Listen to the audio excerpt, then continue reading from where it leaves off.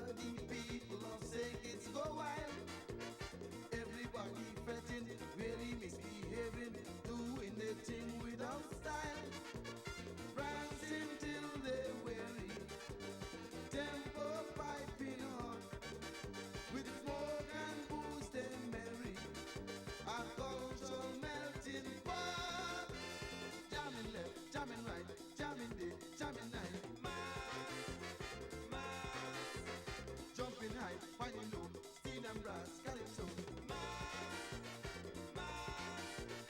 Big and small, having fun all day long in the sun. Old and young in the town, drink their rum, tumble down. It's really a pleasure beyond any measure to see a petition spree. Possessed with a madness, fed into the fullest petition jamboree.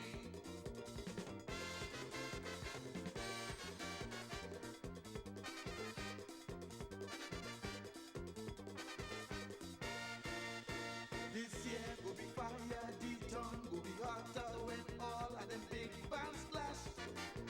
Some of them go get close, some of them go lose clothes. Oh Lord, everything must crash. For you when I let go, every man go on. Don't stop that sweet tempo, here we till we fall. Jamming left, jamming right, jamming day, jamming night. Jumping high, white low, steel and brass, calypso. Big and small, having fun all day long in the sun. Old and young in the town, drink their rum, tumble down. It's really a pleasure beyond any measure to see a petition spree. Possessed with a madness, fed into the fullest petition jamboree.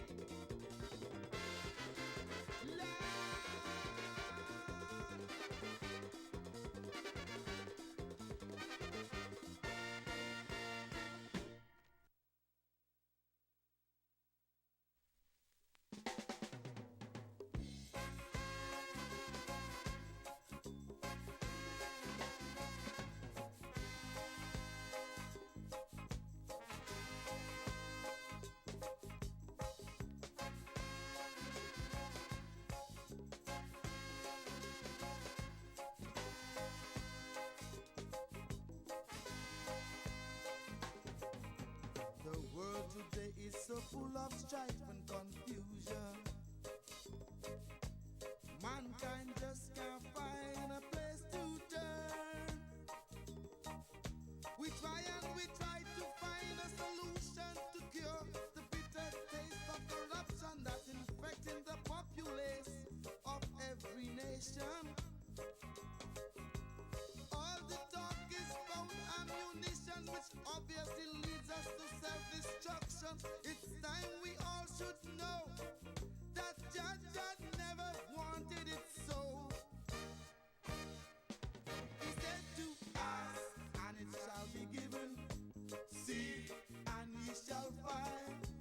Knock, and it shall be opened unto you. There's a better way, a brighter day, and this we all must learn.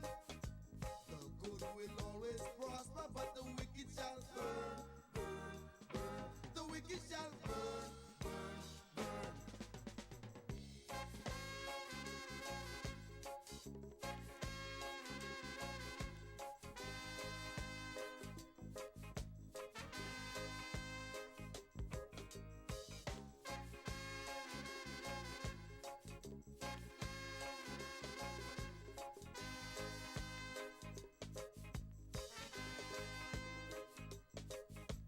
We fight, we cheat, we kill, but all is useless. We rape, we loot, we take, we never rest. Why must mankind act with such madness, making life appear to be worthless? It's hard to determine what is progress. Inventing car, inventing plane, what will man invent again? Mankind needs a plan to bring peace and love in every land.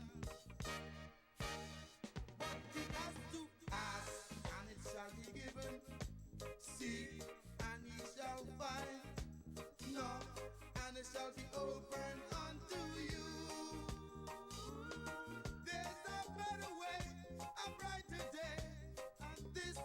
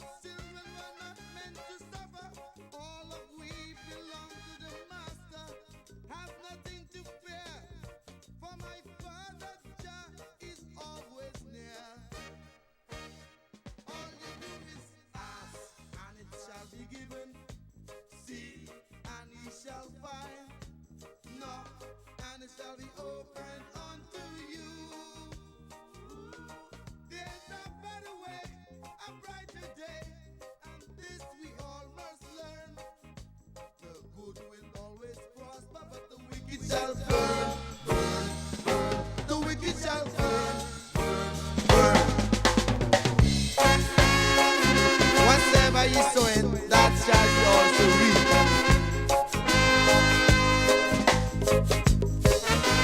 Whom Jah bless, no man curse. The Lord giveth, and he taketh away.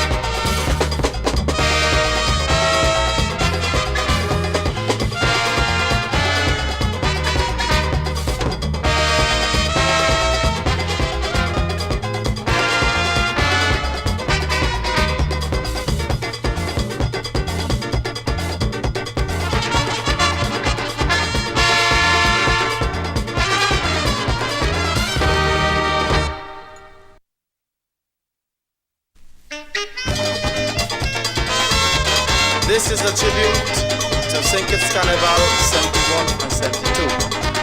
What a wonderful time that was, eh? And I'm not speaking here. Well, I bought me a road march tune to make you jump to the moon.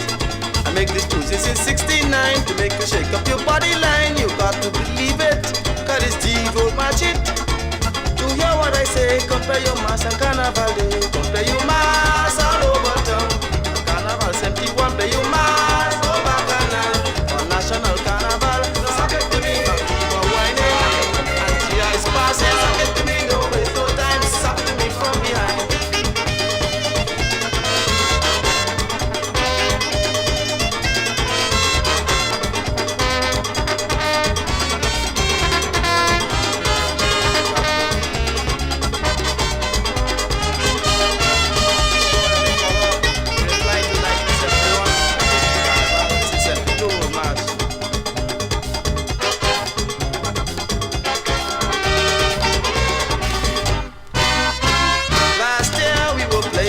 All over town.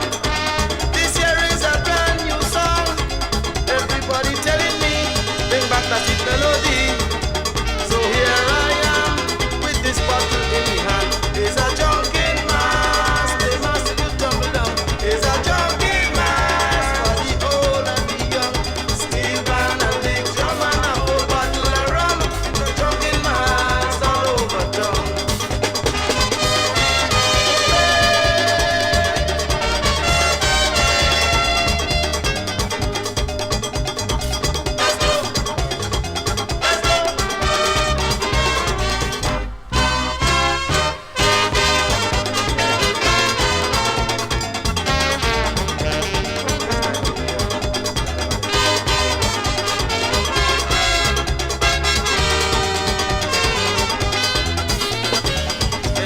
One month in New York City, and me a keep what she got me going crazy.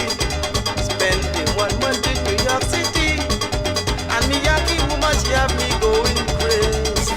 And she don't understand I'm a white young man, and it's carnival time I had to leave she behind. So don't run, we had to go back home. Let go me jacket man, I'm going home straight. Carnival 72, we got me late. Jamming today and tomorrow. Rain or sunshine, come let me go. Everybody join in. Let go me jacket man, I'm going home straight. Carnival 72, we got me late. Jamming today and tomorrow. Rain or sunshine, come let me go. Let me go, let me go. Let go me jacket man, I'm going home straight. Put it past me. Carnival 72, we got me late. Jamming today and tomorrow. Rain or sunshine,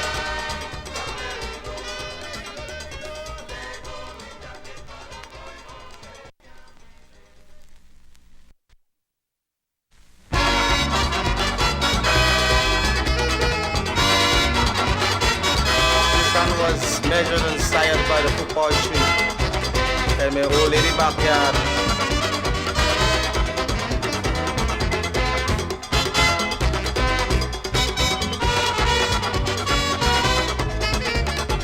Last year in the band, me and me woman, them bad and push me down, and then they both around. I make up my mind, I ain't taking it this time, so make me plan. Me ain't go to no policeman. I went to my grandfather for a remedy. He tell me measure me hand by this poetry. So I kneel down on the ground, and I do what me grandpa say. No, me hand come big, strong, and fit for carnival day. With me iron hand, jumping in the pan. Woman, oh man, can't stop me iron hand. With me left and right hand, in space, me iron hand in the waist, bacchanal, in the place. Everybody jumping, everybody jamming, trouble in the band. With me iron hand, one all them young woman, trouble in the band. With me iron hand.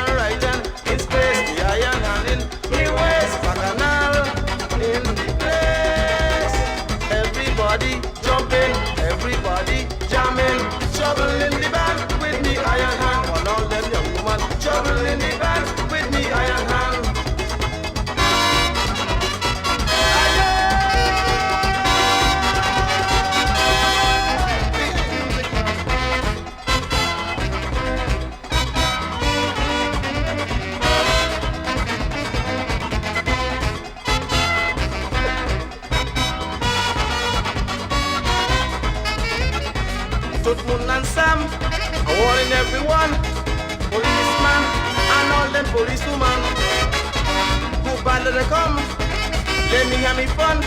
In tens of thousands, this like fire they got to run. And believe it or not, I go whip them with all I got. And every time I lash in them the same spot from behind.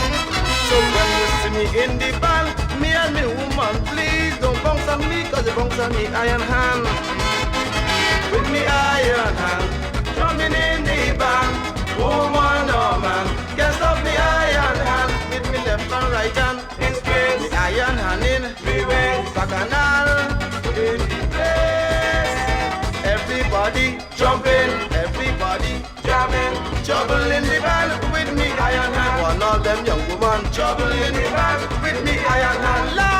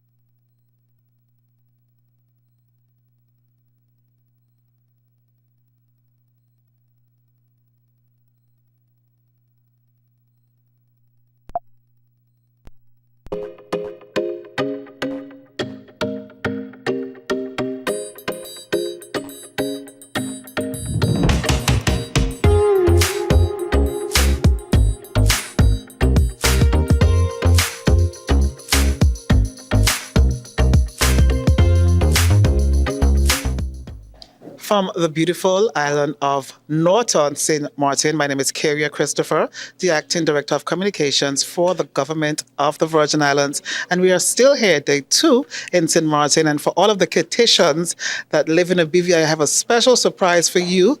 We have Prime Minister Drew. Good morning, and thank you for stopping into the little corner for the Virgin Islands. How are you? I am very well. Thank you for having me, of course. Absolutely. And let me shout out my people from St. Kitts and Nevis who live in the BVI. Yeah, I want a whole shout out for the people of St. Kitts and Nevis. I'm going to ask you some questions about St. Kitts and Nevis later on. But today you are here with the rest of the countries or the territories for the OECS for one common thing where the numbers are small in totality compared to the world, but together as an OECS organization, you make a more impactful decision.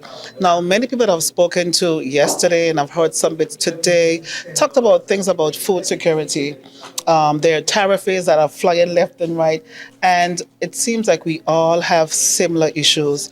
In terms of St. Kitts and Nevis, Prime Minister, my apologies, what is the most prevalent challenge you have right now, given what the rest of the world is seeing?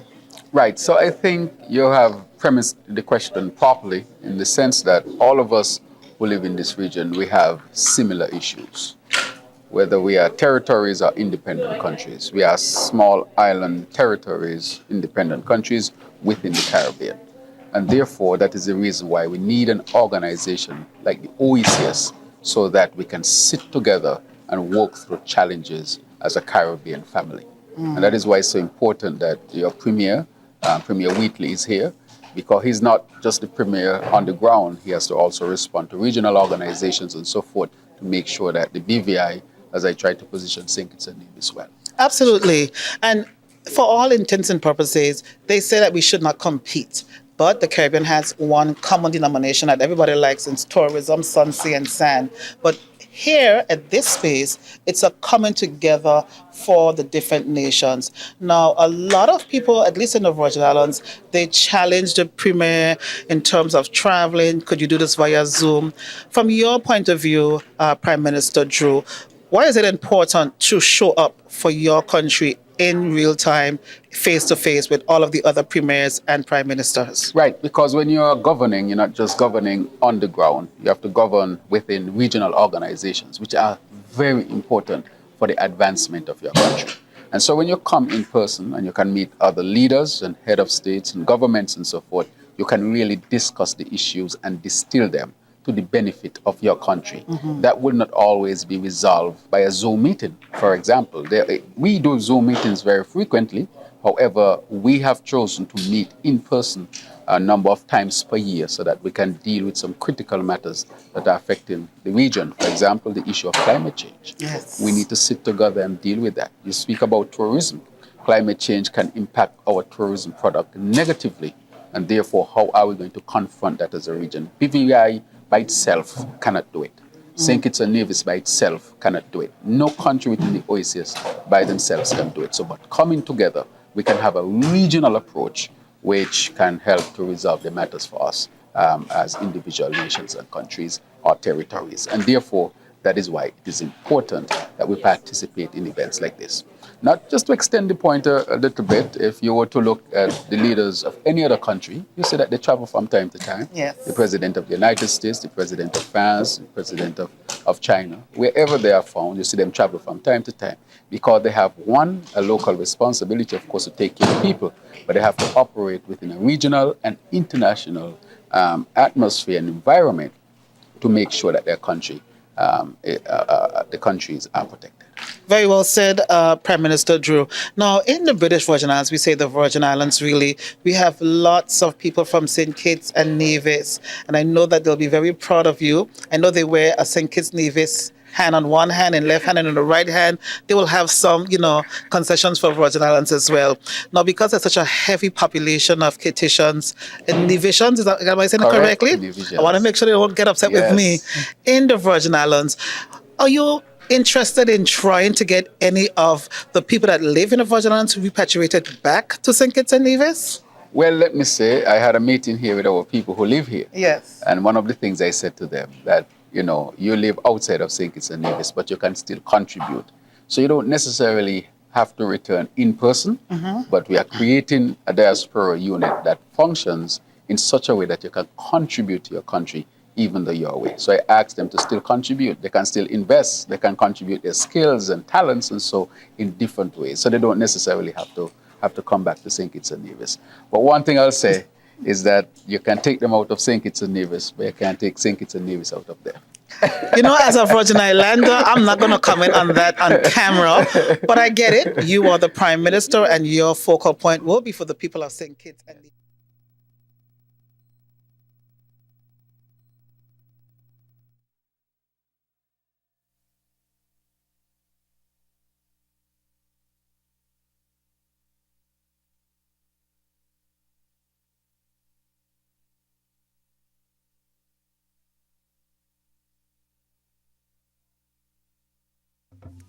Good morning, everyone. The prayer this morning will be by Minister in Training, Sister Melissa Belinda Bat of the Moravian Church Christian Council. Sister.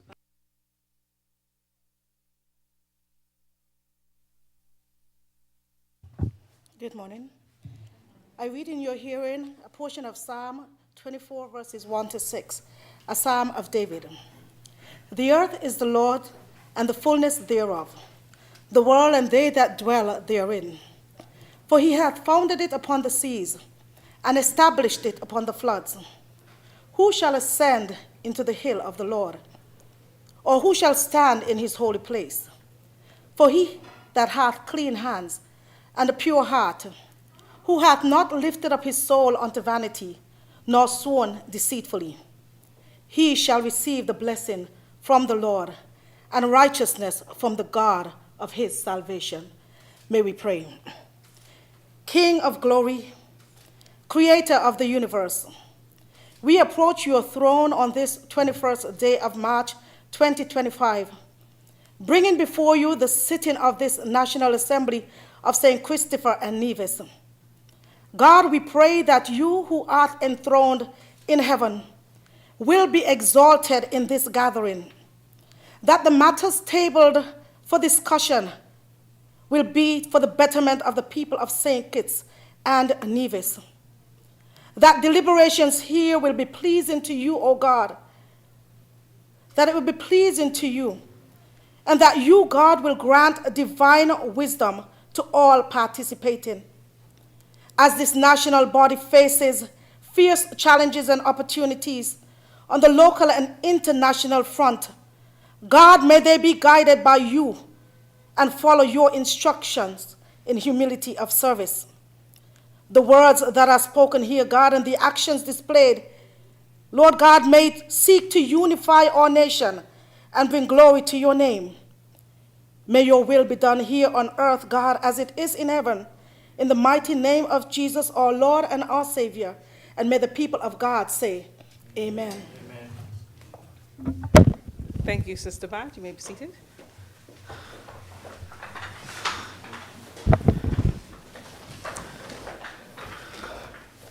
I recognize the Honorable Member for St. Christopher III. Madam Speaker, with your leave, I rise to move a motion to have the order paper amended to remove under item P, Income Tax Amendment Bill 2025 from the order paper. So again, I move to have the Income Tax Amendment Bill 2025 removed from the Public Business Bill second reading. The question is that the order, seconder. Madam Speaker, I rise to second the motion. Thank you, Honorable Member. The question is that the order paper be amended as moved. Those in favor? Aye. Those against? The ayes have it. Confirmation of minutes. Minister deferred. Messages from the Governor General. There are no messages, but we have the fiat.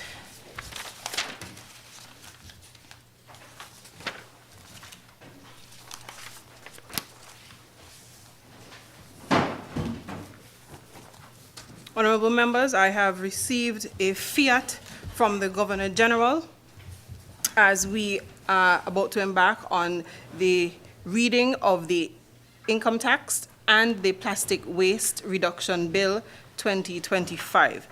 The fiat reads as follows. In pursuance of Section 43 of the St. Christopher and Nevis Constitution Order 1983 and acting in accordance with the advice of the Cabinet, I recommend for the introduction into the National Assembly the following. 1. Plastic Waste Reduction Bill 2025, dated the 19th day of March 2025, and it is signed by our Governor General, De Marcella Liebert.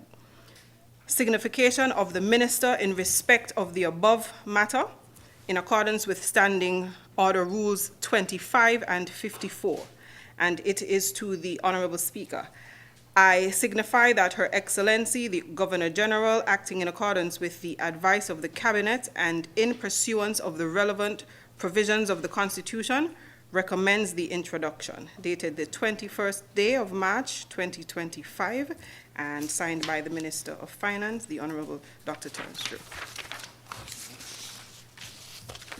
Announcements by the Speaker. We have two announcements. One, rather. I'm in receipt of two notices in relation to the Honorable Member for St. Christopher 6 and in relation to the Honorable Member for St. Christopher 7, who are both out of the jurisdiction and will not be present this morning for our proceedings. Those are the notices. Presentation of papers and of reports from committees.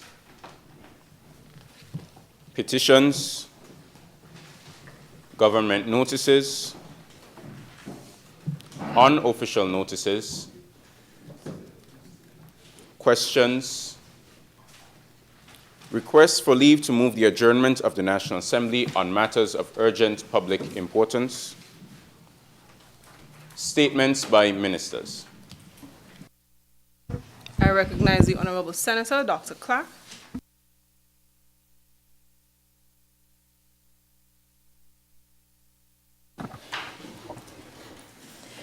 Madam Speaker, honorable members of Parliament, to all audiences listening in from the gallery or remotely, Happy International Forest Day, or Day of the Forest. Today I know we celebrate many international days, two in particular which we observed on the gallery or the lookout of the Parliament building. But I also want to use this opportunity to acknowledge that today, 21st of March, is also the celebration of International Day of the Forest. On the 18th of March, we celebrated International Recycling Day. Tomorrow, we will be celebrating World Water Day. And on the 31st of March, we will be celebrating Zero Waste Day. The month of March is particularly important for environmental celebratory days for our ministry, and it is our intention to always acknowledge these days. I suspect that when many of us hear the word forest, seldom it is next to the thought of food, and when we mention forested areas, many minds may not automatically gravitate to mountain ranges, guts, and coastal areas of St. Kitts and Nevis. But the reality is that forestry dominates a large portion of the landscape of both islands, provides us with an abundance in forms of ecological biodiversity and protection, recreation and wellness-based opportunities, and agricultural prosperity. On our islands, forested areas are markers of our local identities, running like critical veins into our communities. From our Central Reserve National Park in St. Kitts, including all lands 1,000 feet above the contour line, and spanning Olives in the south through Virchil's Peak in the center and Mount Lyamega in the north, to the dry woodland forest running from Canada Estate to the southeast peninsula. The vital coastal forests that mark our shorelines and our sister isle of Nevis, the lush expanse of Nevis Peak. Nature's very own supermarkets are what forests are often described as, and in many instances, they are more like one-stop shops. For St. Kitts and Nevis, I know this to be absolutely correct. Where agriculture and food security are concerned, our forested areas are home to a range of pollinators like bees, bats, and butterflies. Creatures that support plant reproduction, which in turn transforms into healthy food production, abundant harvest, and food security. For farmers and agriculturalists, our forested areas provide shady canopies that help regulate temperature and mitigate the intensity of solar radiation on crops and fertile, stable soils that reduces erosion, allowing for good water infiltration, which means good things for crop yields and quality production. And what would our islands be without our homegrown remedies? Organic essential medicines and bush teas like trumpet bush that helps build immunity to fight colds and other viral illnesses. Or St. John's wort, packed with antioxidants and iron, the neem bush, rainforest bush, and the moringa trees. Because our forestry thrives, these iconic antidotes can all be accessed and harvested in keeping our cultural practices alive by allowing us to pass down the wisdom and utility of harnessing nature's treatment. For the fishing industries on both islands, our forests offer vital raw materials like cherry wood found in Nevis and Eugenia sap in St. Kitts that our indigenous fisher folk use to construct fish traps, an indispensable tool in their trade. Statistics for 2022 show that an estimated 2,420 traps were made using approximately 26,000 kilograms of wood harvested from our forested areas. Imagine how different the operation would be if we didn't have this resource at our disposal. Similarly, in tourism, with forest tours and hikes, there are tremendous benefits. Without the scenic, awe-inspiring flora and fauna rooted across our mountain ranges and coastlines, can we even begin to conceive of a sustainable tourism product? How would we enjoy natural treats like sea grapes, tamarind, coconut, West Indian almond, without the contribution of our forested area?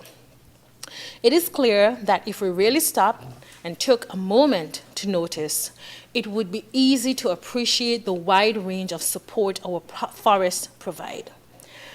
These are national assets. We didn't work to have them. They were gifted to us by our Creator, the Creator of our universe and of our planet. However, regardless of their many functions and contributions, we cannot simply treat them as merely profitable real estate to be abused. There is a line of defense that we must protect, an essential protective barrier, a livelihood facilitator, and a source of respite and facilitation, all credible attributes of our forest. The government, in doing its part to secure the preservation and conservation of these sacred areas, we declared the Central Forest Reserve National Park and the Royal Bastille Valley National Park as protected areas. Both landscapes make up 12,974 acres, or 31.14% of the landmass of St. Kitts, and we do look forward to similar declaration for Nevis Peak.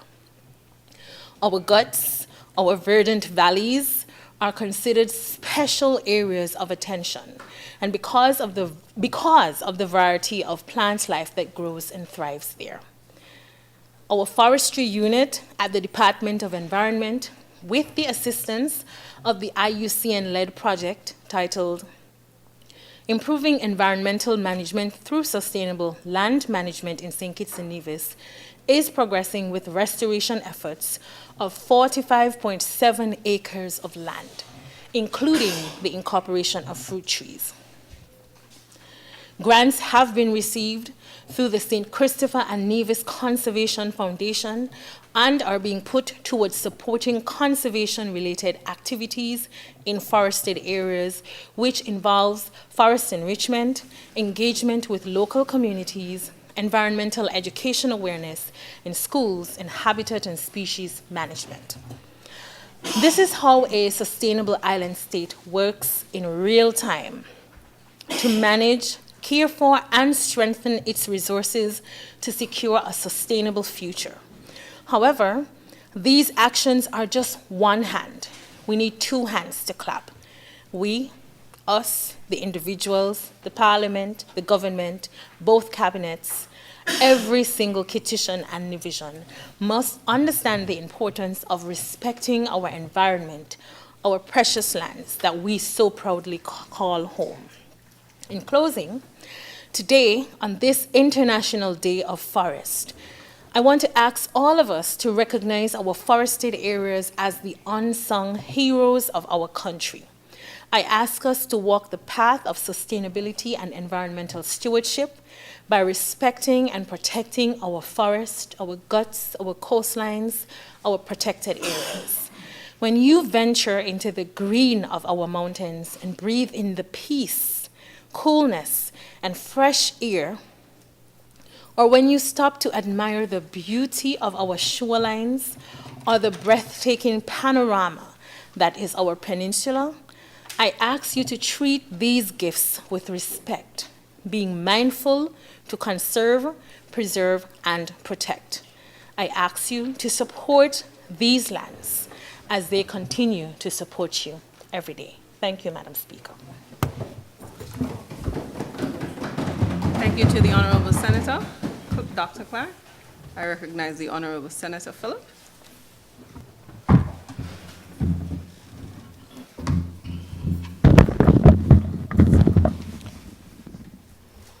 Madam Speaker, I rise today to make a very brief statement on the occasion of World Down Syndrome Day. In addition to all of our environmental days that we're learning about from the Honorable Senator, I think, we know today, March 21st, is annually, each year, the world pauses to recognize and celebrate the lives and achievements and contributions of individuals living with Down syndrome. Madam Speaker, for those of us who may not be aware, Down syndrome is a genetic condition where a person is born with an extra copy of chromosome 21, leading to developmental and intellectual delays. And the common symptoms, physical symptoms that we are aware of that persons with Down syndrome typically display, sometimes they're shorter, have smaller ears, have a flatter nose, and these are typical symptoms of persons who are born with this extra copy of chromosome 21. People with Down syndrome also often experience mild to moderate intellectual disability and may face some health challenges throughout their lives. World Down Syndrome Day serves as a reminder of the importance of inclusion, acceptance, and support for people with Down syndrome and other intellectual disabilities. As a government and a wider society, we recognize that we must continue to break down barriers to ensure that every person, regardless of their ability, can fully participate in the various aspects of nation building. Through the Ministry of Youth Empowerment, Aging, and Disabilities, we are committed to strengthening policies and programs that increase awareness, promote accessibility, education, and employment opportunities for individuals with Down syndrome. As a society, I want to encourage all of us to increase our understanding of persons living with Down syndrome and other intellectual disabilities and commit to building a more inclusive future for all. And of course, I like teachable moments, so I'm here to offer some very practical ways that we can actually be more inclusive in our day-to-day lives. Being more inclusive of people with Down syndrome really involves creating an environment where they are treated with respect, dignity, and acceptance. And some of the ways that we can do that is one, we can promote and encourage a greater understanding of awareness of their condition and their experience of the world. So I want to encourage people to kind of educate ourselves about Down syndrome, understand the condition, so that we can help to reduce stigma and misconceptions around persons living with Down syndrome, thereby leading to more acceptance of the community. Pardon me, I have a cold. We can also encourage social participation by involving people with Down syndrome in social activities. They're actually very affectionate and very social people. You would have seen that from the match and our greeting of them here at government headquarters. Whether that's in school, in the workplace, in recreational settings, persons with Down syndrome often like to participate in the same activities as their peers and are very willing to learn. We can adapt our communication. People with Down syndrome may have different communication needs. And so sometimes it requires us to be more patient, to use much simpler and clearer language when it's necessary, and to use both verbal and visual cues to help aid their understanding. So I want to encourage us to recognize that sometimes we just need to adapt the way that we communicate with them so that they can better understand us. Of course, we want to always celebrate their strengths. Not because persons have a disability means that they're not able to contribute productively. We want to focus on individual strengths and abilities rather than their limitations. Everyone has unique talents, and people with Down syndrome can certainly excel in a variety of areas, including art, sports, music, and social relationships. We want to, of course, foster their independence, and that is part of what we seek to do through the ministry in terms of through a government in creating more inclusive society. And we encourage independence by seeking to offer opportunities for persons with Down syndrome to make their own choices and engage in decision making. I want to take the opportunity to recognize the institution, Addie's Place, which is actually an educational institution that seeks to support persons living with intellectual disabilities, especially young persons, so that they learn life skills to be able to become a lot more independent and self-dependent. I recognize Ms. Chatterton, who's really the founder of Addie's Place, and Ms. Clarice Cotton, who is a continued champion doing the work to make sure that Addie's Place is continued to be sustained as a space that really helps young persons with disabilities to be able to develop and foster independence.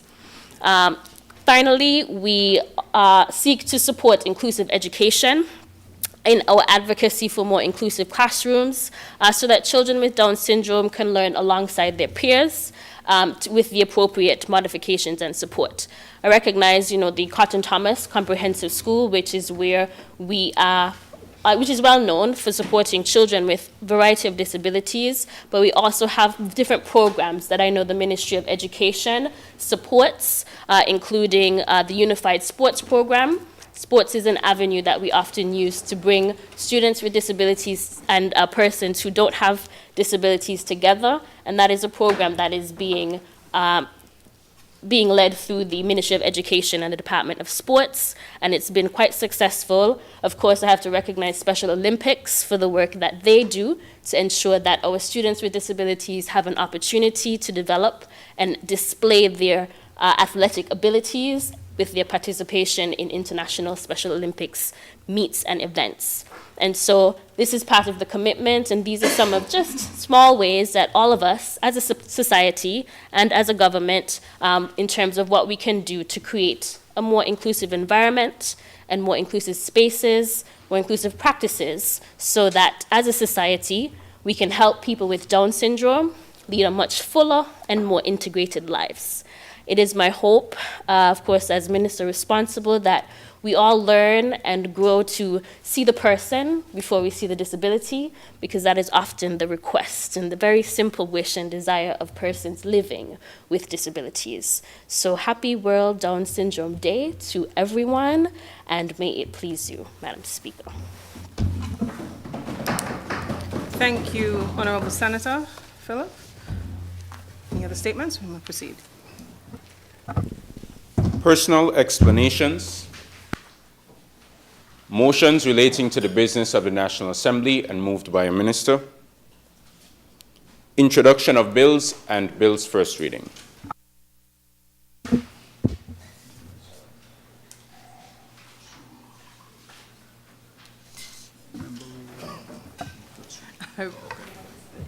Madam, No, go ahead. Go ahead. The mic, please. Thank you. I recognize the Honorable Senator, Dr. Clark. Right, Madam Speaker, with your leave, I rise to have read for the first time the Income Tax Amendment Bill 2025, and I table it before this Honorable House. May it please you, Madam Speaker. So for the record, the mover of the bill is the Honorable Member for St. Christopher 8. Seconder, I recognize the Honorable Attorney General. I rise to second the motion, Madam Speaker. The question is that the bill shortly entitled the Income Tax Amendment Bill 2025 be read a first time. Those in favor? Aye. Those against? The ayes have it. A bill to amend the Income Tax Act, Cap 20.22, and for related matters, otherwise known as the Income Tax Amendment Bill 2025. The bill shortly entitled Income Tax Amendment Bill 2025 has been read a first time. Next bill. I recognize the Honorable Senator, Dr. Clark. Madam Speaker, I rise and seek your leave to have read in this Honorable House for the first time the Plastic Waste Reduction Bill 2025. Seconder. Seconder. I recognize the Honorable Member for St. Christopher 3. Madam Speaker, with your leave, I rise to second the motion. Thank you. The question is that the bill shortly entitled Plastic Waste Reduction Bill 2025 be read a first time. Those in favor? Aye. Those against? The ayes have it. A bill to control and restrict the manufacture, importation, distribution, and sale of single-use plastic items to reduce the significant environmental impact of single-use plastics, including pollution of marine and terrestrial ecosystems, harm to wildlife, risks to human health, and contribution to the overall waste management crisis by promoting sustainable alternatives and safeguarding our natural resources for future generations, otherwise known as the Plastic Waste Reduction Bill 2025. The bill shortly entitled Plastic Waste Reduction Bill 2025 has been read a first time.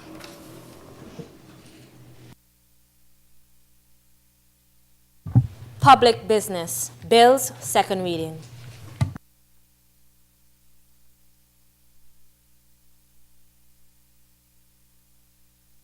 I recognize the Honorable Senator, Dr. Clark. Madam Speaker, with your leave, I rise to lead the debate and have read for a second time in this Honorable House the bill shortly entitled the Plastic Waste Reduction Bill 2025. Madam Speaker, it is with serious responsibility and acknowledgement of the benefit of collective efforts that I rise to debate this Plastic Waste Reduction Bill 2025. I start by asking us, why are we here today? Think about it. We are here today to protect people, planet, and livelihoods. Plastics are directly linked to economic diversification and empowerment, to planetary health, and to human health. A key pillar of this nation's sustainability agenda is Pillar 6, the circular economy. This is an economic system based on the reuse, the regeneration, and the recycling of materials. Simply put, it's a production system which involves sharing, repairing, and recycling of existing materials as much as possible and as long as possible. We can take a simple example from our existing waste disposal habits here in St. Kitts and Nevis. Our landfill, it has scrap metal. This, for St. Kitts and for Nevis, it's discarded metal materials that are suitable for reprocessing and recycling. However, here, it's simply piled in a stock on our landfill. For many countries, scrap metal is a valuable source of raw material for recycling, for industries like steel, copper, and aluminum.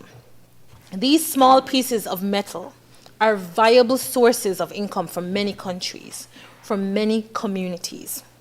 Here, we separate our items into cells, and of course, the critical next step, which is economic generation or income generation, is missed.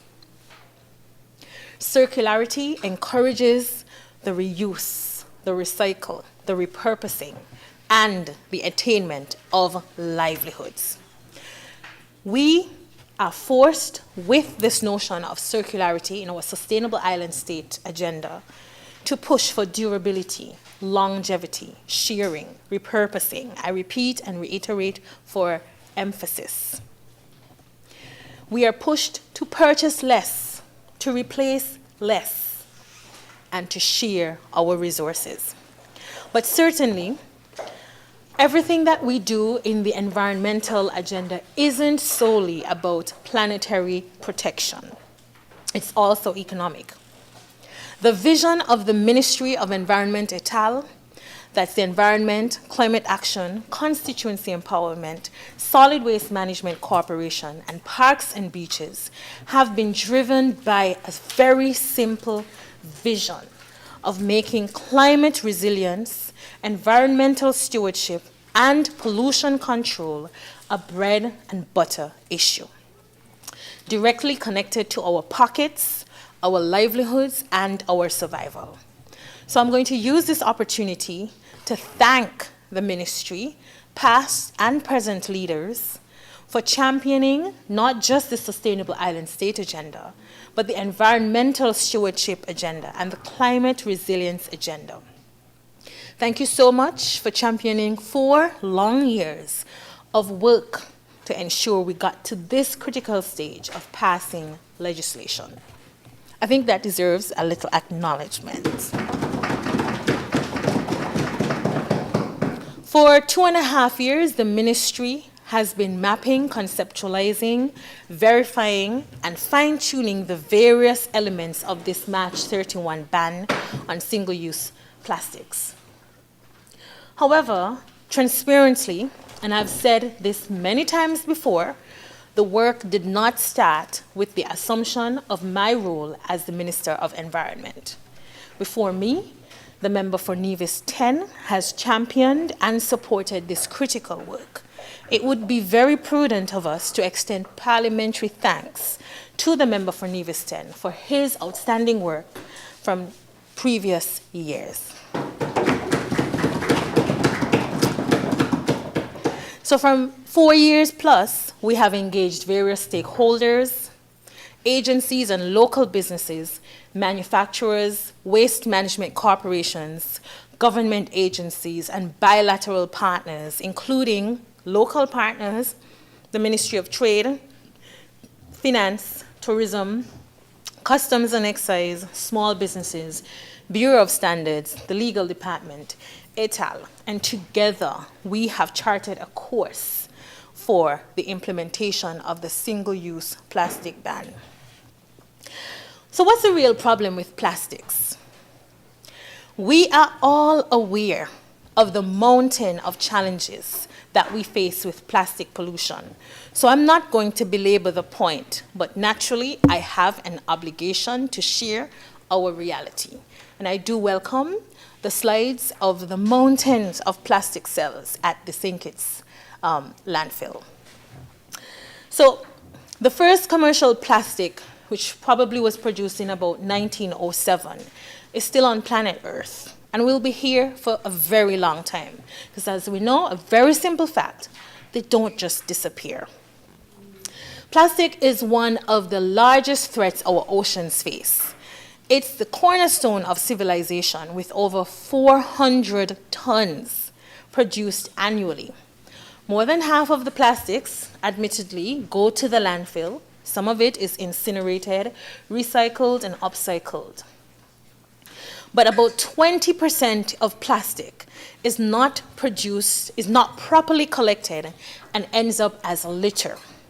For a small island developing state, yes, thank you. These are our cells of plastic at the St. Kitts, the Solid Waste Management Corporation landfill, getting ready to be baled, but this is what we generate every single year. Yes. So for St. Kitts and Nevis,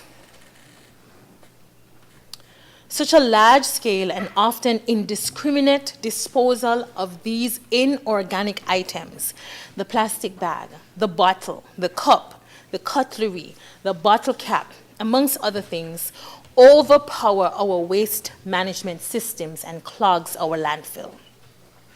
The problem of plastic emissions is most acute in countries where incomes are growing, like us here in St. Kitts and Nevis, where plastic consumption is growing, but waste management systems and infrastructures, as you can see, struggle to effectively deal with increasing consumption. Plastic waste on land can be managed, but for coastal mountainous countries like St. Kitts and Nevis, we have a serious problem, especially with oceanic plastic waste. Our guts are arteries connecting mountainous land-based waste to the ocean. During storms and rain events, plastic makes its way to our oceans using our guts. This means that 80% of the litter on land will end up in our oceans. Floating plastic in the ocean eventually makes it back to somebody's shoreline. And we have plastics washing up on our shoreline that their source is far away. as far as the Atlantic and Pacific. This has very serious consequences for fishing industry, for the tourism industry, and results in heavy cleanup costs that we bear for our coastal communities. The plastics which don't reach the beach or don't beach will sink, some of them, the PET bottles in particular, but many of them, including plastic caps, will float for many years. And then eventually they accumulate in massive subtropic oceanic areas called gyres, which are massive circular currents which trap plastic for decades. I'm certain many of us have heard of the Great Pacific Plastic Trap. Google it when you have time. There was once one, there is now 5. In the Caribbean, we have our own plastic trap developing. It is seriously problematic. Let's think of just the visual aesthetics. Can you imagine a cruise ship, Royal Caribbean, sailing through our oceans and diverting through plastic waste? Or tourists swimming on our beach and pushing away plastic bottles? Seriously problematic. The problem continues when we consider the serious challenge of ghost fishing. And this is a very problematic issue. Abandoned fishing gear, which then become ghost fishing material. Abandoned nets, abandoned lines, which trap fish. Fishermen don't want them anymore. Trawlers don't need them anymore. They leave them in the ocean. And these are critical problems that we're having. And connected to this, these plastics trapped in this oceanic plastic trap slowly disintegrate. And they disintegrate into microplastics. And fish consume them. And we are a fish-eating country. Then we consume the fish with the microplastics. And then we become sick. But I'll leave the medical part to other contributors. But the challenge is marine biologists no longer ask if our marine life has plastic. The question is, how much? So we've seen every viral video of plastic straws stuck in the nose of a turtle, of the plastic trap, of turtles with the rims around their neck. It's very problematic for our marine life. And our economies are tied to marine resources. Our economies are tied to tourism development. So what we're doing here in the Ministry of Environment is not just to protect planet and animals and marine life and health, but to protect your livelihoods and your income. To get here, we've had a very long period of consultation. There are many options for dealing with plastic pollution. The reality is it's not driven by a demand for the product only, but rather by increasing supply and demand for products that we really love. Coca-Cola, bottled water, the convenience, the simplicity serves us, but creates a lasting problem for the environment. The reality is, too, that we can't landfill, bury, incinerate, nor recycle our way out of the plastic trap. We can scoop up all of the plastic in the environment, but where are we going to send it? Which country is going to accept it? Gone are the days when China accepted other people's waste. We can't put it in the ocean. It cannot fit in our landfill. And we cannot send it to space. So what do we do? The solution here is that we have to turn the plastic tap off. I heard one analogy which said, dealing with plastic by recycling or incinerating is like being in a bathtub with the tap on, with a spoon, trying to bail out the water from the bathtub. It's totally impossible. To deal with plastics, We must turn off the plastic tap. We have chosen to turn off the plastic tap by shutting down the production of plastic with real policies that create systemic change, phasing out single-use plastics that pollute the most, ending fossil fuel subsidies that fuel big plastic production, and holding companies responsible for the plastic waste that they produce. A zero-waste future, which is sustainable, circular, and supports people, planet, and livelihoods, requires systematic, strategic, and targeted solutions with appropriate legislation. And that is why we're here today. The SDGs and the plastic ban are interconnected. In banning single-use plastics here in St. Kitts and Nevis, we are advancing our attainment of the Sustainable Development Goals. SDG number 3, good health and well-being. SDG number 6, clean water and sanitation. SDG number 11, sustainable cities and communities. SDG 12, responsible consumption and production. SDG 13, climate action. SDG 14, life below water. And SDG 16, life on land. We didn't get here without partnership for environmental awareness and diplomacy. In St. Kitts and Nevis, we have opted for the phased ban approach with supporting legislation. Importantly, the complementary work of the St. Kitts and Nevis Solid Waste Management and Recycling Program, in partnership with our longest friends, the Republic of China on Taiwan, and its Taiwan ICDF program, has yielded tremendous results, of which we should never fail to applaud and recognize. Allow me to extend sincere thanks to our friends and partners in our drive to sustainability. So I'm encouraging now all government departments which have not yet started their plastic collection program to establish a plastic bottle drop collection space.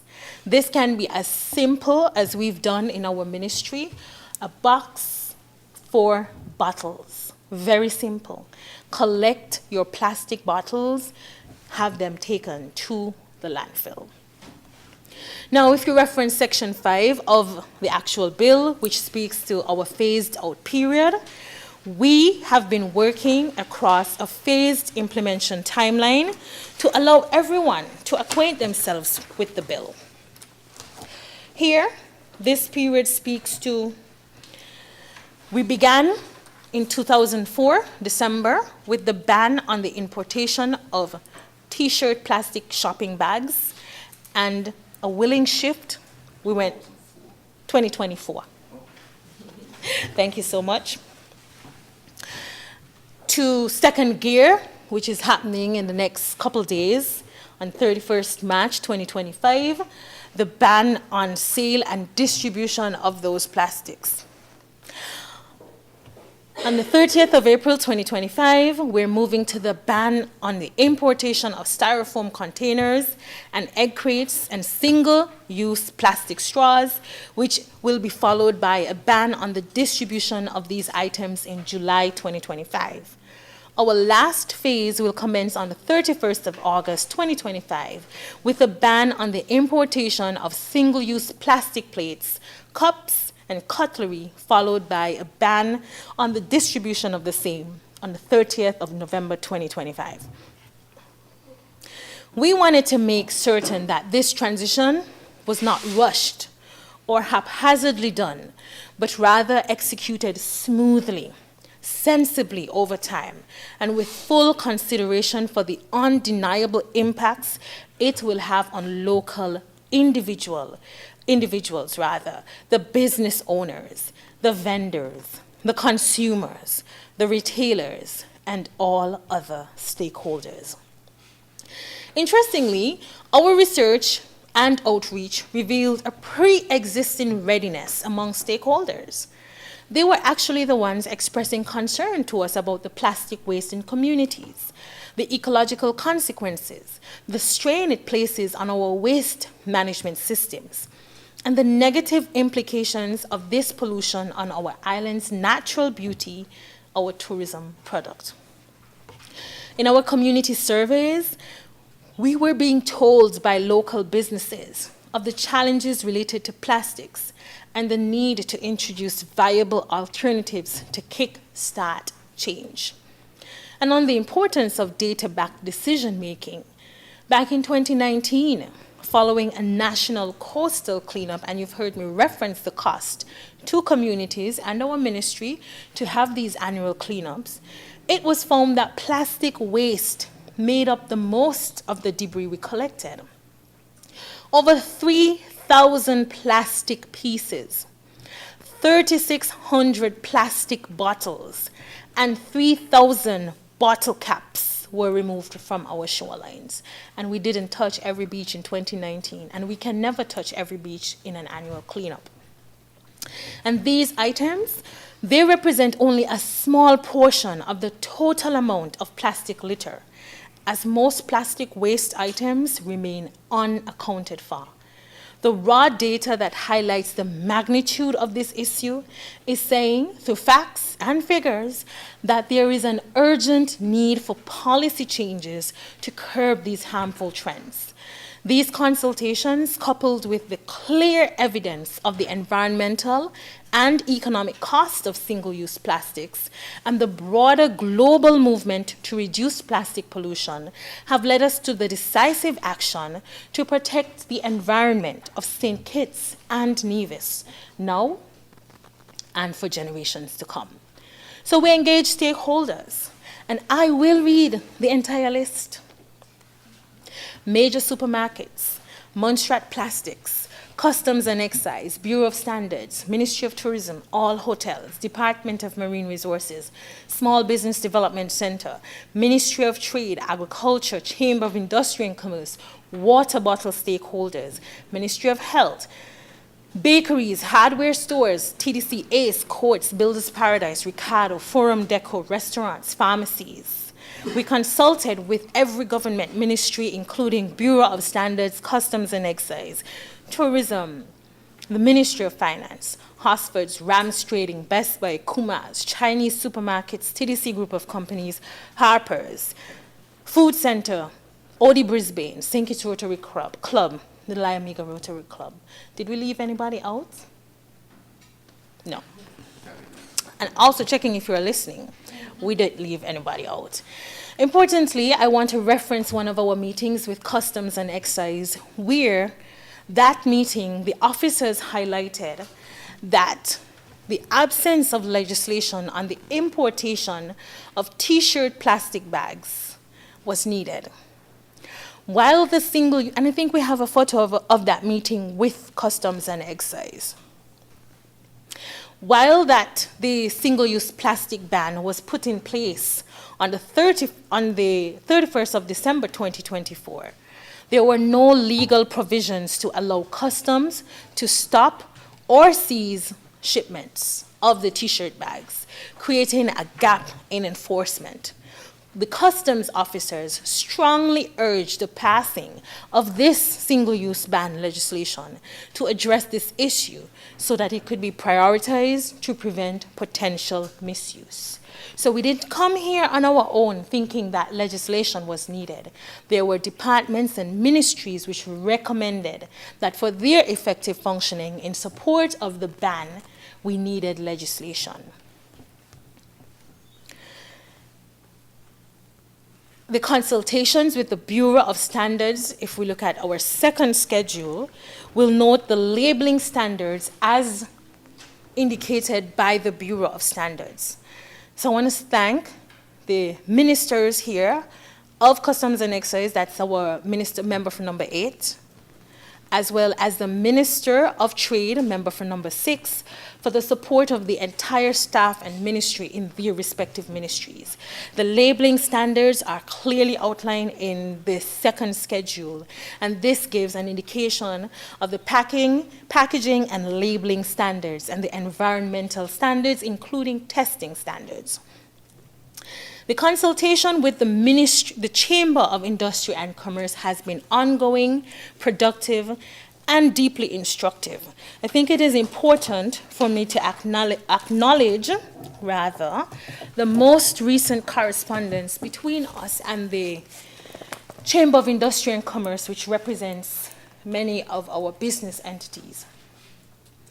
The Chamber in January reached out for clarity on key options and impacts on some of their members with regards to clarity on acceptable alternatives, the timeline for cessation, the plastic sack producers, and of course, support to transition alternatives.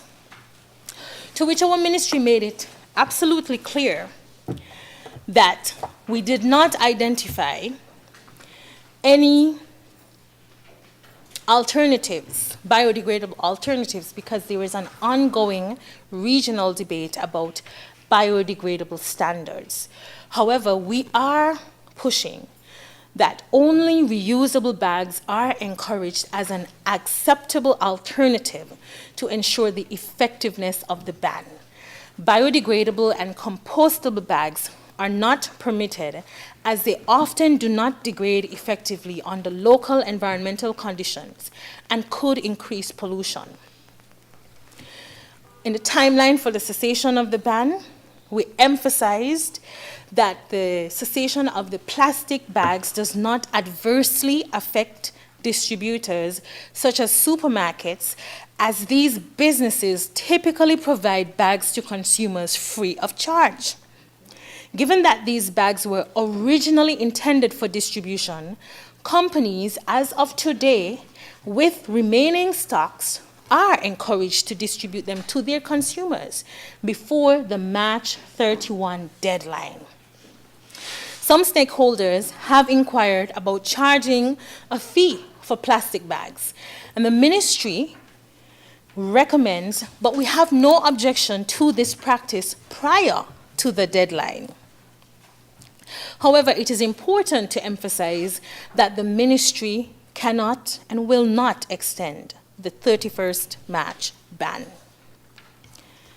We have given stakeholders and businesses 12 months' notice to prepare for the transition, offering ample time for importers, distributors, and retailers to deplete existing stocks and adapt to new regulations.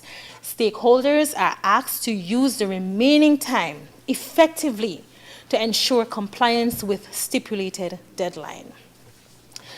For the impact on Montserrat Plastics, the Department of Environment has engaged in extensive communication with the sole producer of plastic t-shirt bags, Montserrat Plastics, to address the challenges posed by the ban. As a result of this collaboration, the company has developed a solution in the form of properly labeled reusable bags, meeting the requirements of the new regulations. As it relates to the support to transition to alternatives, we acknowledge the financial and logistic challenges associated with transitioning to alternatives, particularly for the retail sector. In recognition of this, the minister, that's me, in our budget speech in 2024, announced a 2-year concession period for paper-based alternatives and reusable bags to ease the burden on businesses. This measure aims to lower cost and incentivize the adoption of sustainable practices. We encourage all businesses to take advantage of this concession, which started in January 2025 and continues for 2 years, to allow for a smooth transition and less financial burden on your small businesses. Madam Speaker, we continue our consultation and we can share our roadmap until next week. In fact, next week, Tuesday and Friday, we have planned consultations expecting over 75 stakeholders to sit with us as we work towards our deadline. As I mentioned, grants and concessions have been offered to relevant stakeholders to assist with the transition of small businesses to reusable bags. Now, Madam Speaker, let's be real, even more real for a moment. When we implemented the ban in December 2024, we acknowledged that behavioral change and adjustment was the driving force here. With this passing of the legislation, we are acknowledging that enforcement is critical to support behavioral change. Yesterday, I went to the supermarket, Value Mart, I think, and I bought one of their reusable bags because I was just too lazy to go back in the car to collect one of the 100 bags that are in my car. And the attendant said to me, "Would you like some plastic bags?" I said, "What's going on here?" I said, "Sure." And she gave me a roll of plastic bags. And I smiled and she said, "Would you like another roll?" And I said, "Sure, why not?" And I took it. Seems ironic, right? But we know that on March 31st, April 1st, when you go into a supermarket, you're not given a plastic bag. You must walk with your own bag. We know that while for St. Kitts and Nevis, it is true that every single shopping bag, supermarket, the t-shirt bag, is recycled at least once. We use it for garbage. Who doesn't do that? Okay, the plastic bags. Of course, we use all of the t-shirt plastic bags. I mean, some of us, if we could afford it, would buy the garbage bags. But in your household, the shopping bag eventually becomes the garbage bag. So yes, we are eliminating a source of your garbage bag and might be compelling you as a consumer to purchase garbage bags. So that's the irony, but the solution herein, that there are some supermarkets who will willingly distribute their existing bags, and you have options for a couple more months for garbage collection. Now, it's either that or they take a trailer load of plastics to the landfill, or you take them to the landfill in a slower process. Either way, it is something that we expected to happen. In Antigua and Barbuda, I think they just dumped them. It was like, we just had this problem and we just had to dump them. I think even Harper's Antigua sent their branded bags over to Harper's St. Kitts because Antigua's ban was live and direct. So we recognize this. If you also reference the first part of the bill in terms of the administration, the bill acknowledges a competent authority. And it says, for the purposes of this act, the Department of Environment is the designated and competent authority. Sections 2 and Section 3 says the department, the functions of the competent authority shall be to exercise primary regulatory oversight, ensuring compliance with the act, conduct routine inspections of manufacturers, distributors, retailers, and other commercial entities. Madam Speaker, we don't have the manpower to go to every mom and pop shop and every burger shop and every chicken and chips shop and every barbecue vendor on a Friday night to say, "Hey, are you giving out your food in a plastic bag?" We don't. And this is why behavioral change and support is so critical. We know that there will be some persons who still do it on April 1st. We know by April 30th, there still will be a shop who says, "Just take it, I got it, what to do with it?" But we know that at some point, the plastic bags will run out. We know that if a supermarket does it too often, there is going to be an environmentally conscious shopper who decides, I'm going to put this on Facebook because you are not supporting the ban, or you are being wrong, unlawful. So we look to the support of the entire Federation of St. Kitts and Nevis in encouraging the transition. There are some key partners that we must acknowledge.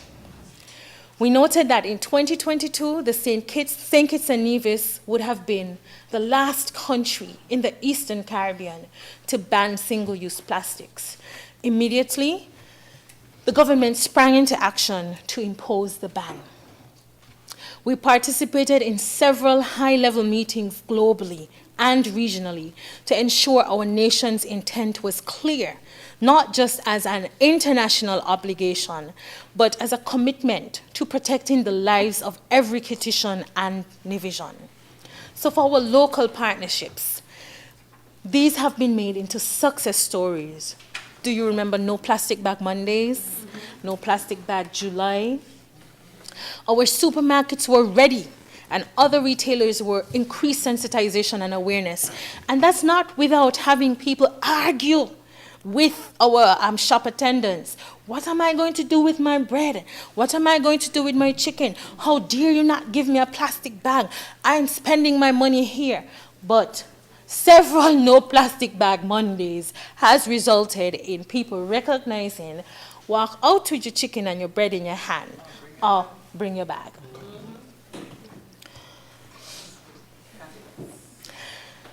We must use this opportunity to recognize the St. Mary's Biosphere Reserve pilot program for also addressing the plastic pollution.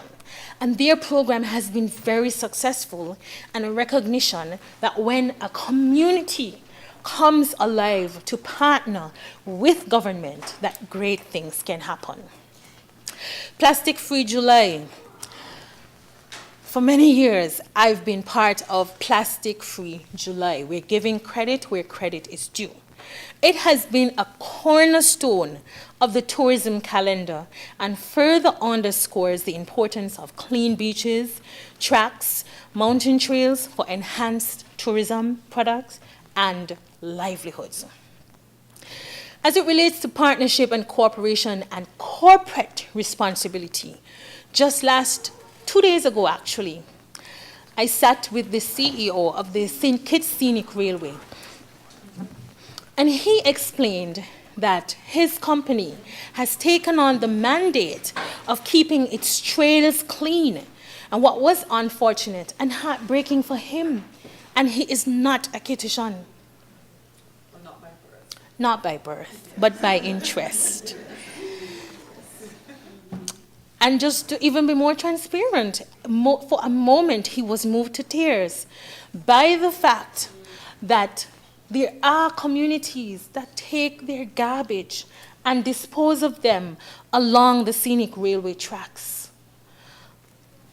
That doesn't make any sense whatsoever. Causing the derailment, yes.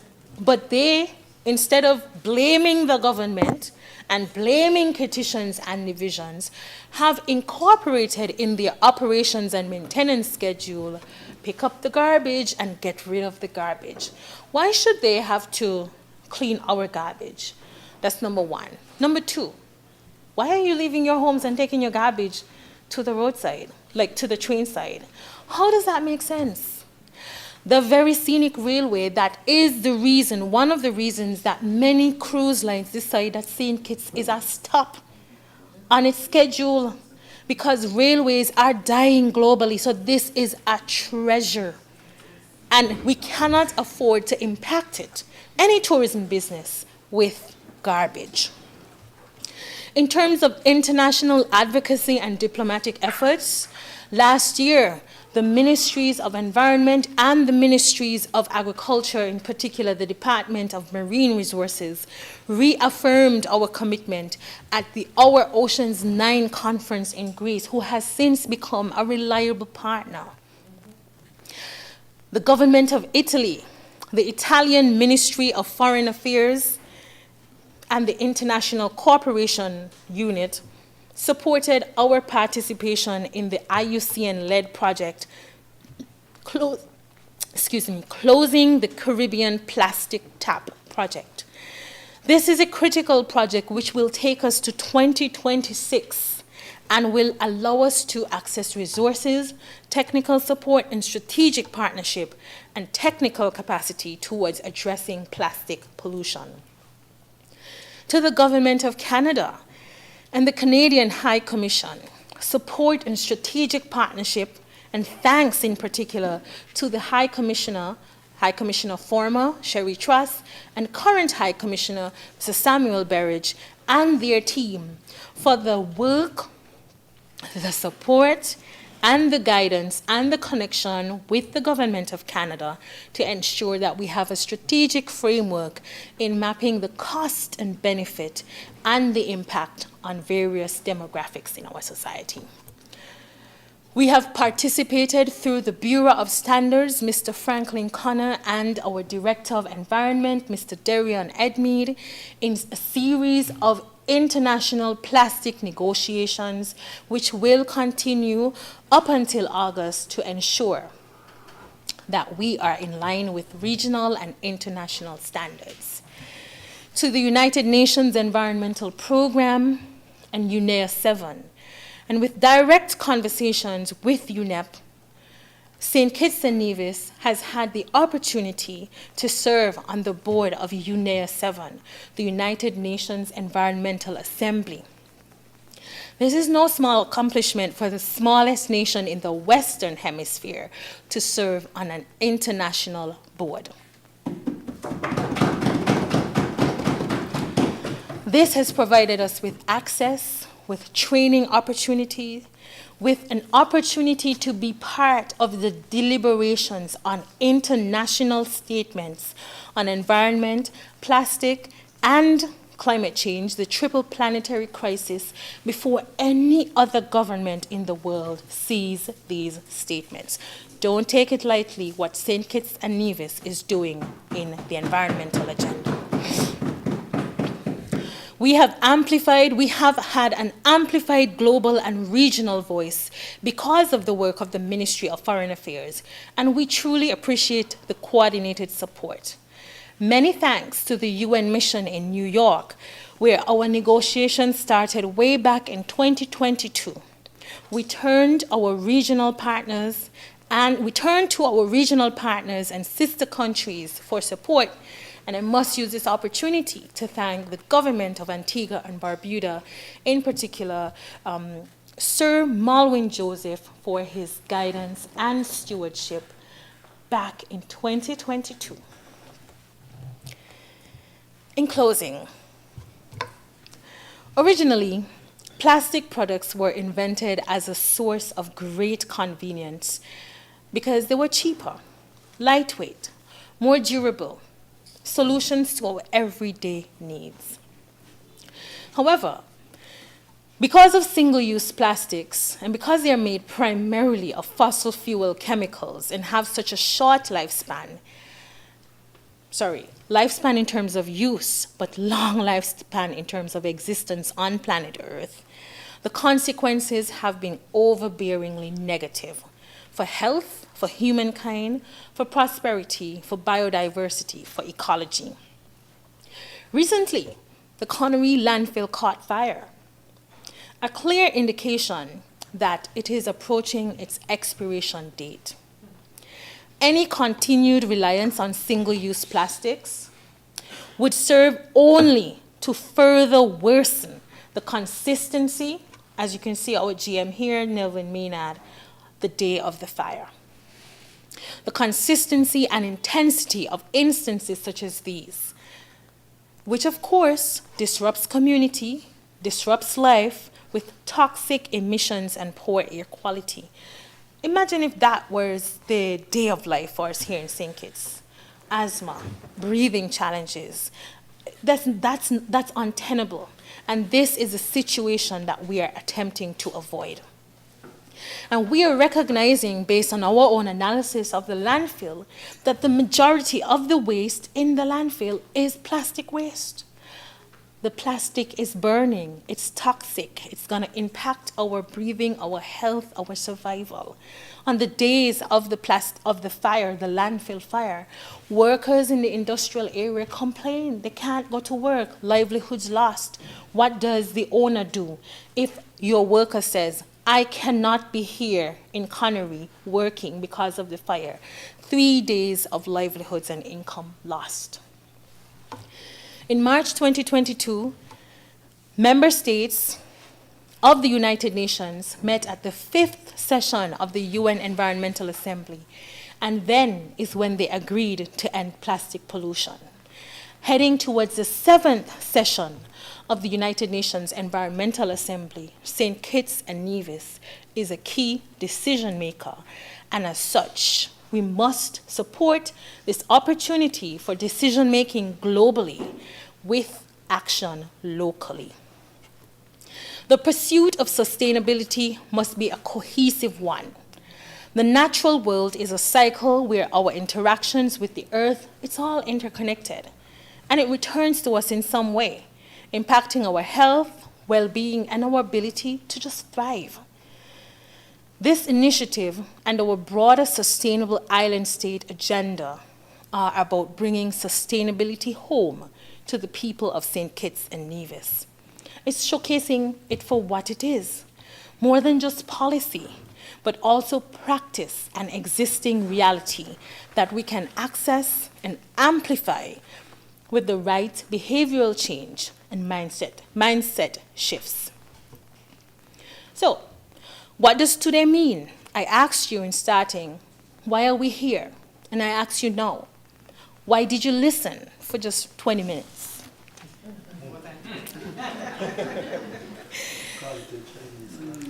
US.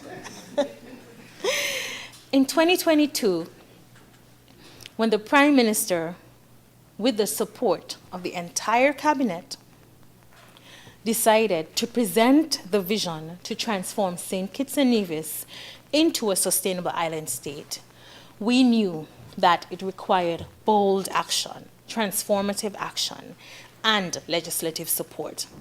The passage of this bill represents a massive step towards our federation's journey towards full sustainability. It is a milestone success that marks the point of convergence of countless rounds of intricate stakeholder consultations, federation-wide awareness, including schools, the public, social media, policy reviews, adjustments, cabinet decisions, inter-island conversations with the Nevis Island administration, interministerial deliberations. We have been on this journey for 4+ years. Many leaders have been a part of this decisive moment. So it fills me with immense joy, a great sense of pride to stand here at this juncture and welcome the passage of this bill in this honorable House. This piece of legislation is a clear success and a win, not only for the Ministry of Environment et al., not only for the government of St. Kitts and Nevis, not only for the Nevis Island administration, not only for the Parliament. This piece of legislation is a clear success, a big win for our country's legacy on sustainability.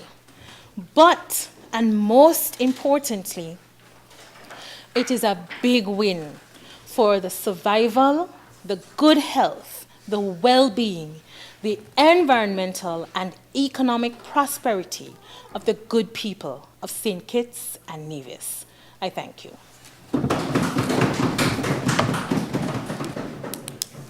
Thank you to the Honorable Senator, the mover of the bill.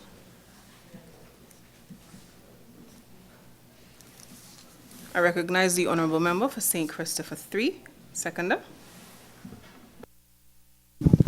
Madam Speaker, with your leave, I rise to second the motion to have this bill read a second time, and I crave your indulgence as I make a contribution to the bill before us, which is titled Plastic Waste Reduction Bill 2025. Honorable Speaker and esteemed colleagues and citizens of St. Kitts and Nevis, I stand before you today in support of this Plastic Waste Reduction Bill 2025. And I would like to take this opportunity to congratulate the member senator, mover of the bill, and her ministry in the extraordinary work that they have done to get to this point where the bill is being read and debated with the hope to be passed into law. This is, Madam Speaker, a bold and necessary step toward a cleaner, healthier, and more sustainable future for our beloved Federation. This legislation is not just an environmental policy. It is an investment in our people, our economy, and the generations yet to come. Madam Speaker, the purpose of this historic bill is as straightforward as it is vital: to control and restrict the manufacture, importation, distribution, and sale of single-use plastic items. The mover would have highlighted why there is an urgent need for action. Based on what is happening around us in the OECS and wider afield, we are slightly behind in making these very important steps forward. Because as we all know, or that we should know by now, single-use plastics are one of the greatest threats to our environment. Every day, millions of plastic bags, straws, and containers are discarded, polluting our oceans, our seas, harming marine life, and clogging our landfills. The mover spoke about the challenges that our landfills or our landfill face when it comes to plastic. This crisis does not only affect wildlife, it affects all of us. Plastic waste breaks down into what is called microplastics and infiltrate our food, our water, and even the air we breathe. Inaction really is no longer an option. In fact, when you go to the doctor nowadays and you mention that you have some strange feelings, maybe you feel an electrical shock somewhere in your body, there are some doctors who are saying that all of the contamination that exists in our oceans are now coming back to bite us. And whereas years ago they would say it's okay to eat fish, they're now reconsidering that advice because of the toxic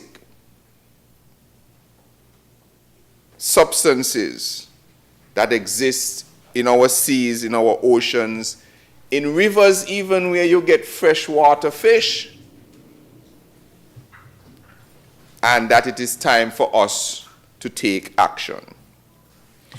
So, Madam Speaker, again, I want to commend the Minister, the Ministry, and of course the Cabinet for its support in addressing this issue head-on. And by addressing it head-on, we are taking a decisive step to protect our precious marine and terrestrial ecosystems while promoting sustainable, environmentally friendly alternatives. Madam Speaker, sometimes it is difficult for us to appreciate the incremental dangers of things that we do. So, we have plastics, we throw them away, we don't see the impact right away. We don't feel it. But something struck me by what the mover said, is that the first plastic bag or plastic item, single use, was done in 1907. Commercially produced. And that is still with us today. And so if you could only imagine, I mean, a dripping pipe, for instance. One drip doesn't look like much. 2 drips still don't look like much. But you leave a dripping pipe into a sink that is clogged, and you go for a couple days and come back, your whole house is flooded from a single drip, drip, drip. And over the last century, we have been dripping and dripping until we start to open the pipe even a little bit more and pouring plastics into the environment which we need to survive. And I want to say, Madam Speaker, that we are not in this fight alone. The mover also mentioned what is happening across the region and across the globe. And across this earth, which we call home, nations have recognized the urgency of banning harmful plastics, setting a precedent for responsible governance. It is really our responsibility if we intend to pass on a livable earth. It is now our turn to rise to the occasion, to demonstrate leadership and to secure a future where sustainable choices become the norm. And again, I want to commend the Minister and the Ministry of Sustainable Development for making the Sustainable Island State Agenda a household set of words. Earlier this week, we had a GCF dialogue here, and I was fortunate to be invited to speak on one of the panels. And what I said is I recounted that early on, years ago, when the concept of the Sustainable Island State Agenda was brought, one of the questions we had in cabinet is, how are we going to get people to say sustainable? What does it mean to be sustainable? Will people remember that? Is it too much a big word? How will people react to it? We have to drive it home. And so we made a commitment that throughout our ministries, throughout our speeches, we will consistently speak of a sustainable island state agenda. And what is happening today? Our persons in the civil service and in the technical positions are now reverberating that same language to us and saying, remember, you said that we are building a sustainable island state. And if we are building a sustainable island state, these are the things that we need to do. And so, yes, I want to repeat that it is now our turn to rise to the occasion, to demonstrate leadership, and to secure a future where sustainable choices become the norm. Now, Madam Speaker, this bill, the Plastic Waste Reduction Bill, is built on 4 pillars that deserve our support. 1, environmental protection. We have to protect our environment. The bill, as mentioned, prohibits manufacturing, importation, and sale of harmful single-use plastic bags, single-use T-shirt, t-shirt bags, single-use straws, single-use cutlery, and single-use plates.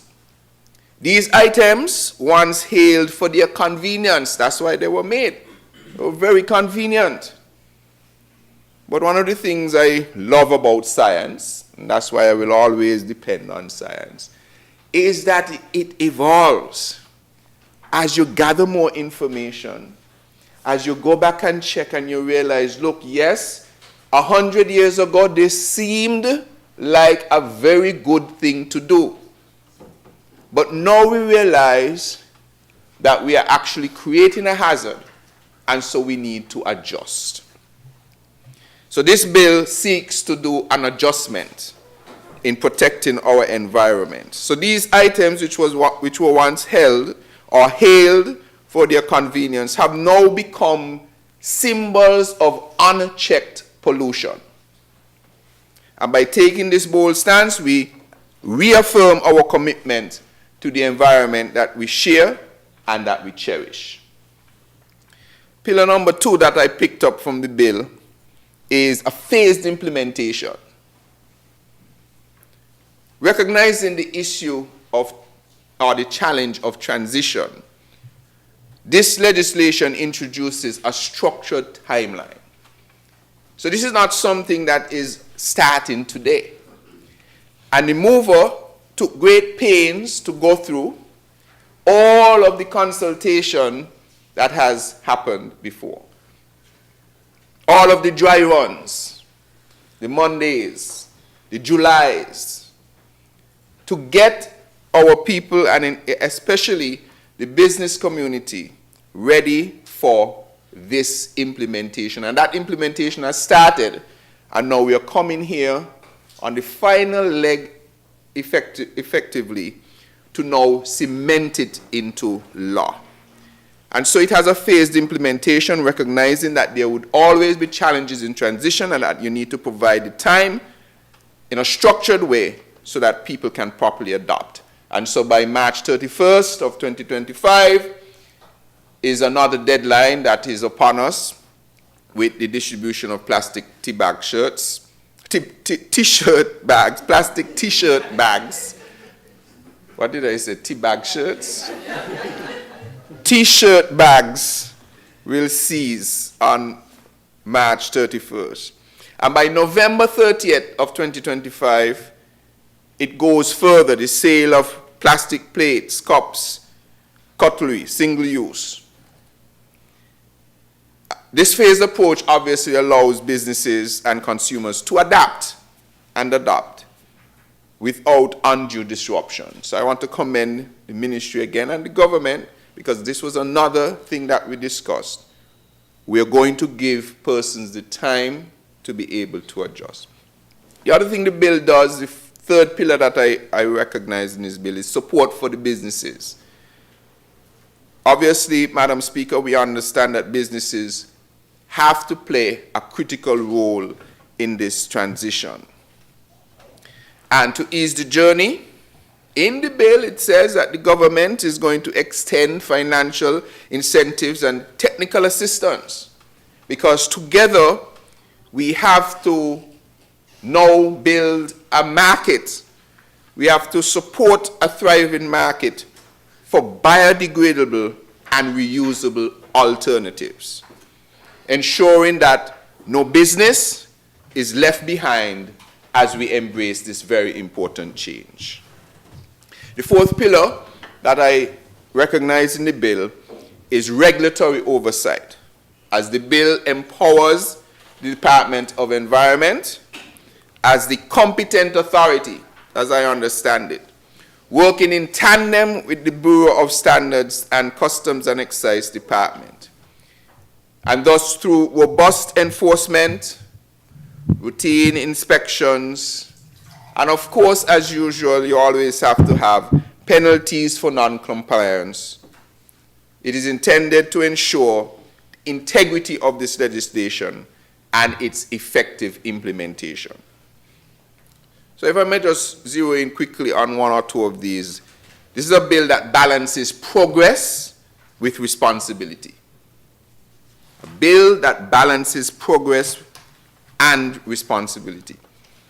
So the bill is not a sudden prohibition, but as mentioned, a phased transition, ensuring businesses and consumers can adapt smoothly. As mentioned, with the structured timelines, financial incentives, and technical support, we are making it easier for businesses to embrace eco-friendly alternatives. So persons and businesses are not just thrown out to fend for themselves. I mentioned the deadlines already, or the phased approach, the March 31st, the November 30th. As mentioned, these timelines will allow businesses to properly plan and adjust and come up with innovative solutions as well. Creates opportunities for innovative thinking, ensuring that economic growth and environmental responsibility go hand in hand. Every crisis, out of every crisis, you can have ingenuity. Every lemon could make lemonade. All right? Why you say sour orange? And I like that one in particular. Long time I haven't had some sour orange. Climate change. Oh, that's why. Yes, we sour orange. Yes, sour orange. So that is what's happening. Yes, because I have one named Bearing. No, there's a citrus problem with the citruses in St. Kitts and Nevis. Well, I don't know if it's the same in Nevis. Yes. So neither lime nor sour orange. Long time, man, sour orange drink tastes so good. But yes, so, Madam Speaker, moreover, we are not simply banning plastics. We're encouraging solutions, sustainable alternatives, as I mentioned, that meet biodegradable standards will be promoted. Businesses will receive the necessary guidance, the financial support to make this transition seamless. I spoke about enforcement through regulatory oversight, but it's going to be with fairness and accountability. Regulation without enforcement, obviously, is meaningless. That is why the bill empowers the Department of Environment, as I mentioned, in collaboration with the other key agencies, to monitor compliance, conduct inspections, and impose penalties where necessary. However, this bill is not about punishment, not at all.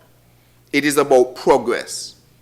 Businesses will receive fair warning, they will receive technical assistance, and they will be given every opportunity to align with the law before we start talking about any penalties, because that is not what it is about. So, Madam Speaker, as I wrap, this bill is not merely about policy. It is a promise that we will safeguard our beaches, protect marine life, and leave behind a nation that values sustainability over convenience. A promise that we will prioritize public health by reducing the plastic pollutants that infiltrate our daily lives. And I'm looking forward for the member from number 8 to give us the public health perspective on why this is a critical bill. Honorable Madam Speaker, I urge my colleagues in this chamber to recognize this, or the profound significance of this bill. The choices that we make here today will define the legacy that we leave behind.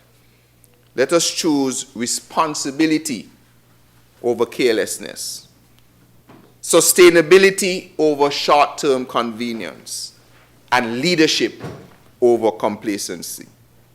Together, let's pass this bill, the Plastic Waste Reduction Bill 2025, and take a decisive step toward a greener, healthier, and more resilient, sustainable St. Christopher and Nevis. Madam Speaker, with your leave, thank you very much.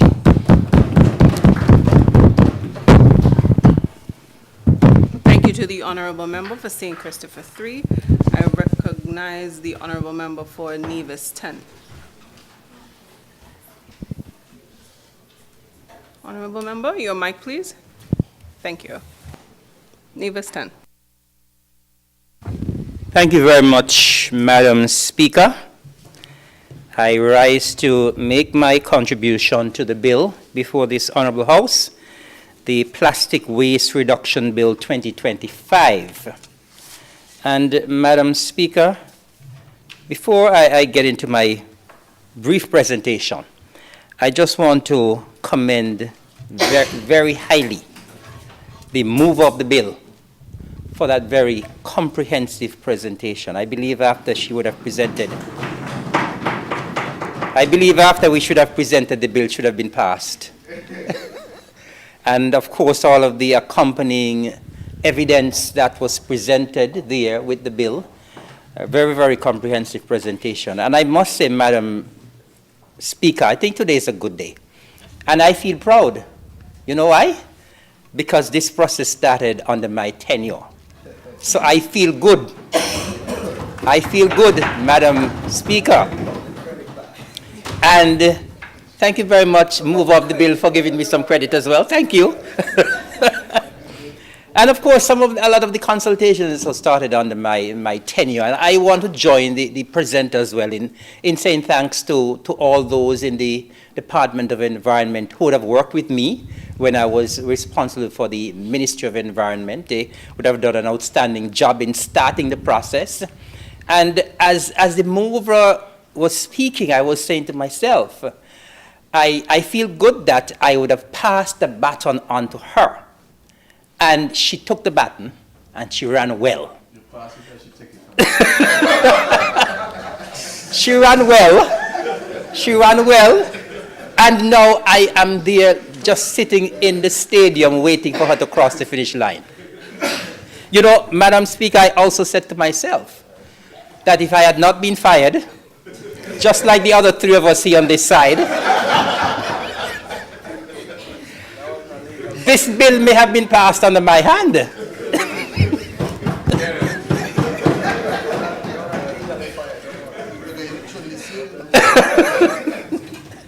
And so, Madam Speaker, I really think it is a good day. And I really feel good that we have reached this far. Because when I was responsible for the Ministry of the Environment, I could recall, and the mover would have indicated this as well, that we are practically the last in the Caribbean to be banning single-use plastics.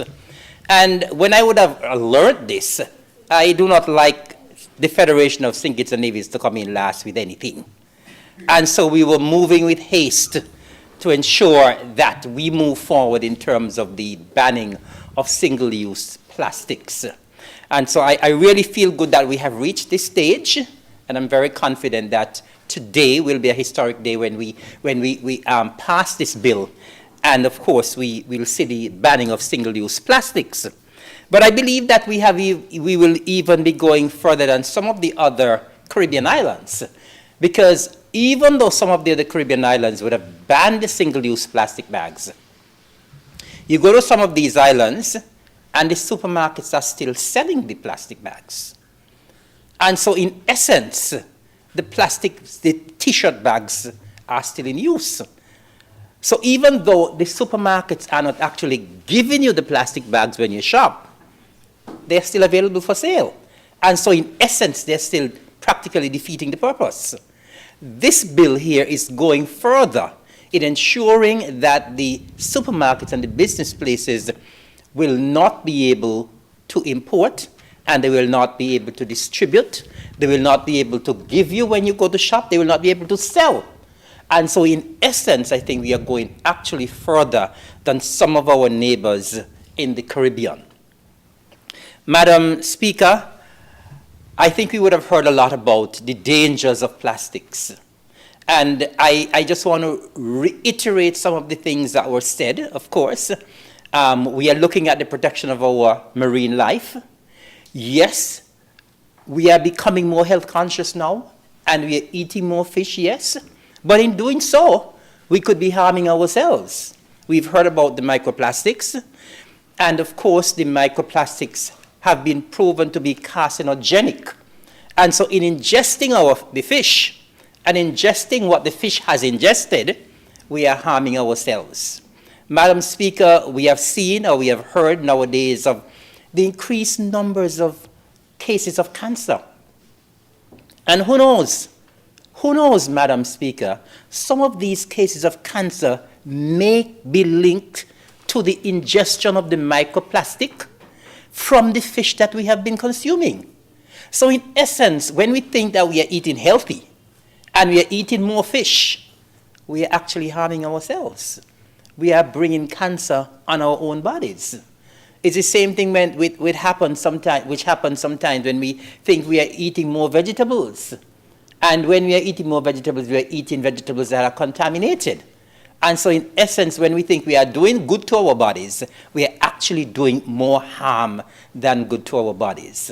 And of course, we must continue to protect our marine life. And of course, as the minister responsible for marine resources on Nevis as well, I'm happy that this plastic ban will help to at least keep the pollution away from our seas and help our marine life. Our marine life, Madam Speaker, is already under a lot of pressure from climate change, from the coral bleaching and all of the other problems we are having with climate change. Our marine life will be under more pressure with the more plastics that are entering our oceans. Of course, we know that there has been the practice of indiscriminate dumping, and a lot of the plastic ends up in the ocean. Whenever we travel on the roadsides, whenever we go to the beaches, wherever we go, there's some degree, some dimension of plastic that is there. When we have our coastal cleanups, the majority of the garbage that we have is plastics. And these plastics are ending up in our ocean, harming our turtles, harming our fish, harming our lobster, harming all marine life, Madam Speaker. And so, in essence here, with this bill, we are protecting our marine life, we are protecting our ocean, we are protecting ourselves. And of course, it goes even further, because we know we have been depending quite a lot, and we've been hearing a lot about our blue economy, Madam Speaker. And so this ban here on plastics is protecting our marine life, protecting our blue economy, and protecting our health, Madam Speaker. And of course, the wealth of a nation depends on the health of the nation.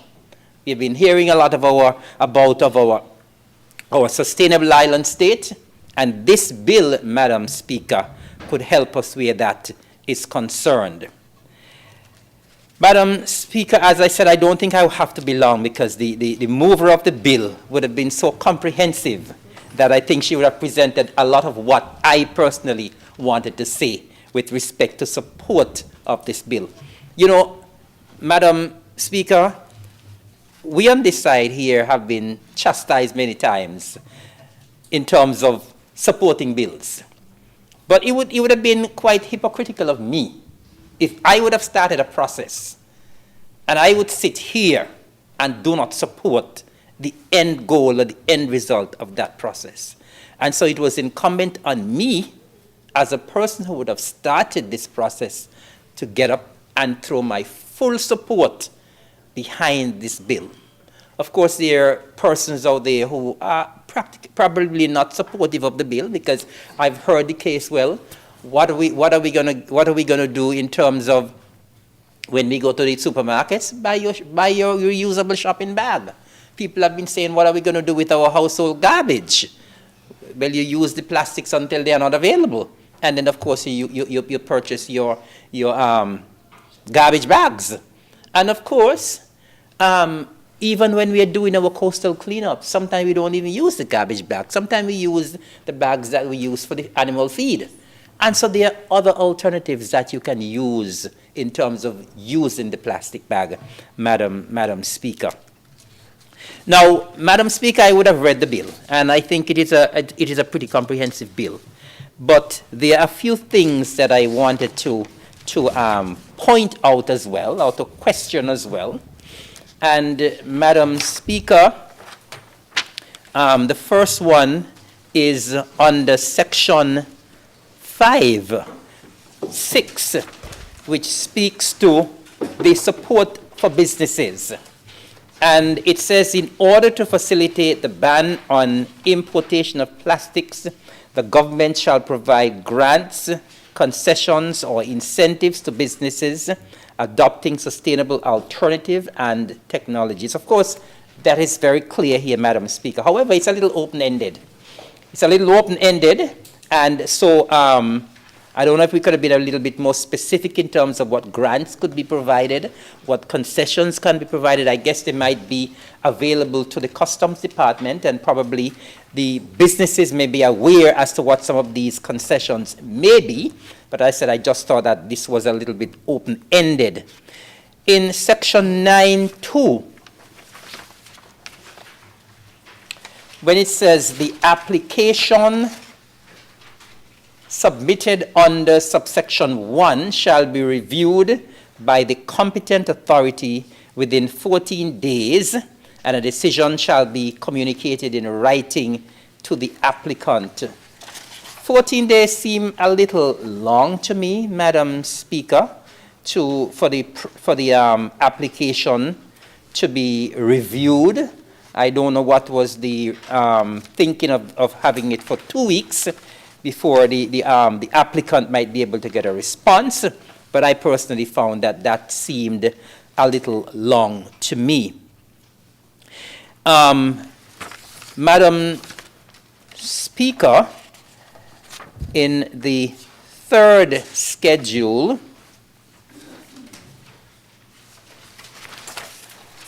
this might be a matter of semantics, and I find it a little ambiguous.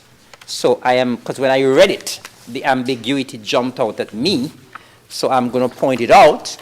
It may not seem a little ambiguous on the part of some of us, but to me it seemed a little ambiguous. And so, as I said, I thought I should point this out. It jumped out at me. And if you follow me closely, it says there, labeling requirements for biodegradable products. All biodegradable products that are imported, produced, or sold within the jurisdiction must be clearly labeled to indicate their biodegradable nature and appropriate disposal methods. Let me read it again.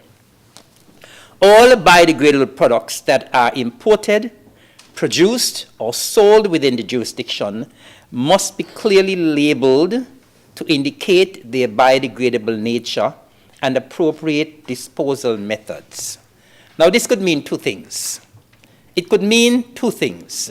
I know what it is intended to mean, but it could mean that the biodegradable products that are imported, they are clearly labeled before they are imported. But it could also mean, when you read it clearly, when you read it in depth, it could also mean that you import it and then you have to label it. If you look at it clearly, you will realize that. So it could I believe the intention is that when you're importing it, it should be clearly labeled. But you can also read it to mean that you import it, or when it is imported, then you label. And so I believe if the intention is to have it clearly labeled before it is imported, it should read only clearly labeled biodegradable products that indicate their biodegradable nature and appropriate disposal methods should be imported, produced, or sold within the jurisdiction. That's my humble submission, to get away from the little ambiguity that I read through the lines there and I picked up. Madam Deputy Speaker, Madam Speaker, as I indicated, I think it is a very good bill. I think it's a good day for the Federation, and I think it's a bill that should garner the support of all of us. We have seen the situation with plastics on the island, and I don't believe people recognize the magnitude of the problem, you know. I really don't think people recognize the magnitude of the problem. And in essence, we have created a problem. When we go to the supermarket, you buy 5 items and you get 5 plastic bags. Yeah. You may even get 10 because they put 1 item in and they double the bag. And so you yourself, the householder, is stuck with all of these plastic bags at home. You know? And so I don't think we really recognize how bad the situation is for a small island like St. Kitts and Nevis. The volume of plastic that we have in the Federation. We don't recognize the kind of damage it can do to our environment, the damage it can do to our marine environment, and the damage it can do to us as the consumer, the end user, who would eventually become unhealthy when we consume the microplastics. And so I believe this is something that all citizens of the Federation of St. Kitts and Nevis should be mindful of, and it is a bill that all of us should support. I want to encourage the businesses who import the plastic, the single-use plastic, the T-shirt bag plastics in particular, to come on board and to support. I have one little question, though. I'm wondering, I know it was mentioned that the householders use the T-shirt plastic bags for the garbage disposal. That is a common practice. But I was wondering if, in essence or down the road, that could become an offense. If you see householders a year after now taking out, because they would have a lot of plastic bags at home. So a year after today, if the householders are still disposing of their garbage in the T-shirt plastic bags, would that be an offense? Would that be a problem? I did not see that inserted in the bill, so I'm wondering whether or not if that could be an offense, if that could be a problem, because people have these plastic bags at home and they will need to get rid of them. So I was just wondering whether or not some consideration was given to that aspect and whether or not it could be an offense. But all in all, Madam Speaker, I would like to support the bill. And as I said, I am in the pavilion waiting for the line to be crossed and to cheer on and say, well, we have reached the end of the rope and we have banned single-use plastic bags, especially the T-shirt plastic bags. So, Madam Speaker, with those few words, I want to give the bill my full support and wish it safe passage. May it please you, Madam Speaker. Thank you to the honorable member for Nevis 9. Is there another presenter? I recognize the honorable member for Nevis 11. Thank you very much, Madam Speaker. I would have been remiss of me to sit and not lend my support to this bill because of its historic nature. And so I've made it my business to stand today to support this bill currently before this honorable House, the Plastic Waste Reduction Bill 2025. And to say that the mover of the bill is all decked out in a green. And I suppose in local parlance, or it is normally said that green is associated with environmental or eco-friendly matters. Well, I'm decked out in my blue, which is consistent with anything to do with the ocean and that type of thing. So we're both decked out in the appropriate environmental colors. So, and we're here supporting a bill that is going to have far-reaching effect on our environment and a whole moving into the future. But, Madam Speaker, I rise to give my support, yes, and I will not tarry too long today.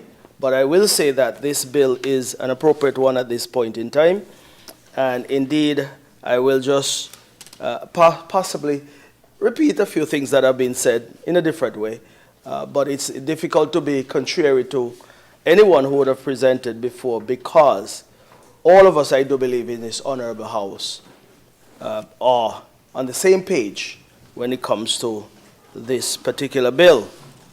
What I'll say, though, is that we know all of the difficulties and challenges that plastic bags and anything of that nature presents to our environment. And by way of example, for example, in the tourism industry or the sector itself, we understand what challenges there can be if you were to go to Reggae Beach, for example, or Pinnis Beach or Friars Bay or any other major beach here in the Federation of St. Kitts and Nevis, and see all of these plastics and waste and what damage it can cause to our tourism product in terms of beachgoers and users. It does not only stop at the fact that they will see this unsightly or these unsightly garbage or disposed waste, but it also can impact negatively on the product itself and also the revenue that we normally generate from that sector. So this is a bill that is meant to eliminate such, or to ensure that we are not going down that road and not having to fix a problem when we know we can actually put legislation in place to minimize the impact of such a disaster, I would say, if it is allowed to go unchecked. Now, Madam Speaker, just by way of education, because I've been to supermarkets and you'll hear the debates, or they're banning plastics, and they're banning this and banning that. But one thing for sure in this bill has clearly articulated certain things that are not necessarily banned. Because, of course, someone would go into the supermarket and see plastic bottles of detergent or bleach or cooking oil and that type of thing. All of these are plastics. But, of course, those are not banned under this bill. But at least they are in the bill itself on the section or Schedule 6, or the 6th schedule, where they are exempted from, if I were to use the word, they are exempted and not banned with what is contemplated under section 5 of the bill.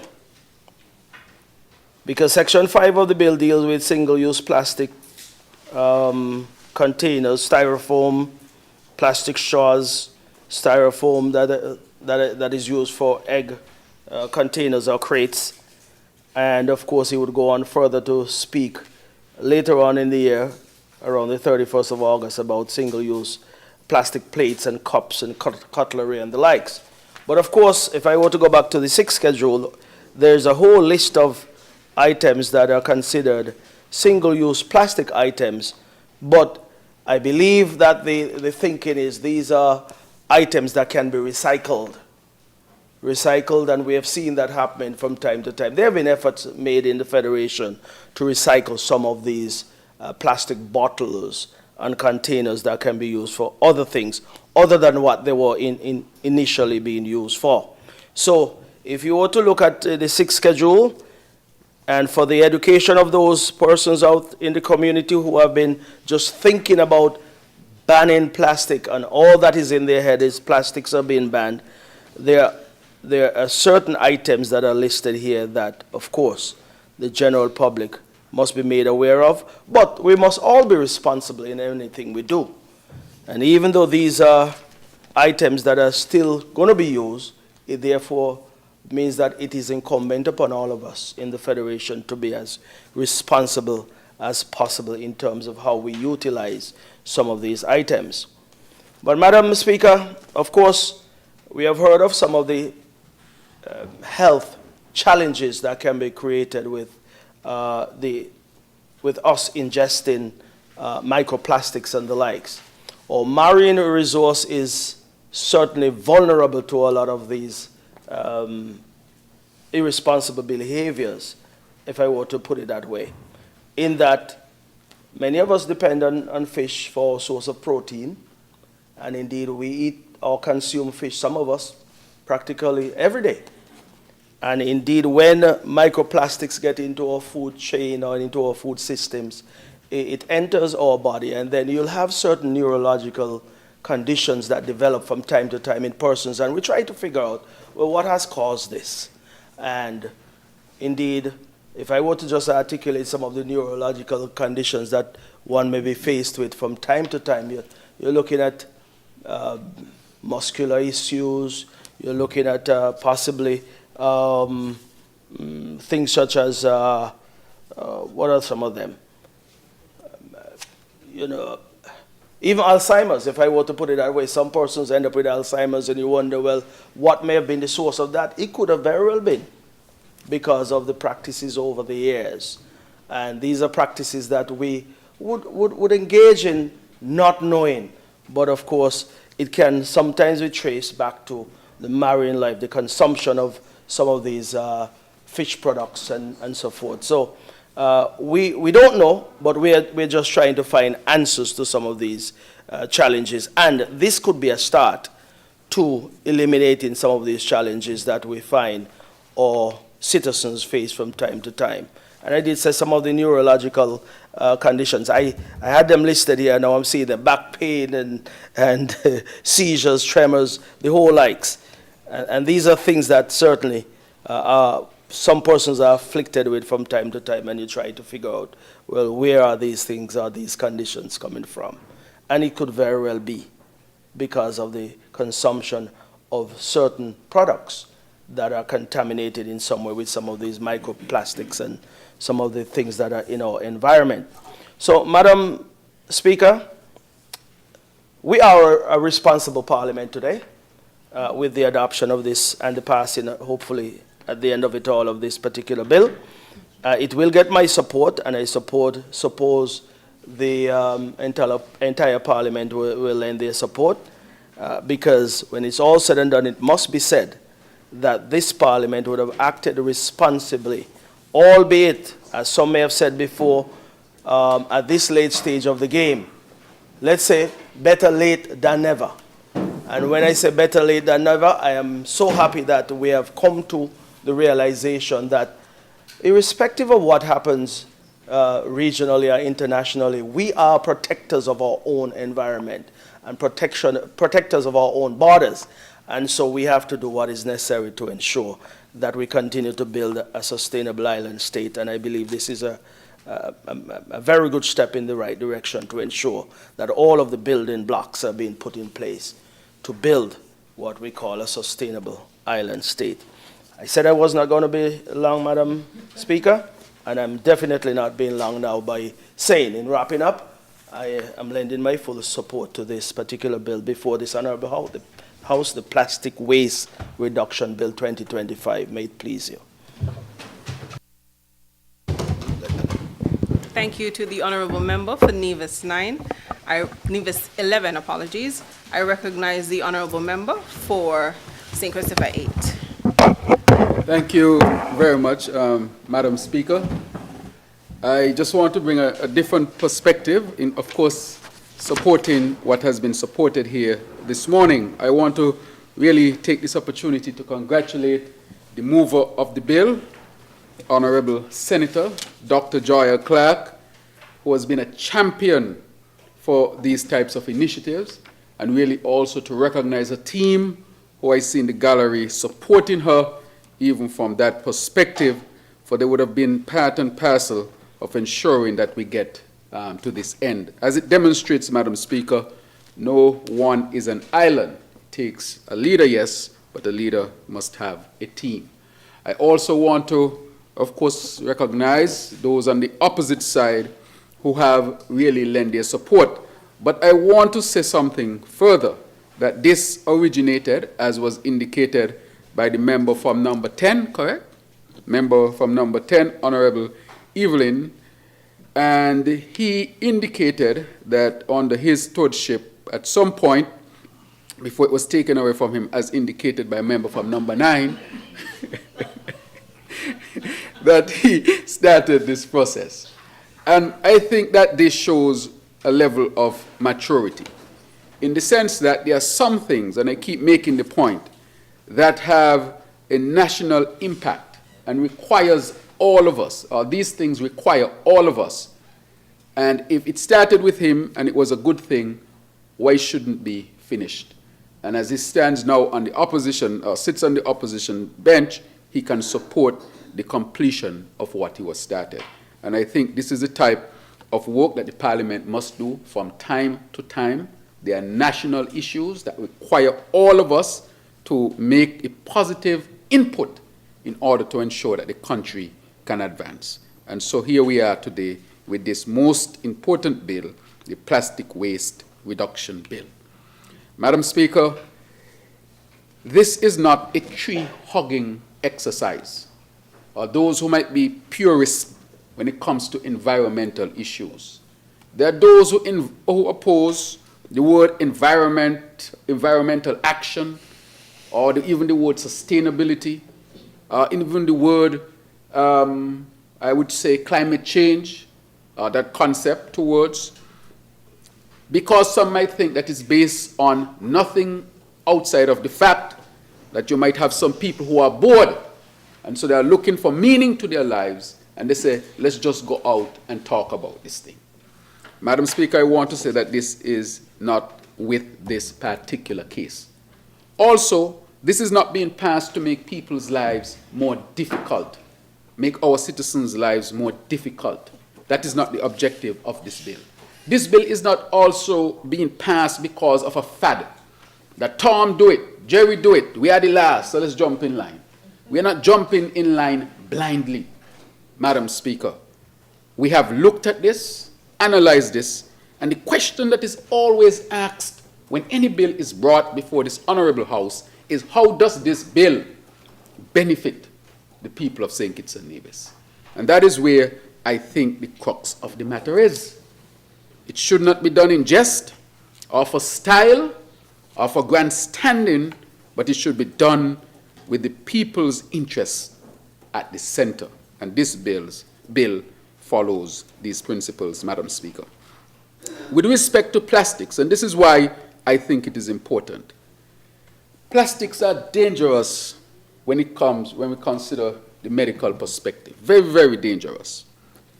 It was alluded to by a number of persons here this morning, but they said they would leave some of it up to me, maybe because of my profession as a medical doctor. There are a number of things that are killing our people here in St. Kitts and Nevis and throughout the Caribbean. These are the non-communicable chronic diseases. We are talking about blood pressure. We are talking about blood sugar. We are talking about heart disease, strokes, and now cancer. Cancer has become the #1 killer in St. Kitts and Nevis. And most cancers, Madam Speaker, they can be prevented. Most cancers can be prevented.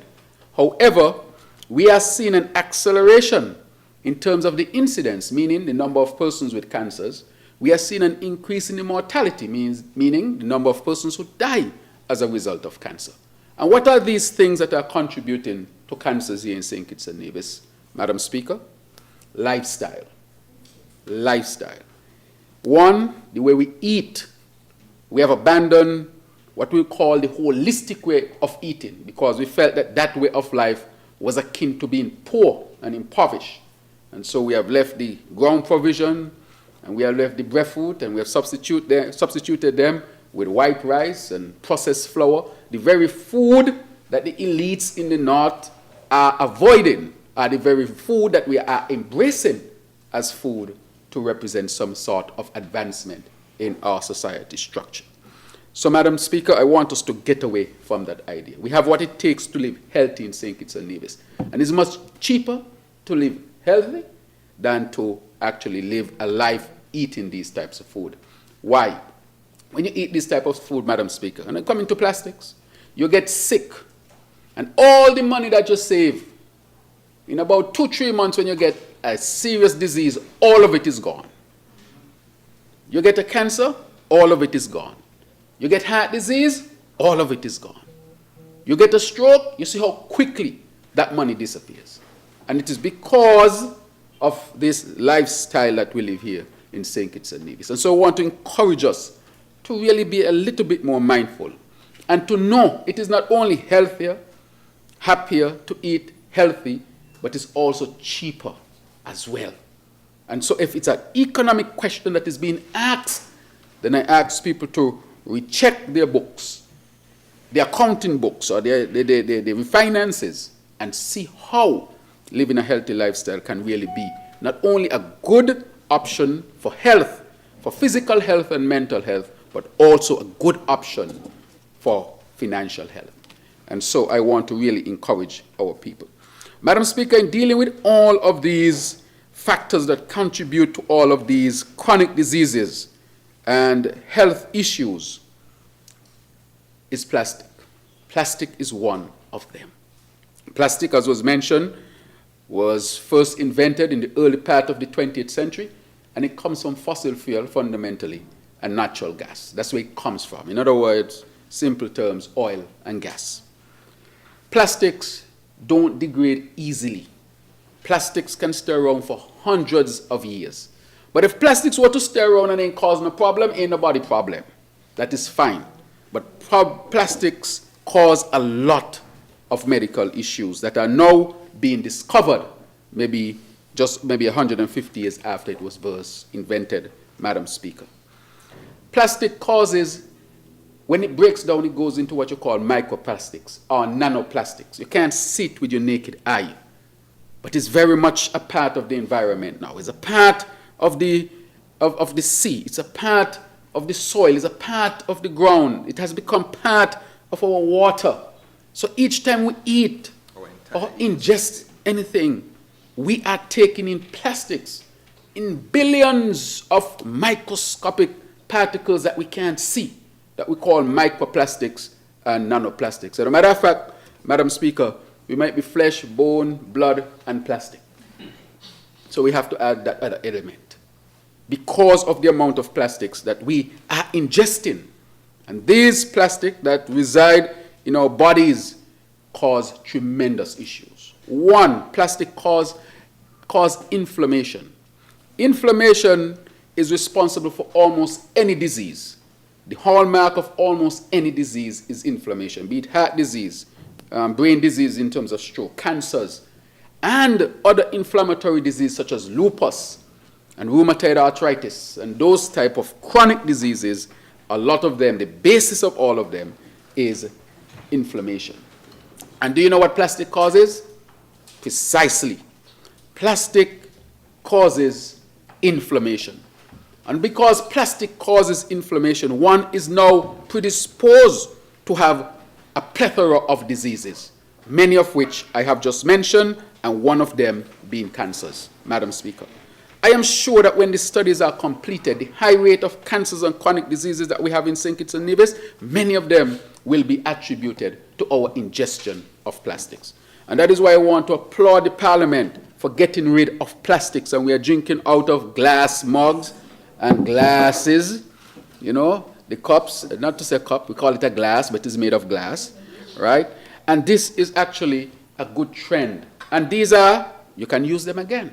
And so really, it is cheaper to buy something like this and store your water than to be buying bottled water all the time, Madam Speaker.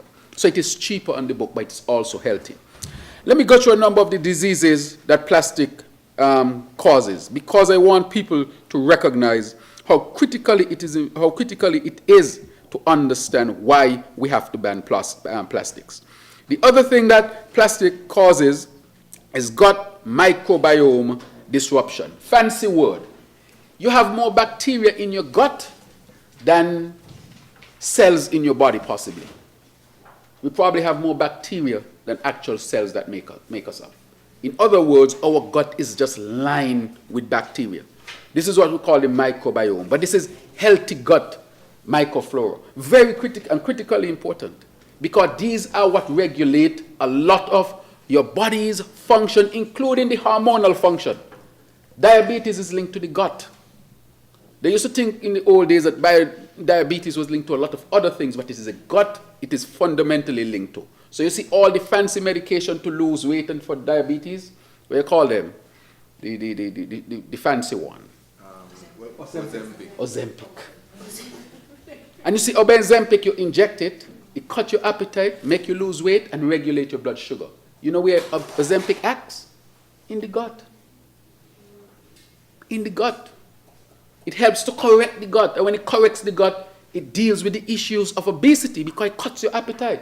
A lot of the time when people eat is because the signal from the gut is disrupted. It doesn't get to the brain to say that you are full. And even when you're full, Physically, mentally, you're not full. And if you're not full mentally, you'll continue eating. And that Ozempic helps to regulate that. Madam Speaker, plastics can disrupt that. And that is why plastic is indirectly linked to obesity, indirectly linked to diabetes, and all of these metabolic diseases, Madam Speaker. So I want people to understand that when we are saying we have to get rid of plastics, it is not because we are following a trend, it's because we care about the health of our people. Each time I see all these plastics that are at the landfill and on the side of the roads, I just think about the health of our people. How much more people are going to come down with cancer? How much more people are going to end up with diabetes? How much more people are going to have increased weight and just don't understand why the weight is increasing? How much more people are going to have hormonal problems and just don't understand why the hormones are all over the place? I'm not saying that plastic is the only cause, but plastic has been shown to be a cause, and a fundamental cause. Therefore, it is important, Madam Speaker, that we get rid of plastics.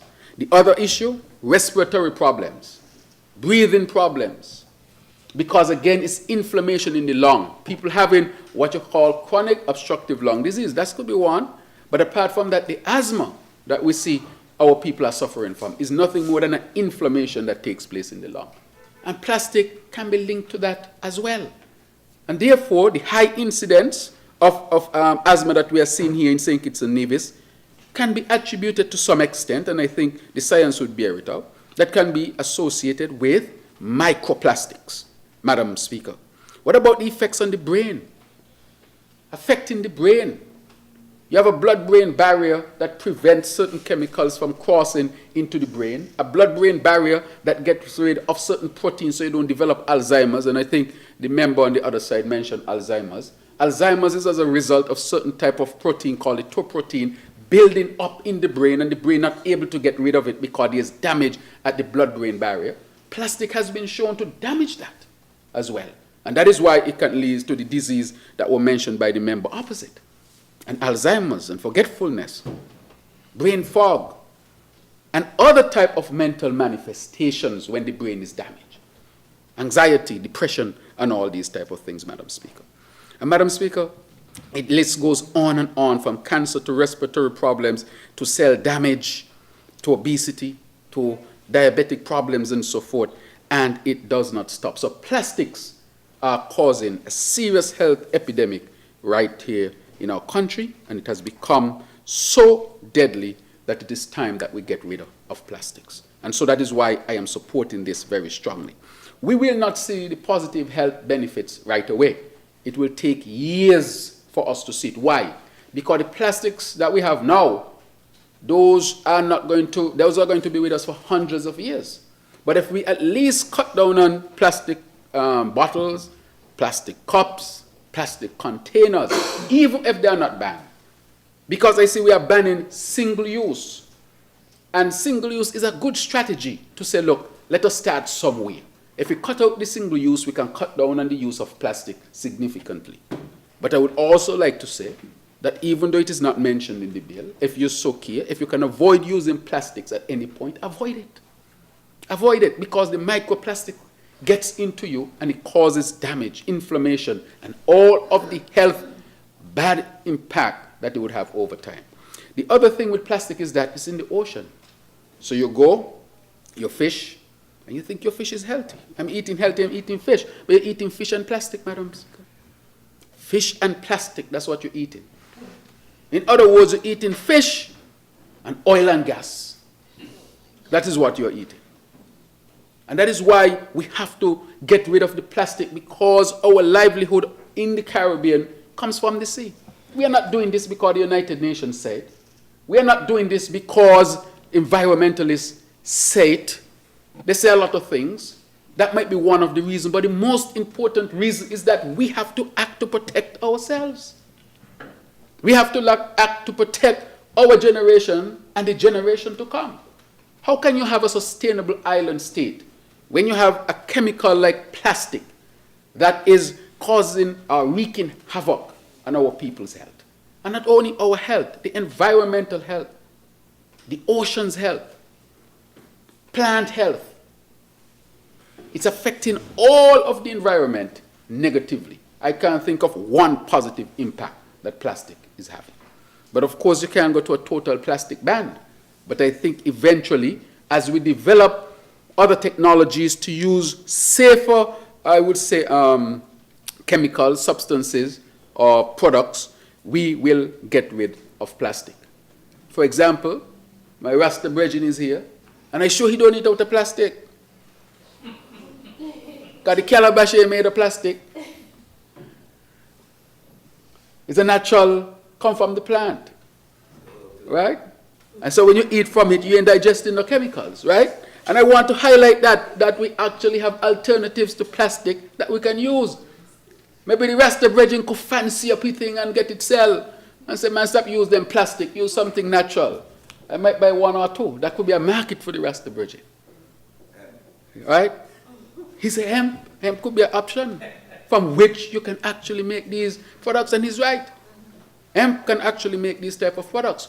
I hope that they go into business now, that we are trying to get rid of plastic and show that you can have a natural, healthy alternative that can really help to deal with the scourge of the health impact of plastics.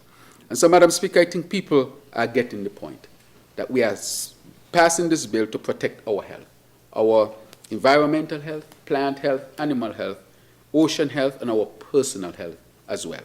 And in the long run, our financial health.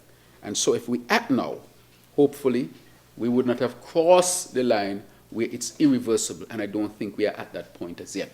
I think that there is still hope, but we have to act now. I will give you a story. I remember when I was on the other side, not in here, but in the opposition party, the St. Kitts Nevis Labour Party. And the then government was having a march against plastics. I went to the march. The march was being led fundamentally by members within that government. But I put the politics aside and said, well, I want to get rid of plastics too. So because I am of the other party that was in opposition, if plastics swinging left and right in St. Kitts and Nevis, it ain't going to affect me. So the microplastic is saying, no, you're from the party, so I'm going to trouble you. I'm going to trouble you over here. I went to the march. People said, well, Dr. Joe, I see you in the march. Well, I say, I'm marching against plastics. I'm marching with nobody. I'm marching against plastics. That was mine. And so there comes a point when you can stand together as a people so that you can help to actually advance certain national issues. And so the member from number 10, I think, made the point, 10, correct? Yes. That he advanced it. So I'm supporting his argument that he advanced it, and I actually participated then in the activities, the march that they had. He might remember the march, but the march was right here, and it ended right here where the National Museum is. And I can remember clearly that that march was a march where a number of persons came out. That is to say that I think that there is national support for this. National support. But I wanted our people to understand why is it we are taking such a measure. We are taking a measure to protect you and to protect your health, to protect your country, and to protect the environment. Madam Speaker, when you go to the public health perspective of it, speaking about the environment and how that impacts health, when you have all this garbage just across the street where people just want to throw, just seeing it is unhealthy. It is mentally unhealthy to have an unhealthy environment. Just seeing it alone is enough. The smell alone contributes. And then these plastics can accumulate water, which become breeding ground for mosquitoes, which help in the spread of dengue and other what we call zoonotic diseases, Madam Speaker, or vector-borne diseases in this particular case. In plastics, in garbage, you have rats, you have cockroaches. These carry diseases. They're not just unhealthy because they are part of the animal kingdom. They're unhealthy to a great extent because of the diseases that they carry. The greatest disease that would have ever hit the human family is the plague that devastated Europe, killing more than 50% of the population. And it is because of the rats that were carrying the flea that carried the deadly plague. And do you know who never used to die? Just so you all get a very interesting story. Women who used to have cats never used to die. Just a side note. Women who used to have cats never used to die. And it's the truth. Do you know, it's obvious why. Because the cat will kill the rat. It's a fact of history. And because the cat used to kill the rat, they did not get the plague. And that is where the concept of the witch came in. And that is why the witch is attached to the cat.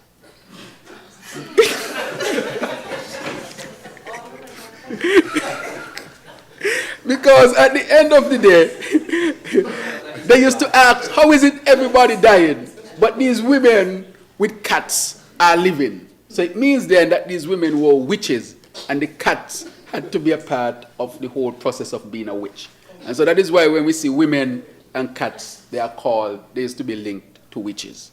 And then, you know, the broom was involved. I guess they used to clean their houses a little bit more. So you had the broom, the woman, and the cat that used to take care of the rat and help to prevent the plague. But I just said that as a side note, Madam Speaker, to say that just to say that the rats were a serious issue. And in St. Kitts and Nevis, they do carry diseases. And plastics, of course, when they're in the environment, harbor rats, cockroaches, rodents, and so forth, as mentioned. And as a result of that, we can see the diseases being spread. So I just want to wrap up, Madam Speaker, and I hope that the point is made that plastics have no positive impact on our health. It is time we seek to get rid of plastics. We should look at alternatives, and I hope that our people go into business. Since there are no more plastic bags, make bags from the materials that those bags can be reusable. Those reusable bags. Just like how when we used to make masks, after a while, people open up businesses that made masks. Let's open up businesses that will make reusable bags, brand them, sell them to our people, sell them to the tourists. And at the end of the day, you can have business, you can make money, and you can have improved health as a result of eliminating plastic. So I want to finally say to the mover of the bill, I want to really thank you and your team for the excellent work that has been done.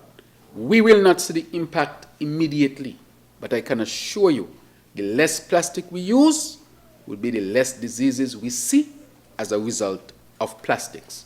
And therefore, this bill should be applauded. I hope it gets the support of all members, both on government side and the opposition side, so that we can send a strong message to our people that all of us are here to work in your favor and to protect your health. With that, Madam Speaker, may it please you. Thank you to the Honourable Member for St. Christopher 8. I recognize the Honourable Member for St. Christopher 5. Madam Speaker, I wish to make a brief contribution to the bill currently being debated in this Honourable House, the Plastic Waste Reduction Bill 2025. Like the other persons who have gone before me, Madam Speaker, I am supportive of this particular piece of legislation. I do believe that as responsible persons, we have a duty to ensure that we leave this earth in a better place than we would have met it. We have a responsibility to ensure that the federation that we leave here is as sustainable as possible. The speakers who would have spoken before me, I think, made the point very well that in terms of plastic, it can take hundreds of years for plastic to actually disintegrate. It means, therefore, that whether it is the soil or elsewhere, it stays there perhaps even longer than most of us would be on the earth for. Madam Speaker, I am one who doesn't consume chicken and other meat types. I think most of the persons in Parliament know that for me it's basically seafood. And of course, the amount of plastic that ends up in the sea is indeed a concern for me. I have participated in quite a few beach cleanup initiatives. And for those who have done so, you would be amazed at the amount of plastic waste that you come into contact with, which of course eventually would find its way into the ocean. One of the more memorable ones for me was actually one down at the ferry terminal. And if you don't make a decision to stop at some point in time, you actually can be there all day removing plastic waste. Whether it is between the rocks, etc., you just have quite a large number of plastic waste which ends up in the sea. We have seen different documentaries as to how that plastic eventually affects the marine life. So for some of us who only eat fish, of course, that is a concern. But then if we also take into consideration that you have fishermen amongst us who depend on marine life for their source of income, you have restaurants and other businesses who likewise depend on marine life for their source of income. One can definitely see how those particular individuals can be impacted. Sometimes we only look at things from our own point of view and what is convenient for us and what affects us individually. But we need to take into consideration the needs of other persons. If a fisherman is affected in terms of plying his trade, it also means that his children and other persons are affected because he not only feeds his children, but of course he utilizes the money that he would have gotten from fishing to go into the supermarket to buy stuff. So those in the supermarket will be affected. He utilizes the money to pay the electricity bill or the water bill, and of course you would have an impact, maybe not directly but indirectly, on those particular businesses. The other aspect of it that I would wish to point out is that plastic in itself contributes towards climate change. Many persons are perhaps not aware of the fact that to make plastic, you have to use fossil fuel.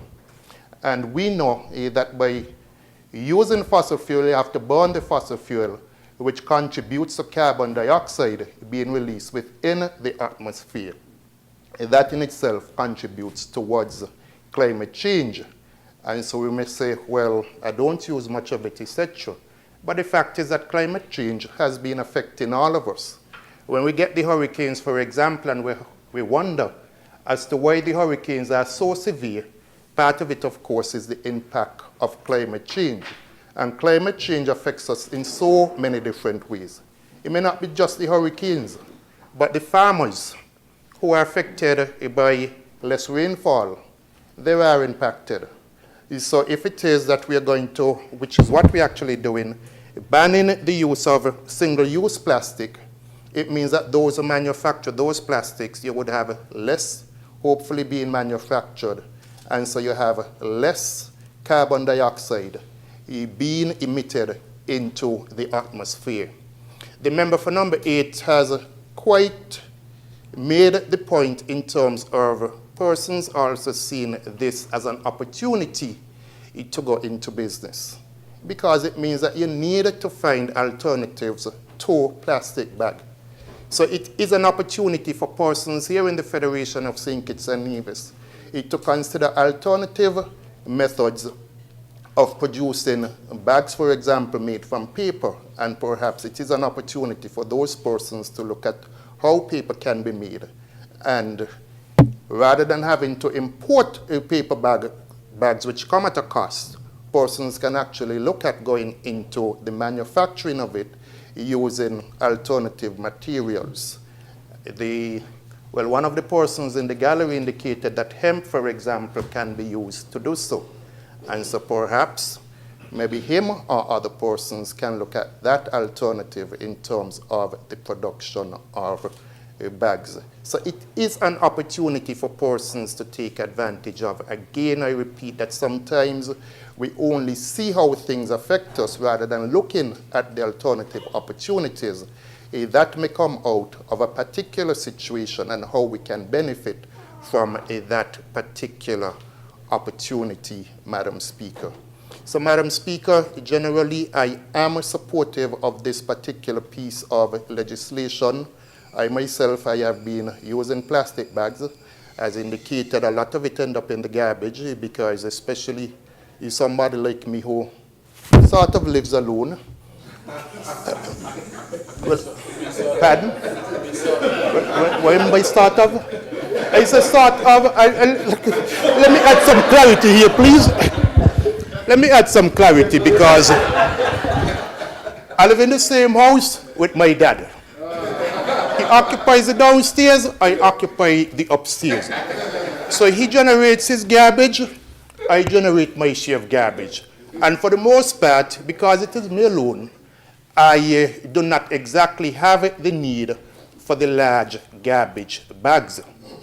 So I would utilize in the most instances the very same plastic bags that are given to me on the occasions when I go to the supermarket. And of course, they end up in the garbage. Before I got here, I was listening via radio, and I think the move of the bill would have shown some of the plastic which has accumulated at the landfill. And so that also comes with a cost, Madam Speaker. It comes at a cost whether in terms of having to provide a larger landfill space to be able to accommodate so many plastic bags, or in terms of eventually how do you get rid of this plastic knowing that it is going to take so long in order for the plastic to disintegrate. It also means that even if you are looking at an alternative use of the landfill after it would have filled up, you really can't do anything with it, whether it is for agriculture or other purposes, knowing that you have quite a number of plastic there, which still hasn't disintegrated. So, Madam Speaker, I end by indicating my support for this particular piece of legislation. May it please you. Thank you to the Honorable Member for St. Christopher 5. Is there another presenter? I recognize the Honorable Member for St. Christopher 1. 2, I apologize.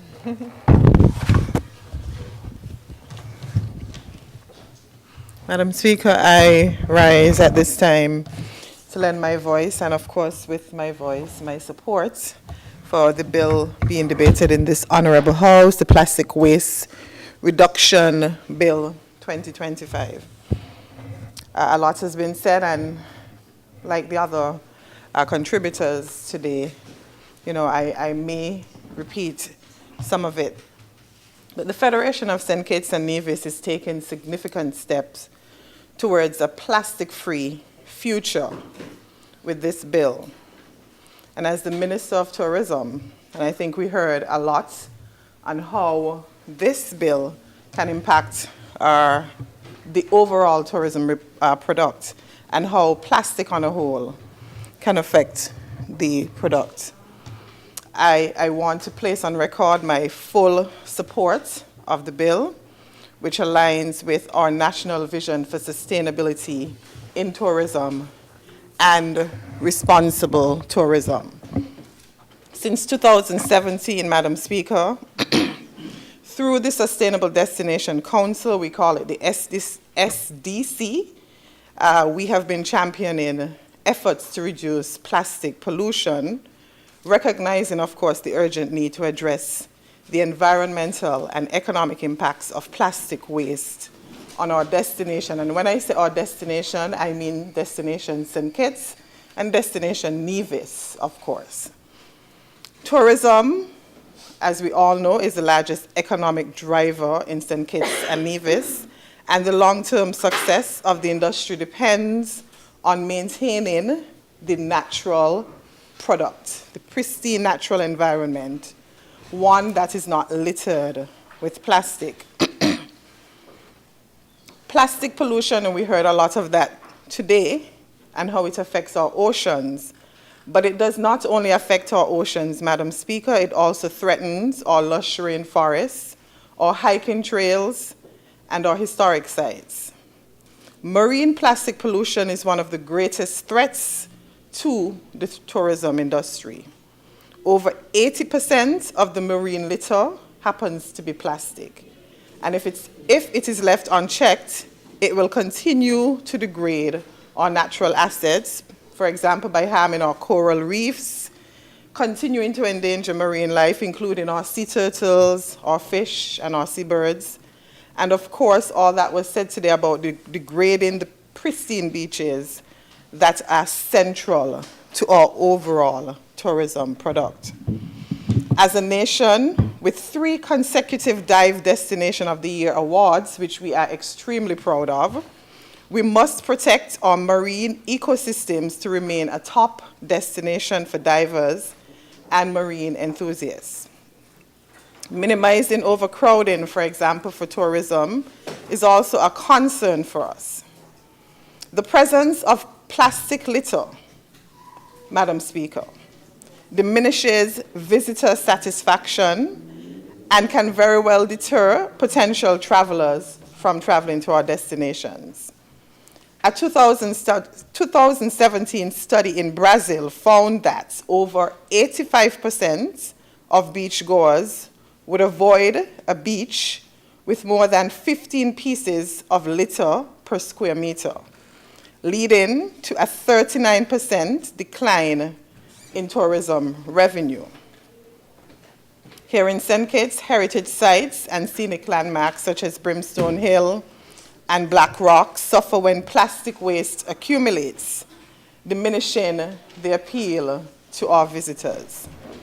Plastic debris blocks natural water channels in rainforests and protected areas, leading, of course, to flooding and all the other things the mover of the bill spoke of, soil erosion and damage, of course, to our ecosystems. While it is true that the tourism industry contributes to plastic pollution, it is also a key driver of change. We have been aware that we need to be doing our part. Our pursuit of sustainability in tourism development acknowledges that this is a global industry that can be a force for good. Our hotels, our restaurants, our tour operators continue to lead by embarking on a number of sustainable practices. They have, and we have been doing this collectively, been eliminating, even before today, trying our best to eliminate using single-use plastic. As a government as well, we have been providing sustainable alternatives even for our hoteliers in construction. And of course, in terms of the products in tourism, engaging in promoting eco-conscious practices and experiences for our visitors.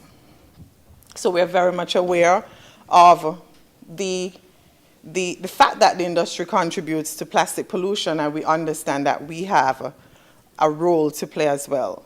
The Heart of St. Kitts Foundation and Sustainability Charter prioritize waste management and marine conservation.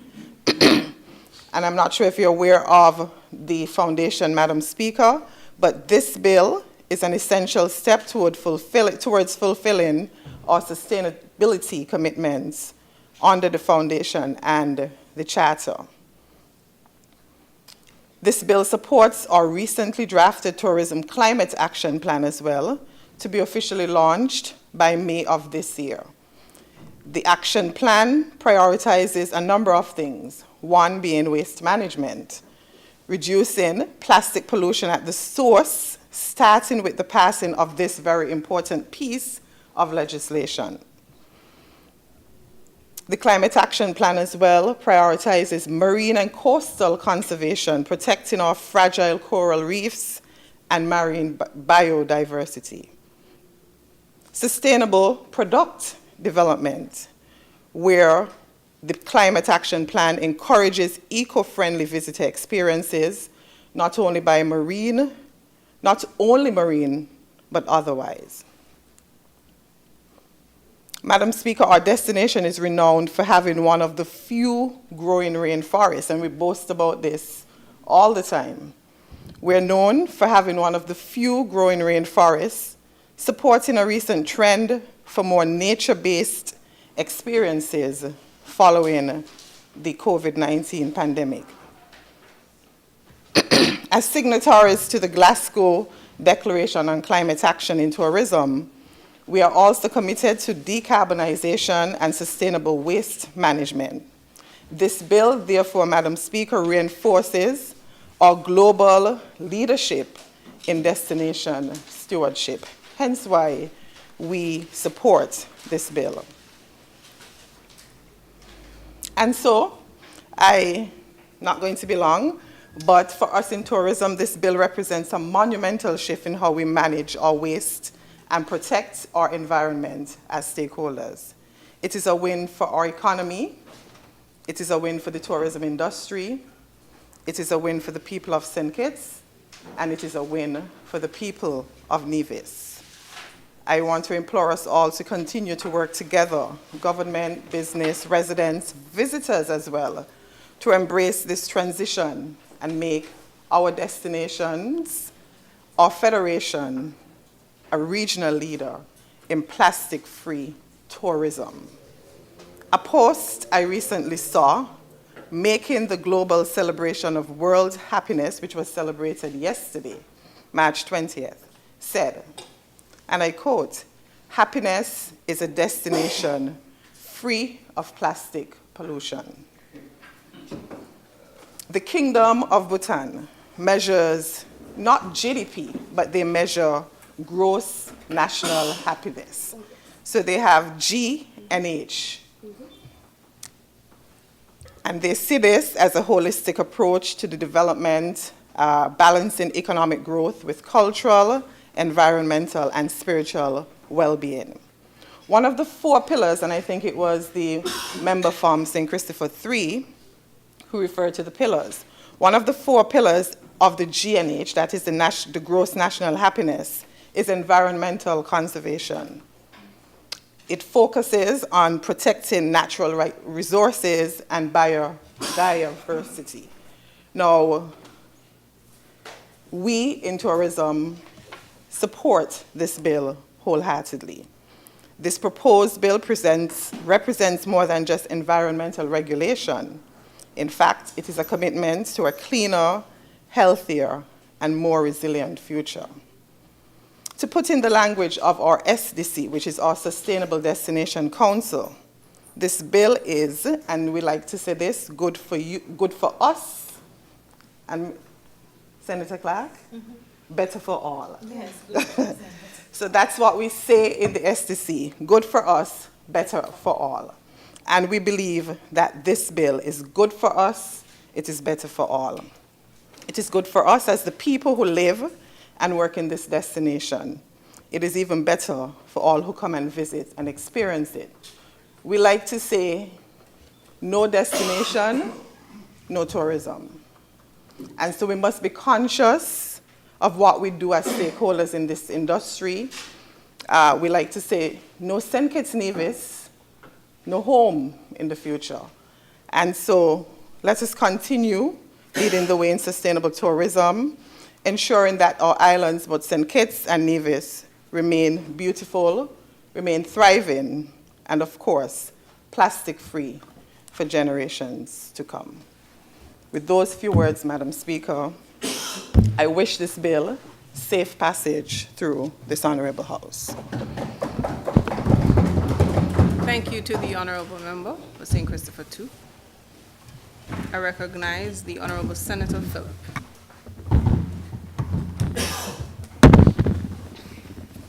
Madam Speaker, I rise to support the passage of this bill before this honorable House. I believe that it is prime time for us as a federation to take this step in terms of passing a Plastic Waste Reduction Bill 2025. In our thrust to become a sustainable island state, the passage of this bill is crucial to ensure that we are, of course, better able to manage our waste and, of course, to necessarily preserve our marine and land environment. And we've heard all of the reasons going around. But I just want to, I thought, as Minister responsible for youth empowerment, and of course as the youngest member of this Honorable House at this point in time, I wanted to make sure that I'm listed on record supporting this bill because it is an investment in the future sustainability of mine and future generations. So I want to, of course, commend all of those who were involved in getting us to this point.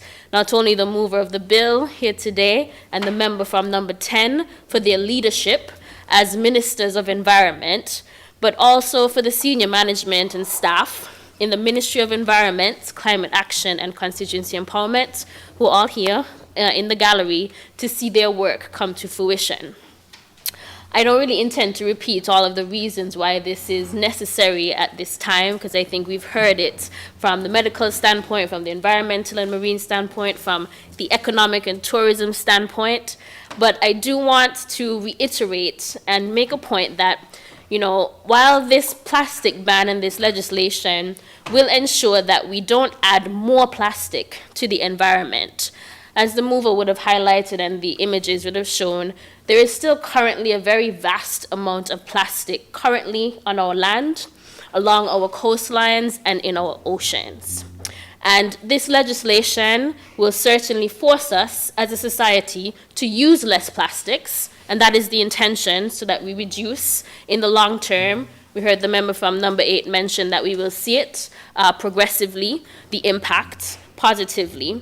But in addition, I think there's also a call for us to use less plastics now, and in changing our behavior, we also need to recognize and take very intentional steps to manage the waste and the plastic that we currently have. I want to take this opportunity to really highlight that, there are ongoing efforts, particularly through the Department of Youth Empowerment, that is a keen champion and advocate for environmental sustainability. I believe young people certainly have a very important role to play in moving our sustainable island state agenda forward and supporting the initiatives therein.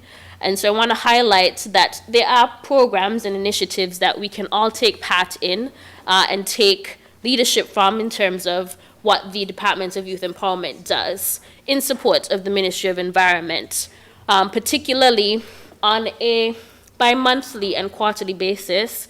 The Department of Youth Empowerment engages in beach cleanups with other local environmental groups and organizations. We also occasionally join the Department of Marine Resources in their seabed cleanups. That's when they actually dive underneath the water and clean up the seabed. It's a very interesting process. And also in terms of making sure that in our own programmatic approach, we are sustainable. Our youth camp in the past 2 years has really sought to ensure that we use less plastics by providing our campers with reusable bottles. That is often supported and encouraged by the Department of Youth and of Environment. And so, Madam Speaker, as a matter of fact, today, as we have actually been sitting here in this Honorable House, a beach cleanup is actually ongoing at the Connery Beach. And this is, an initiative that's actually being led as part of the Commonwealth Clean Oceans Plastic Campaign, which is actually visiting all the Commonwealth countries as part of the Commonwealth Baton Relay that I believe, we would have seen the Governor General participate in and initiate here for us in St. Kitts and Nevis. And the goal of this Commonwealth Clean Oceans Plastic Campaign is to prevent 1 million pieces of plastic from entering Commonwealth waterways before the start of the Commonwealth Games to be held in Glasgow 2026. And so for us here in St. Kitts and Nevis, the Caribbean Youth Environment Network is the leading organization that reached out to the Department of Youth Empowerment, since this is often the network that we partner with for our beach cleanups regularly. And we reached out to our networks to encourage more persons. So we have presently today Participating in this beach cleanup, the Ripple Institute, SKN, the St. Kitts Nevis Association of Persons with Disabilities, as well as some students from the Seventh-day Adventist School, who we were able to also garner some support from. And so I want to recognize this initiative and highlight, initiatives like beach cleanups, environmental cleanups, as things that we have to do, a call to action for us to do right now to manage the plastics that is already in our environments. As the government takes a step to ensure that we reduce waste in the future term, there are things that we can do now as individuals, as a collective, to ensure that we better manage the waste that we have currently on island. And so, Madam Speaker, as I conclude, I wish this Plastic Waste Reduction Bill 2025 very successful passage to stop more plastic from being added to our small island states. And I want us all to recognize that there are very clear intentional actions that we can and we must all take to better manage the vast amounts of plastic that is already existing on our small islands. So let's all get on board to the recycling initiatives that are taking place on Nevis and on St. Kitts. Stop littering. Just stop littering. Just stop littering. Let us also seek to organize and participate in beach cleanups and environmental cleanups in our local communities, on all of our coastlines and our beaches. And let's take part in the global efforts to making St. Kitts and Nevis a more sustainable island state. May it please you, Madam Speaker. Thank you to the Honorable Senator Phillip. Is there another presenter? I recognize the Honorable Member for St. Christopher 4. Madam Speaker, with your leave, I rise to make a brief contribution in support of the bill, Plastic Waste Reduction Bill 2025. I also want to take this time out, Madam Speaker, to commend the team that would have worked on this bill, starting with member from Nevis 10, as was indicated, onward to our esteemed Senator, Minister Clark, for the hard work and her team and the work that they've been doing. It is, without a doubt, a wonderful piece of legislation, but her justification for it, I think, we must commend. Well, Madam Speaker, as I speak as the Minister of Agriculture, Fisheries, et al., I also recognize that our lands are crying out for relief because, Madam Speaker, every day our farmers have to toil the fields polluted and littered with plastic waste. And, Madam Speaker, we recognize in the industry that we cannot build a future on a foundation of waste. This cannot happen. And so I believe action must be taken now to ensure that the lifeblood of our country, the heartbeat of our nation, food security, is protected. I want to take a time, Madam Speaker, and ask you to imagine the agony of a fisher folk casting a net and hauling in expecting to reap a bounty of fish, only to recognize then and there that they have pulled in a heap of plastic. Madam Speaker, these are some of the sad realities that our people are facing because our seas are littered with plastics. And this is time that we must now take a very important stand. And that is why I believe that our Honorable Senator is leading in the right direction. You see, Madam Speaker, we could put it like this to draw a sad context that a plastic tide is poisoning our food. And when you draw that context, Madam Speaker, it cannot evoke any of the right emotions. You see, what enters our soil and seas, Madam Speaker, eventually ends up on our table. And we've heard our Honorable Prime Minister and Minister of Health speak to that, and other members of this cabinet. And Madam Speaker, in everything we eat, from the vegetables we grow to the water we drink. Sadly, we have recognized are now becoming more and more contaminated with microplastics. And we are somewhat responsible. The question I am asking, Madam Speaker, is are we willing to gamble with the health of our children? Are we willing to gamble with our future? Are we willing, Madam Speaker, to continue allowing toxins to infiltrate their meals? Madam Speaker, this bill, for me, is not just about the environment, but this bill is about life itself. You see, Madam Speaker, as I speak on behalf of our farmers and fishers, I know that they deserve to have an environment that offers better. And so I'm supporting this bill because of that. You see, Madam Speaker, the truth is every plastic bottle and every discarded bag we ignore today, Madam Speaker, not only ends up into our farms and the sea, but it also, Madam Speaker, is an expense that we will have to pay tomorrow. And so you see, we must also recognize that the cost of cleaning up and the cost of cleaning up these plastics today cannot match the cost that we'll be paying in the future. And we are recognizing it by the decline of the fish population. And our fisher folk are saying that they have to go further and further out to sea to be able to sustain their livelihoods, because these plastics are stifling our reefs and killing our reef sea population. This has to stop. But today, Madam Speaker, standing here in these hallowed halls of the Parliament, we have the power to choose prosperity over pollution. And the beauty of it is, with the wonderful technology, the entire world is watching. And as the world watch, we must also lead with courage and not just convenience. Because we've heard the argument that banning plastics is somehow expensive or inconvenient for some stakeholders. But Madam Speaker, the truth is, they say,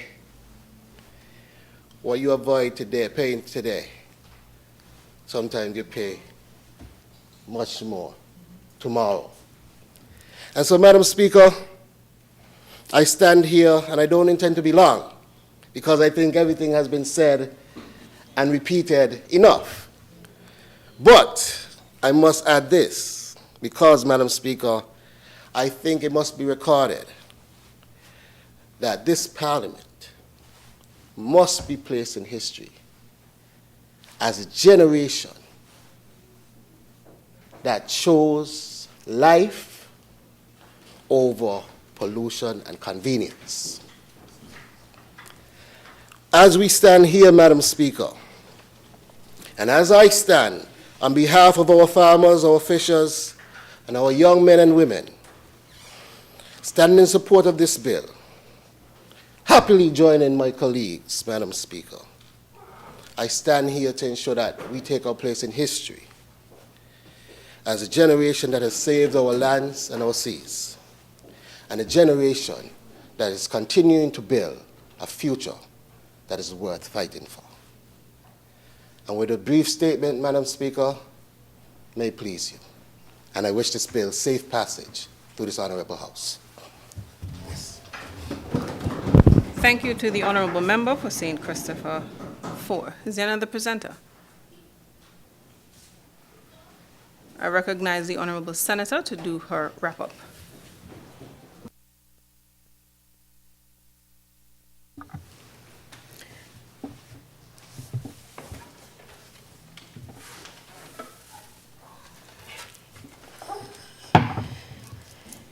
Madam Speaker, I'm all smiles.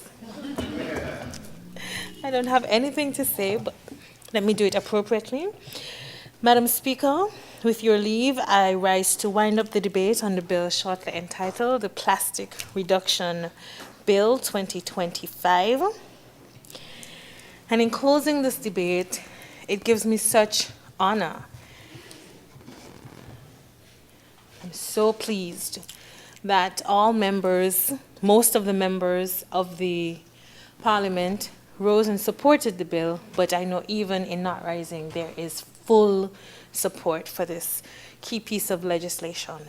So for members number 3, it's important to lead, to show leadership in environmental advocacy. For member number 10, acknowledging that in passing the baton, and I'm going to hold this for a very, very long time. No. Thank you for your support, and again for your work in passing on the baton. For a member for number 11, thank you so much for highlighting the importance of the health implications. And of course, to our member for number 8 and our resident medical doctor in Parliament. Someone asked me, is member for number 8 and the Prime Minister really, are those things true? I say, I wouldn't question a medical doctor, you know? But certainly, it was alarming to me, many of the things that are linked to our health because of plastic pollution. It's scary, and it makes me really just want to go around St. Kitts and Nevis saying, hey, we did this for your health. Of course, we understand the implications of banning single-use plastics, the investments and the cost as outlined by the member for number 5. And you have our guarantee. There is no space to have another landfill in St. Kitts and Nevis. There is no intention to expand the landfill. We must adjust our waste disposal habits. So it doesn't exist. It is nowhere, there is no landfill to be placed anywhere in the village of Keon or St. Peter's or any constituency. We have to adjust our consumption habits and our disposal habits. Naturally, the member for number 2, the Minister of Tourism, has made it very clear that happiness is a destination free of plastic pollution. I'm so thankful that you highlighted the work of the Sustainable Development Council and the IASDMC, the Inter-Island Sustainability Committee that has been working since 2017 to ensure that we have a sustainable destination and a plastic-free destination.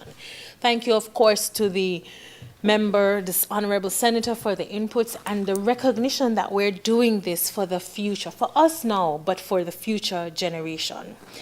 Thank you so much to the member for number 4, because if we don't do this for our oceans, our oceanic health, our health, and for our livelihoods, the livelihoods of our fisher folk, then we won't have a St. Kitts and Nevis in the near future. Madam Speaker, I'm certain that there are many across St. Kitts and Nevis who are going to weigh in on this for the rest of the day. Keep doing so. But the plastic bill has been presented, supported, and I am thoroughly pleased. May it please you. Thank you to the Honorable Senator, mover of the bill, who just did her wrap-up. The question is that the bill shortly entitled Plastic Waste Reduction Bill 2025 be read a second time. Those in favor? Aye. Those against? The ayes have it. A bill to control and restrict the manufacture, importation, distribution, and sale of single-use plastic items, to reduce the significant environmental impact of single-use plastics, including pollution of marine and terrestrial ecosystems, harm to wildlife, risk to human health, and contribution to the overall waste management crisis by promoting sustainable alternatives and safeguarding our natural resources for future generations, otherwise known as the Plastic Waste Reduction Bill 2025. The bill shortly entitled Plastic Waste Reduction Bill 2025 has been read a second time. House moves to committee stage.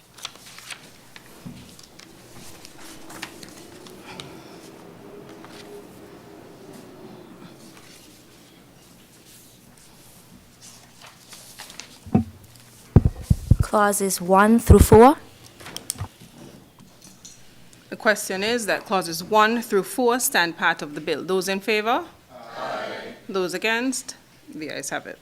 Clause 5. Yes. Yes.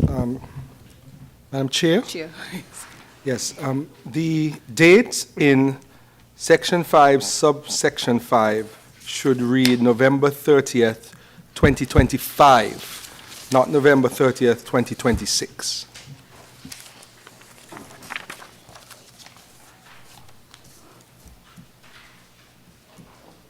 The question is that clause 5 as amended stand part of the bill. Those in favor? Aye. Those against? The ayes have it. Clauses 6 through 18. The question is that clauses 6 through 18 stand part of the bill. Those in favor? Aye. Those against? The ayes have it. Schedules 1 through 6. The question Madam Chair, we were going to take on the recommendation of the amendment in the third schedule. So if the member would wish to repeat his recommended change to paragraph 1 in the third schedule. My recommendation is only clearly labeled biodegradable products that indicate their biodegradable nature and appropriate disposal methods should be imported, shall be imported, produced, or sold within the jurisdiction. Accept. You accept? Got it? So I'll ask the question in relation to Schedule 3, then we'll have to revert for Schedule 1 and 2, 1, 2, 4, 5, and 6. Fair? The question is that Schedule 3, as amended, stand part of the bill. Those in favor? Aye. Those against? The ayes have it. Schedules 1 and 2. 1, 2, 4, 5, and 6. Schedules 1, 2, 4, 5, and 6. The question is that Schedules 1, 2, 4, 5, and 6 stand part of the bill. Those in favor? Aye. Those against? The ayes have it. The enacting clause. The question is that the enacting clause stand part of the bill. Those in favor? Aye. Those against? The ayes have it. The title. Question is that the title stands part of the bill. Those in favor? Aye. Those against? The ayes have it. House resumes.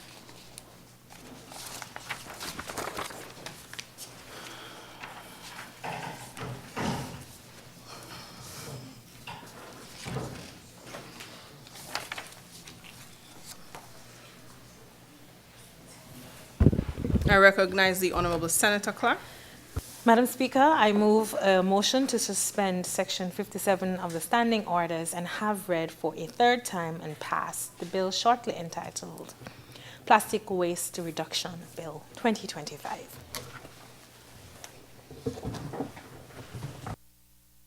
I recognize the Honorable Member for St. Christopher 3. I second the motion. And Madam Speaker, if you may indulge, I would also recommend that we take those separate, the standing order motion and the bill separate.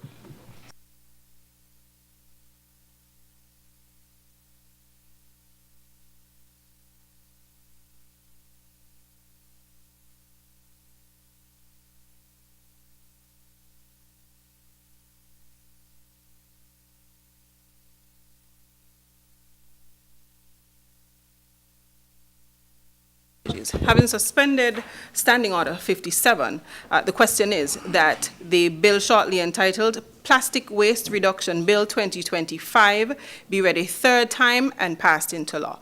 Those in favor? Aye. Those against? The ayes have it. A bill to control and restrict the manufacture, importation, distribution, and sale of single-use plastic items to reduce the significant environmental impact of single-use plastics, including pollution of marine and terrestrial ecosystems, harm to wildlife, risk to human health, and contribution to the overall waste management crisis by promoting sustainable alternative and safeguarding our natural resources for future generations, otherwise known as the Plastic Waste Reduction Bill 2025. The bill shortly entitled Plastic Waste Reduction Bill 2025 has been read a third time and passed into law.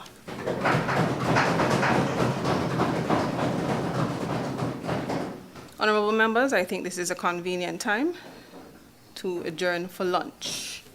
It is now 1:51 p.m. I say we resume at 3?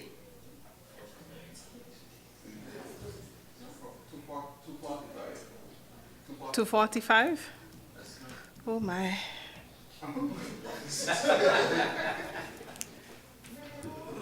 Very well.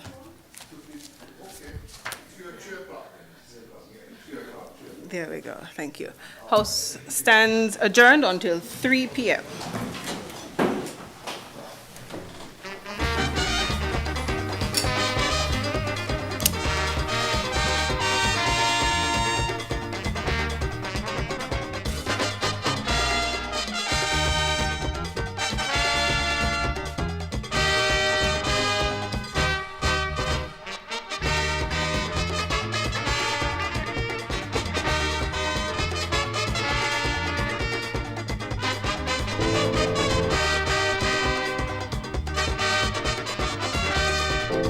Yes, so here we are in the country area in St. Kitts, and we are showcasing a T-25 drone that is here. This is showing us that we have cutting-edge technology here in St. Kitts and Nevis. And this drone is here to do spraying of farms. As you can see here, we have a number of peppers here, and in the background, we're looking at some banana trees. But the drone can be used to actually spray. What is one of the big advantages of having a drone like this? It means that the farmer doesn't have to have someone on the field doing any spraying in a manual way. We can simply use a drone to go out there and spray. That will cut costs and increase a lot of production in farming here in St. Kitts and Nevis. So this is a cutting-edge piece of technology here. We're here boasting to showcase that, yes, we are doing it. How you doing? I'm Clorth Wilson. I'm the Director of Technology for the Southern University Agricultural Research and Extension Center in Baton Rouge, Louisiana. We're here in St. Kitts. This is my first time here and it's amazing. We just saw a drone demonstration. What's crazy is that my first time seeing this drone was on YouTube. I had just spoken with some of my colleagues about it on last night actually, just talking about the potential of the drone being able to use soil mapping and using sensors to be able to get all kinds of data from the ground and using AI and analytics, how that could benefit the local economy and community. And also how in the education space, we offer a drone certification program to our students back at Southern University. And if they were able to get certified, then they could actually get these drones and be able to offer this type of service to local farmers. I look forward to the partnership with St. Kitts and Nevis. The MOU is amazing. And I look forward to everything that we have coming forward. Thank you so much. Dr. Marlon Ford, here from Southern University. I am the Interim Vice Chancellor for Extension and Outreach, and this is a great opportunity for all of us. We came here for a training. I did a training yesterday with the Extension Department of the Ag Department here, and great workers, great things, and we see a lot of things we can do to collaborate and make this move forward. Introducing this type of precision ag technology is going to be a great advancement for St. Kitts as well as Nevis, as well as Southern University, and collaborating together to learn these different techniques innovations. So we look forward to doing more and can't wait to get this started. Hello, I'm Dr. Jana Snowden from the Southern University Agricultural Research and Extension Center. I serve as Executive Director of the Southern Institute for Medicinal Plants. I'm here in St. Kitts for my third time in some research efforts that we started back in 2023 as a result of an MOU that was signed between Southern University System and the St. Kitts government. And I will say that I'm so pleased to see the strides that have been made since the initiation and the signing of that MOU. I'm more on the cannabis science side, so I've been working with individuals such as Minister Duggins and Ms. Williams in creating a cannabis certification course for the island of St. Kitts. I'm looking for what's to come. I've seen great things thus far, and I know that with that we will do great work together. I'm very pleased with this partnership. Hi, I'm Pat Bagley, Vice Chancellor of Research at Southern University in Baton Rouge. This is my second visit here to the island of St. Kitts and Nevis. Very exciting kind of stuff. A lot of progress has been made just in the last 6 months we've been here. A lot of discussion about how we can move forward in the future. Particularly my area of expertise tends to be in animal nutrition, producing fed livestock. We met with the poultry folks. We had helped them last year when we were here to find sources of vaccinated eggs, which is critical to it. Also looking at the swine operation. You think about a sow can raise up to 20 pigs, 25 pigs a year. They'll get a market weight of 270 pounds at only 6 months of age, so it's a great way to produce pork as a product. We're also looking at the beef cattle industry and looking at using some of the spent brewer's grains that are inherent here, and there's reasons to dispose of those things. They're a great livestock feed. So again, it's just about different sets of eyes looking at different things and trying to help the island explore that. And of course, we're having a number of students from here that'll be at our university next fall. I think there's 19 that are scheduled to be there right now. We look forward to the continued cooperation between the university in St. Kitts and Nevis and all the great work that's going on down here. Thank you.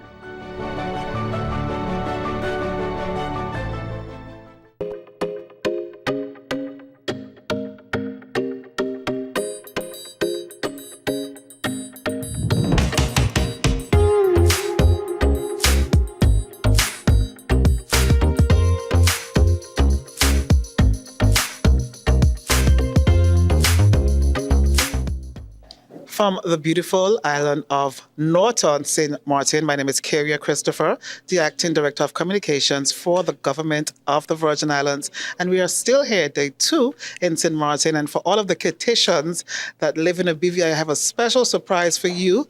We have Prime Minister Drew. Good morning, and thank you for stopping into the little corner for the Virgin Islands. How are you? I am very well. Thank you for having me, of course. Absolutely. And let me shout out my people from St. Kitts and Nevis who live in the BVI. Yeah, I heard a whole shout out for the people of St. Kitts and Nevis. I'm going to ask you some questions about St. Kitts and Nevis later on, but today you are here with the rest of the countries or the territories for the OECS for one common thing where the numbers are small in totality compared to the world, but together as an OECS organization, you make a more impactful decision. Now, many people that I've spoken to yesterday, and I've heard some bits today, talked about things about food security. There are tariffs that are flying left and right, and it seems like we all have similar issues. In terms of St. Kitts and Nevis, Prime Minister, my apologies, what is the most prevalent challenge you have right now, given what the rest of the world is seeing? Right, so I think you have premised the question properly in the sense that all of us who live in this region, we have similar issues. Whether we are territories or independent countries. We are small island territories, independent countries within the Caribbean. And therefore, that is the reason why we need an organization like the OECS so that we can sit together and work through challenges as a Caribbean family. And that is why it's so important that your Premier, Premier Wheatley, is here, because he's not just the Premier on the ground. He has to also respond to regional organizations and so forth to make sure that the BVI, as I try to position St. Kitts and Nevis well. Absolutely. And for all intents and purposes, they say that we should not compete. But the Caribbean has one common denomination that everybody likes, it's tourism, sun, sea, and sand. But here at this space, it's a coming together for the different nations.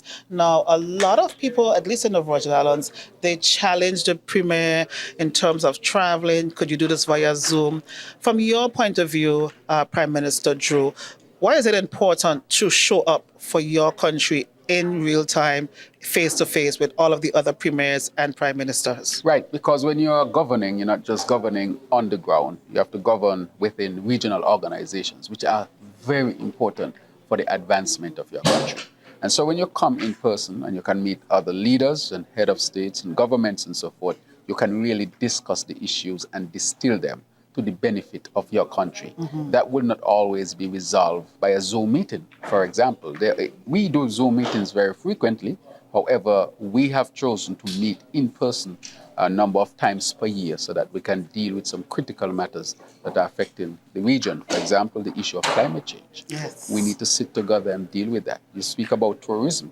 Climate change can impact our tourism product negatively, and therefore, how are we going to confront that as a region? PVI by itself cannot do it. St. Kitts and Nevis by itself cannot do it. No country within the OECS by themselves can do it. So, but coming together, we can have a regional approach which can help to resolve the matters for us as individual nations and countries or territories. And therefore, that is why it is important that we participate in events like this. Not just to extend the point a little bit, if you were to look at the leaders of any other country, you see that they travel from time to time. Yes. The President of the United States, the President of France, the President of China, wherever they are found, you see them travel from time to time because they have, one, a local responsibility, of course, to take care of people, but they have to operate within a regional and international atmosphere and environment to make sure that their country, the countries are protected. Very well said, Prime Minister Drew. Now, in the British Virgin Islands, we say the Virgin Islands really, we have lots of people from St. Kitts and Nevis, and I know that they'll be very proud of you. I know they wear a St. Kitts Nevis hand on one hand and left hand, and on the right hand, they will have some, concessions for Virgin Islands as well. Now, because there's such a heavy population of Kittitians and Nevisians, am I saying it correctly? Nevisians. I want to make sure they won't get upset with me. In the Virgin Islands, are you interested in trying to get any of the people that live in the Virgin Islands repatriated back to St. Kitts and Nevis? Well, let me say, I had a meeting here with our people who live here. Yes. And one of the things I said to them that, you live outside of St. Kitts and Nevis, but you can still contribute. So you don't necessarily have to return in person, but we are creating a diaspora unit that functions in such a way that you can contribute to your country even though you're away. So I asked them to still contribute. They can still invest. They can contribute their skills and talents and so in different ways. So they don't necessarily have to come back to St. Kitts and Nevis. But one thing I'll say is that you can take them out of St. Kitts and Nevis, but you can't take St. Kitts and Nevis out of there.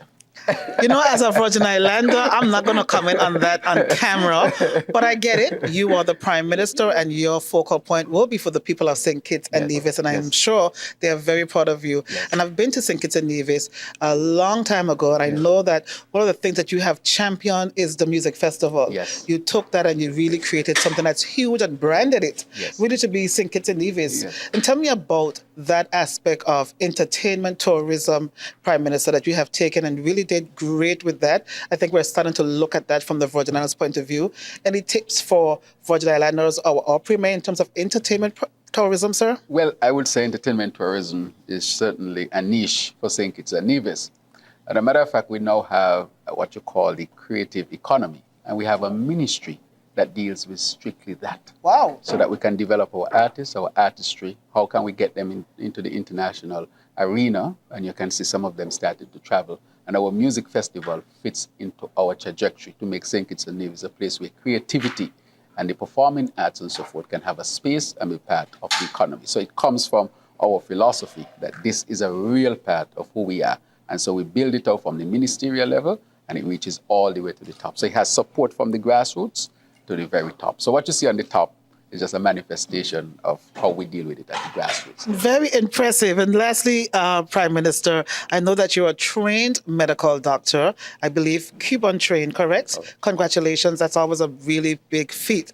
I'm not sure how the country or the territory of St. Kitts and Nevis work, but I know in the Virgin Islands we are very heavily reliant on the U.S. Most of us go to the U.S. for medical, even for food and leisure and travel. But there have been some talks with the U.S. president on having some bans on countries or stipulations when it comes to interjection of having any Cuban-trained doctor in their country. Having been well qualified and trained at Cuba, what are your comments on that? Well, basically, I have put out a statement on it. I'll let the statement stand. But to say that over the many years, our relationship as far as our healthcare system with Cuba has really been positive for our people. Many, many lives have been saved. Many, many lives have been transformed positively. And therefore, we'll do all that we can to make sure that an environment that is conducive for the continued development of healthcare for the benefit of our people and all those who come. So I will say it has been positive for us, and our people know that as well. Thank you so much, Prime Minister Drew. You take the last 2 minutes to really speak to your people in St. Kitts and Nevis, and of course the Kittitians and divisions in the Virgin Islands. And please, it would be very nice to say hello to the Virgin Islanders too. Prime Minister Drew, I give you the last few words. So I take this opportunity and I want to thank you, to give a big shout out to all the Nevisians and Kittitians who live in the BVI. I want you, of course, to come home for Music Festival. But to say to you that you continue to be, of course, in our hearts, and you can continue to contribute to your country. You can contribute to your country. You don't have to necessarily come back physically, but through the diaspora unit, you can have an opportunity. We encourage you to invest. We encourage you to continue to maintain those contacts. And of course, visit from time to time if you have to, so that you can see the continued development of St. Kitts and Nevis. We have a lofty goal. We want to become the first sustainable island state in the whole of the Caribbean region and possibly the world, and we are on track. So together we must work. So it's great through this medium communicating with you, and I hope to see you very, very soon. Until then, lots of love from your country, St. Kitts and Nevis. And ladies and gentlemen, there you have it, the Prime Minister of St. Kitts and Nevis, Honorable Drew. You are very, very engaged, and I can see why you're the Prime Minister. My first time meeting you, but I almost feel like I wanted to vote for you too. So thank you so much for taking time out to chat with us for the last 5 or 6 minutes. I see your security is watching me. I promise you I'm not going to kill him. He's going to be okay. Ladies and gentlemen, my name is Karia Christopher, the Acting Director of Communications for the Government of the Virgin Islands, proudly here representing BVI in beautiful St. Martin. See you soon, and God bless. Thank you. Thank you very much.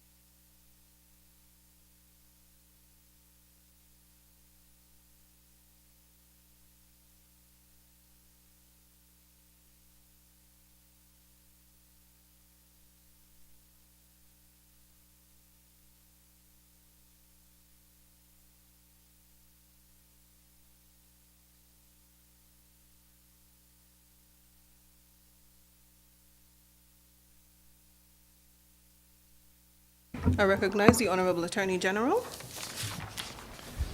Good afternoon, Madam Speaker. I rise to lead the debate of and have read for a second time in this Honorable House the Integrity in Public Life Amendment Bill 2025.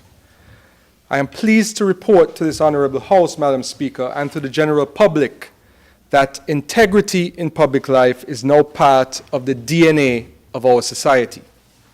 Good governance is here to stay. Hundreds of senior civil servants, parliamentarians, ministers, board chairs, and other persons in public life have already filed 2 sets of declarations with the Integrity Commission. Our third declarations are due to be filed by April 30th this year.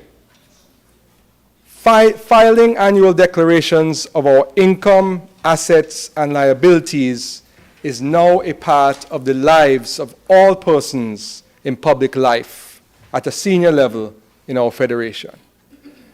And it's an assurance to the general public that corruption is no longer the order of the day.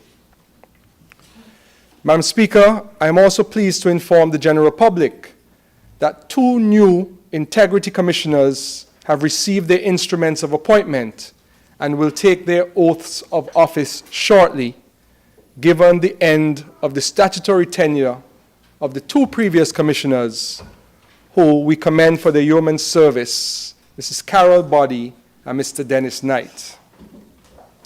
I implore the new commissioners, who will be announced after their oath is taken, to hold their oaths dear and always act in the best interests of the people of St. Kitts and Nevis, who are now, after many years of debate, committed by law and action to good governance. Madam Speaker, now, similar question to what was asked by my learned senator colleague to my right. Why are we here today, debating this 2025 amendment? After the 2023 amendment, which brought the Integrity in Public Life Act into full force, I met with the Integrity Commissions for St. Kitts and for Nevis. After those discussions, we made a decision to align the St. Kitts Act and the Nevis Ordinance to eliminate most of the overlapping which occurred, which unnecessarily required some persons in public life in Nevis to file declarations on both islands and at different times. We therefore also decided to align the declaration filing date to April 30th each year, because there was an anomaly. As, for example, the Premier, who is also the leader of the opposition, had to file 2 different declarations with 2 different filing dates at 2 different commissions. Now, if this bill is passed, the Premier and leader of the opposition can prepare 1 declaration and file it with both commissions. His office being one of the remaining persons in public life that must file to both commissions. Also, having experienced 2 years of filings, the Commission also saw some minor adjustments or advancements that needed to be made to make the process stronger. That is why we're here, to clarify some provisions and to provide some additional powers to the St. Kitts Integrity Commission. So I won't be long. Madam Speaker, I'd like to take the people of St. Kitts and Nevis through the short but important amendment. The definition of child in Section 2 has been refined by replacing "of whom the father" with the term "whom the father." More semantics than anything of great substance. The definition of spouse has been clarified by replacing "is married or living" with "is married, comma, or living." Another clarification amendment. In Section 5, in the declarations by public officials, the bill clarifies the requirement for public officials to file declarations reflecting their private interests as at December 31st of the preceding calendar year. There was no clarity in this regard The intention was you file in April of 1 year based on a snapshot of your assets, liabilities, and income as of December 31st the previous year. So in other words, you had 4 months in the new year to be able to gather your accounts and then make your submission. So we've made that extremely and pellucidly clear in the amendment. Even though that is what the Integrity Commission had informed all of the persons that were filing their declarations. There are 2 declarations before. Also, the Integrity Commission and the Governor General are granted discretion in the amendment to extend filing deadlines for up to 4 months in justified cases. So what we found in the original is that there was inflexibility. And the commissioners felt, because there were persons who had various reasons, who were away getting medical care, away taking care of family members who were getting medical care, were unable to gather their documents and file their declarations, the Commission felt that they should have the power to extend in those circumstances. So this amendment does that. Also, it aligns the requirement for the IPL commissioners themselves who have to file declarations with the Governor General. A specific date is put that they must do that as well by April 30th of each year. In Section 6, the Act now requires that bank statements submitted as part of declarations clearly identify the account holder's name, ensuring greater transparency in financial disclosures. That is something they also realize. Persons were submitting their bank statements, but the statements didn't have the name of the person filing on them. So they wish for the statements to be clearer and can be more aligned to the actual person submitting the declaration. In Section 7, there was an error in that Section 5 was referenced, so we're correcting that, so the proper section, Section 6, is referenced. In Section 11, the bill specifies that meetings of the Integrity Commission shall be chaired by the chairperson or, in their absence, the deputy chairperson. So that's just an administrative change. This one is very important, Madam Speaker. The classification of public officials or persons in public life subject to declaration requirements has been revised. After discussions, the Integrity Commission felt that there were some people that were left out because the original list had assistant secretaries, K40 and above. The proposed amendment is that it will be all assistant secretaries and directors at a K40 or above. What this does, because directors have some financial responsibility in respective ministries, the Commission felt it was necessary for those persons to be caught in the net of the Integrity Commission. It's not going to be hundreds of new people. It might be maybe 10 to 20 directors that are caught in this, this new amendment and this new class of persons who are required to file their declarations with the St. Kitts Commission. Importantly, for the Nevis Commission, certain Nevis-based entities, including the Nevis Solid Waste Management Authority, Nevis Tourism Authority, et al., have been removed from the list of entities subject to oversight and now will be monitored by the Nevis Integrity Commission only. Additional public officials have also been added. For example, we did not include the Cabinet Secretary, but the Cabinet Secretary voluntarily filed his declarations, and we're just amending to include that position as well as some other senior positions in the service and in the NIA as well. So there have been several textual modifications that have been made to improve the readability and ensure the consistency in the terminology within the Act. As I said, Madam Speaker, very simple amendment, but very important. You don't get everything right the first time. And it's important to always keep up to date and always advance and make sure that the law is as strong as it can be. And this bill was created after open discussion with the two commissions. And we felt that these were the necessary changes and clarifications that needed to be brought to strengthen the Integrity in Public Life Act. So these amendments, Madam Speaker, are what we call a strategic refinement of the existing legislative framework to strengthen the accountability mechanisms for persons in public life. They enhance clarity, consistency, and the effectiveness of the IPL Act, ensuring that it remains a robust tool in promoting transparency and good governance in St. Christopher and Nevis. Madam Speaker, with those few words, I wish the short but important Integrity in Public Life Amendment Bill safe passage. May it please you. Thank you to the Honorable Attorney General, mover of the bill. I recognize the Honorable Member for St. Christopher 3. Madam Speaker, with your leave, I rise to second the motion to have this bill read a second time and reserve my right to speak.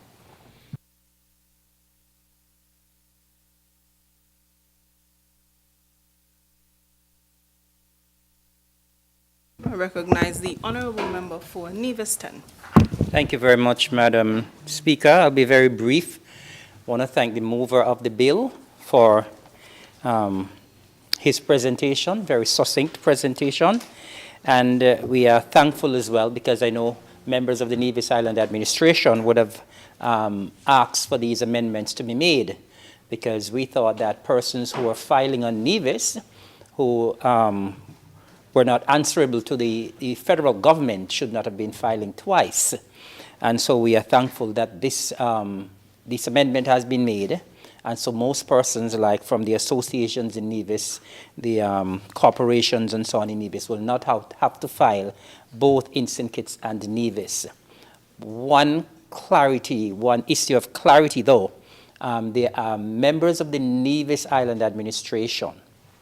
I'm assuming that they now still have to file both in St. Kitts and Nevis. I was just wondering why, since they are not hired by the federal government, they're not answerable to the federal government, is there a particular reason why they also have to continue to file on St. Kitts as well as in Nevis? Just that point of asking, Madam Speaker. Thank you to the Honorable Member for Nevis 10.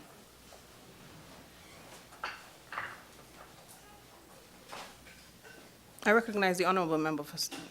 I recognize the Honorable Attorney General. My apologies. Yes, Madam Speaker. I will start by answering the question from the member opposite. In the discussion as to the removal of the corporation, the chairs and so forth, it is true. They are responsible, they are answerable to the Nevis Island administration.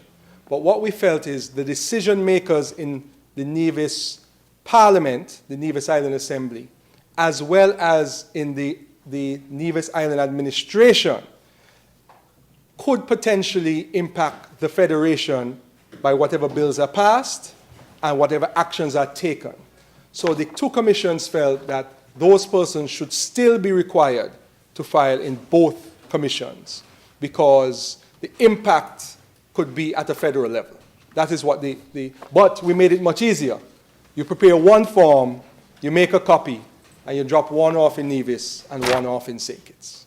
So it's not as onerous as it was, and I know the members opposite would have recognized that. They have, in the last 2 years, I know they've been filing even before, but in the last 2 years, they've had to prepare 4 different declarations to file. From this year onward, they will just have to prepare 1. And that was the rationale for taking out the board members, the chairs and so forth for Nevis Solid Waste, Nevis Tourism and so forth, but leaving in, for example, the president of the Nevis Island Assembly, the members of the Nevis Island Assembly, because there's still a federal nature in their position. So there was a feeling in the meeting that we had, which had the Nevis commissioners, that they should file to both still. And there are certain powers as well. I think this is an important point, and probably one of the reasons that guided the decision is that there are some extra powers that the St. Kitts Commission have that the Nevis Commission do not have. So they wanted those powers to be able to impact the highest decision makers in both St. Kitts and Nevis. So that was the reason, and I hope that's clarified the question from member opposite. Yes. And Madam Speaker, I do not have much else to add. I can just say that there is a new dynamic in our federation. We are part of the international community that believes in good governance, And I think that taking steps like this and advancing important legislation shows the international community how serious it is, shows potential investors how serious it is, and more importantly, shows the people on whose behalf we act in this House how serious we are about eliminating corruption from our society. May it please you, Madam Speaker. Thank you to the Honorable Attorney General, mover of the bill, who just did his wrap-up. The question is that the bill shortly entitled Integrity in Public Life Amendment Bill 2025 be read a second time. Those in favor? Aye. Those against? The ayes have it. A bill to amend the Integrity in Public Life Act, Cap 22.18, otherwise known as the Integrity in Public Life Amendment Bill 2025. The bill shortly entitled Integrity in Public Life Amendment Bill 2025 has been read a second time. House moves to committee stage.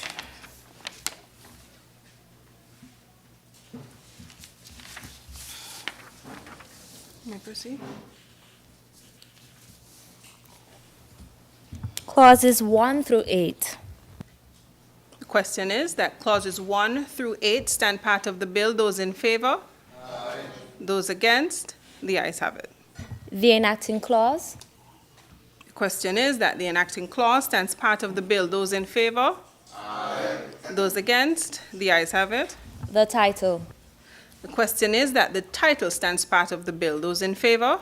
Aye. Those against? The ayes have it. House resumes.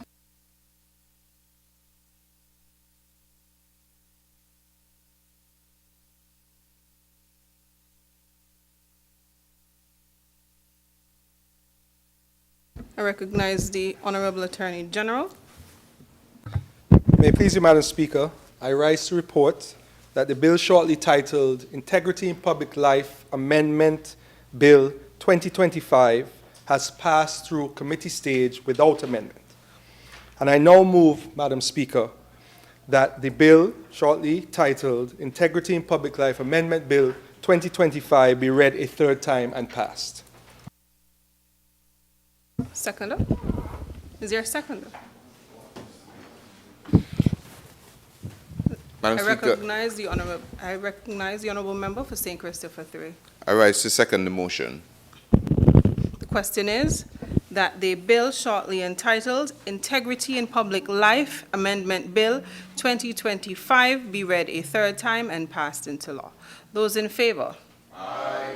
Those against? The ayes have it.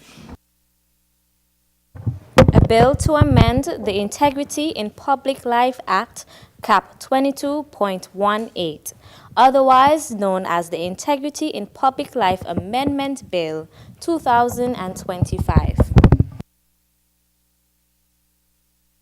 The bill shortly entitled Integrity in Public Life Amendment Bill 2025 has been read a third time and passed into law.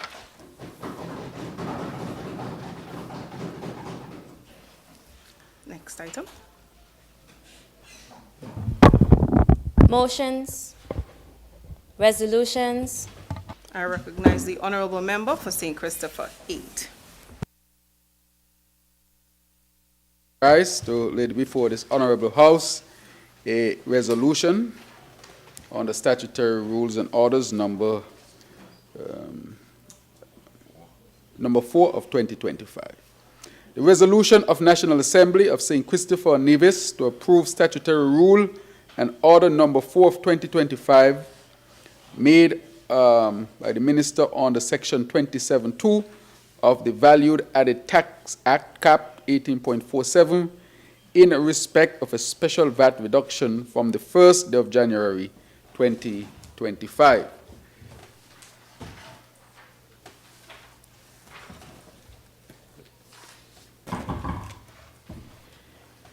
Whereas it is provided by section 27.2 of the Value Added Tax Act, Cap 1847.47, that the Minister with responsibility for finance may calculate the rates of tax at such other than rate as the minister may by order specify that such order shall be subject to the affirmative resolution of the National Assembly. And whereas the Minister of Finance considered it expedient to introduce a measure to create a 6-month fiscal stimulus with effect from 1st day of January 2025 until the 30th day of June 2025, and make a pronouncement that to that effect during the appropriation address in December 2024. And whereas by statutory rule and order number 4 of 2025, made by the Minister with responsibility for finance under Section 27(2) of the Value Added Tax Act, in respect of a special VAT reduction rate of 13% on sales on vatable goods and services ordinarily subject to the standard rate of 17%, which took effect from 1st day of January 2025 until the 30th day of June 2025. Now be it resolved, therefore, that the National Assembly of St. Christopher and Nevis hereby affirms the order of the Minister of Finance to reduce the rate of VAT to a rate of 13% with effects from 1st January 2025 until 30th June 2025. That's it. Madam Speaker, as you can see, we passed this to help our people to get an ease with respect to inflation, and inflation that is international. I just want to alert our public that in a meeting that I'm having now with CARICOM, we had an evaluation by our trade expert to CARICOM, and he's speaking about the measures that are being taken by the United States of America with respect to containers that has any affiliation to China. And I can say that what is being discussed is extremely serious, as it can have a tremendous impact on the cost of living across the whole of the Caribbean region, added to what is happening at this present moment, something we have absolutely no control over. And that is why it's important that we have to develop, I would say, closer trade routes between us and other means, be it South America, Central America, and other areas. That we have to also develop in St. Kitts and Nevis our agricultural sector so that we can become more resilient. And therefore, that is being closely monitored by CARICOM, and it is also being closely monitored by us. I will order that we get an analysis in concert with what CARICOM is doing for us to get a real understanding of the significant impact of a measure like this on the CARICOM region. So CARICOM called an emergency meeting to discuss the matter. That is how serious this matter is at this point in time. It is fluid, and of course CARICOM is carving out its response as to how it will deal with an unprecedented approach in terms of international trade. As we know, most of what CARICOM gets go through the United States of America, Florida. Stuff that come from Mexico to the Caribbean, a lot of it go to Florida and then come here. And when CARICOM sends stuff, it goes back to Florida fundamentally. So almost 90+% of what we get come through Florida. So it means, therefore, that the hit will be significant if we don't get a carve-out or we aren't able to resolve matters if this actually goes into effect. So I just want us to know what is coming to the CARICOM region with respect to the trade war that is taking place. We are collateral damage, and it is sad. One of the other analysis that was shown is that CARICOM has an overall 10% deficit of total trade back and forth with the United States of America, one of the few regions in the world that has a negative trade deficit, meaning that the United States benefits much more from trade with us than we do America. In other words, we buy more than we send.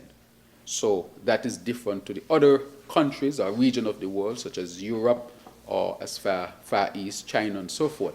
We have a negative trade balance. So it is actually the invert or the reverse of what everybody else is, that the United States is speaking of with respect to the trade deficit. It is actually to our detriment, actually. We're not producing enough to send to them, and we take so much from them and it's in the billions of dollars when you look across the whole CARICOM region. And so therefore, already with a negative trade deficit, and this to be added on will be devastating for the region. And when you hear the economists and the trade specialists speak, this would be something that we have not seen in our region, maybe never in its history. I'm not sure what happened during World War I and II, but this is unprecedented if this goes into effect. And therefore, I just wanted to pronounce that on this resolution, because this resolution was actually serving to help to deal with the cost of living that is happening across the whole region. And our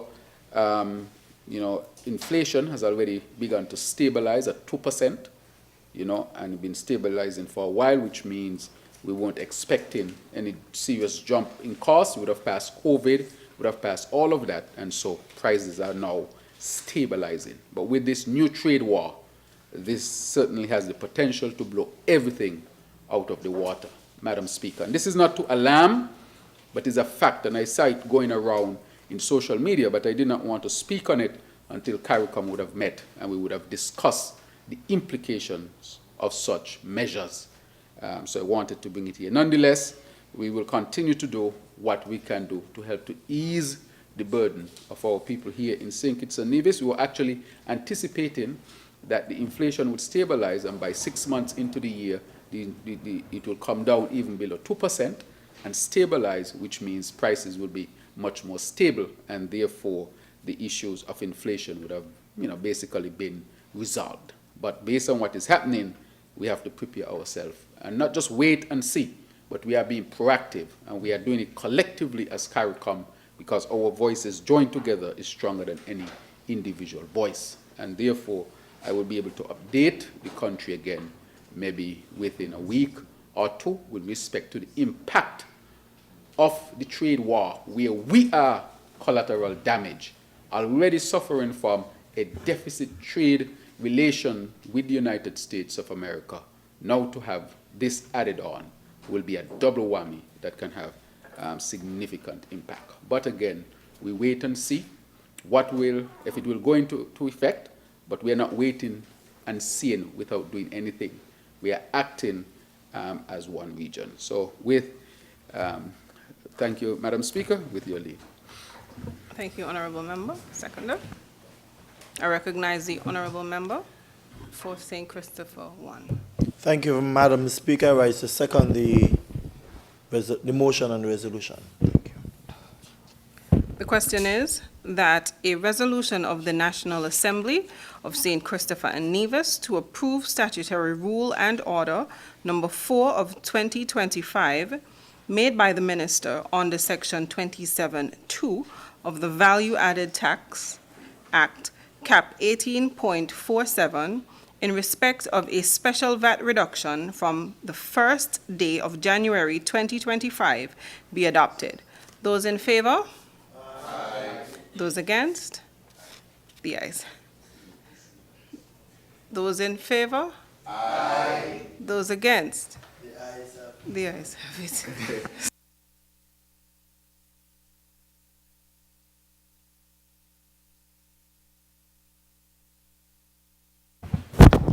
Adjournment. I recognize the Honorable Senator, Dr. Clark. Madam Speaker, today, 21st March, some 36 years ago. No. We, in Constituency 6, would have celebrated the representation or the commencement of the representation of the Right Honorable Dr. Denzil Douglas as our parliamentary representative. I pause for the applause.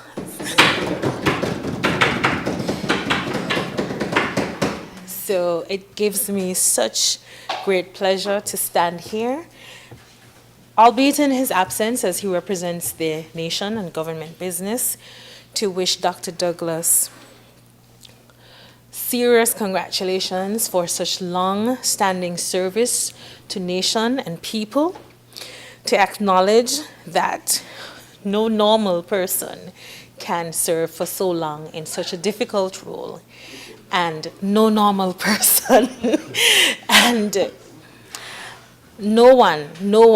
none of us can ever think and can ever fit in such humongous shoes, given the service, the yeoman service that he has given not only to this nation, but to the people of Constituency 6.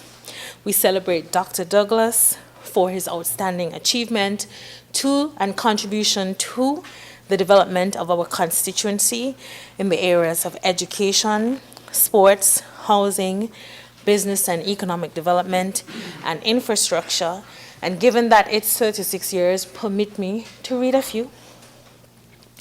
In education, the establishment and expansion of the early childhood education centers in all communities and upgrades to the primary schools and the new construction of the Dietbe Primary, provision of scholarships and support for students pursuing tertiary education at home and abroad, the establishment of the Sadler's Secondary School, and the establishment of the St. Paul's Daycare Center in particular.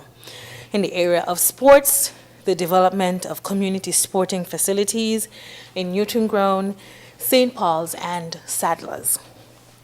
Promotion of youth engagement through community sports programs and tournaments. In housing, delivery of affordable homes across Newton Ground, St. Paul's, Sadler's, Dietbe, through the Labour Party administration housing initiatives. Implementation of home improvement and land distribution programs, empowering residents to build and to own. Supporting small and micro enterprises through access to financing and training, facilitation of job opportunities, and entrepreneurship through national programs and local advocacy. In infrastructure, paving and upgrading of village roads and alleyways, drainage systems, bridges throughout the constituency, expansion of water and electrical infrastructure. So definitely, on behalf of the constituency, the branch for number 6, the Labour Party, and all who love Dr. Douglas, his 36th anniversary should celebrate the fact that he's simply the best. And if any of us know Dr. Douglas, you would really believe that he was 10 men in one, because he does so much. He goes all day, all night. He's never too busy to listen to someone. He's never too busy to sit with someone in his constituency, eat, drink, hear their concerns. And no matter what time of night it is, if you have a problem and you press hard enough, Dr. Douglas is going to respond to you and hear you out. He has been an inspiration personally to my entire family. In particular, we wish him the best. If you step into our home, there are 2 photos, the Right Honorable His Excellency Sir Robert Llewellyn Bradshaw and the Right Honorable Dr. Denzel Douglas. And it's just a reminder that generations of our community in Constituency 6 honor, we appreciate, and we love Dr. Douglas for his service, for his gift to us as our leader, and may God continue to bless him until such time that he decides we don't deserve him, and I hope that never comes. Thank you so much, Madam Speaker. Thank you to the Honourable Senator, Dr. Clark. I recognize the Honourable Member for St. Christopher 3. Madam Speaker, with your leave, I would like to associate myself with the comments from the Senator in regards to the 36th anniversary of the member from number 6, the Right Honourable Dr. Denzel Llewellyn Douglas. And on behalf of the constituents and people of constituency number 3, we want to extend heartfelt congratulations to a giant of SKN and regional and international politics who has made a mark that will remain forever in our federation and beyond. I would like to continue to wish him health and strength to continue to serve in whichever capacity he sees fit to continue to serve and know that there is the full support of the Cabinet and the St. Kitts Nevis Labour Party, speaking even as a deputy leader of the St. Kitts Nevis Labour Party, for his political journey going forward. And wish him safe returns to the Federation as he continues to do the nation's business abroad. All the very best to Dr. Denzel Llewellyn Douglas. I would like to just pivot to, on that, while Joel says he's simply the, sorry, Dr. Clark, my apologies. Dr. Clark says he's simply the best. I want to invite everyone to the best breakfast in the morning time at the St. Kitts Nevis Labour Party constituency number 3 breakfast that takes place tomorrow at the constituency office in the constituency, starting at, I think, 6 a.m. or 6 a.m. in the morning. None of them can dispute that it is the best breakfast. Number 3. So I want to wish everybody, I want to invite everyone to the breakfast tomorrow morning, and wish everyone a safe weekend. May it please you, Madam Speaker. Thank you to the Honourable Member for St. Christopher 3. I recognize the Honourable Member for St. Christopher 1. Madam Speaker, I rise on the adjournment as well to lend my words of congratulations to Senior Minister, the Right Honourable Dr. Denzel Douglas, and to indicate, Madam Speaker, that I have been on that journey some 36 years ago. Well, you calculate what you want. And he has been such a role model, one who has been exhibiting to us over these many years, one filled with strength as well.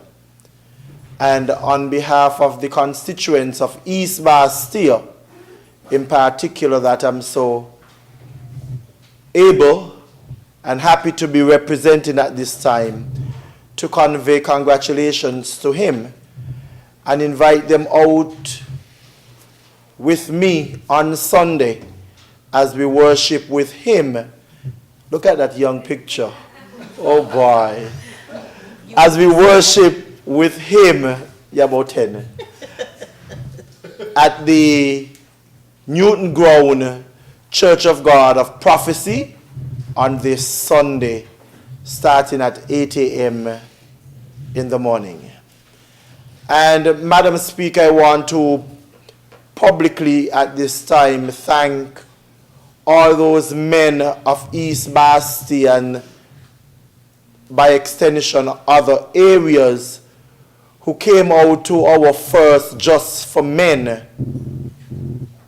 gathering, where our men had an opportunity to socialize and at the same time listen to and participate in 2 presentations, one from the Health Promotion Unit, promoting safe sex and other areas, and also dealing specifically answering questions as it relates to men's health. From all report, it turned out to be beyond expectations, not only in the participation, but the support of the donors for the food and that kind of stuff. And I mean, it was said to me personally by the officials that they cannot remember ever having an audience with men when about 85 of them sat in one space,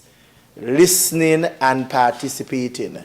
Some even went and had did the test for the HIV status, which is very good because, as you know, it's on the rise now, and this is something that we are promoting as we continue to build a constituency. So I want to say thanks to the presenters from the Health Promotion Unit, Mrs. Lucine Pemberton Vaughan and the entire team, and also Dr. Al Pia from Urgent Care. And what's the doctor's name for the Dr. Yeah, the others, yes. So once again, thank you, gentlemen, and as you requested, we'll do it again. Thank you, Madam. Thank you to the Honorable Member for St. Christopher 1.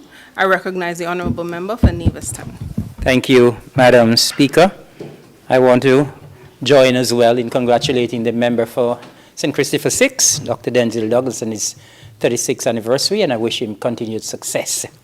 I also want at this time, Madam Speaker, to remind us all in St. Kitts and Nevis that next week the spotlight will be on agriculture in Nevis, the Agri Expo, which is one of the largest events on the calendar of activities on Nevis, at the ETW Park next Thursday and Friday, the 27th and the 28th of March. We'll be celebrating our patron is Mr. Daniel Atherton, who has been involved in agriculture practically all of his life. And we will be celebrating under the theme, A New Era, Leveraging Technology for Sustainable and Inclusive Agriculture. And for those of us who have attended the event before would know that it's an event that is person look forward to, an event that exposes everything agriculture and non-agriculture as well.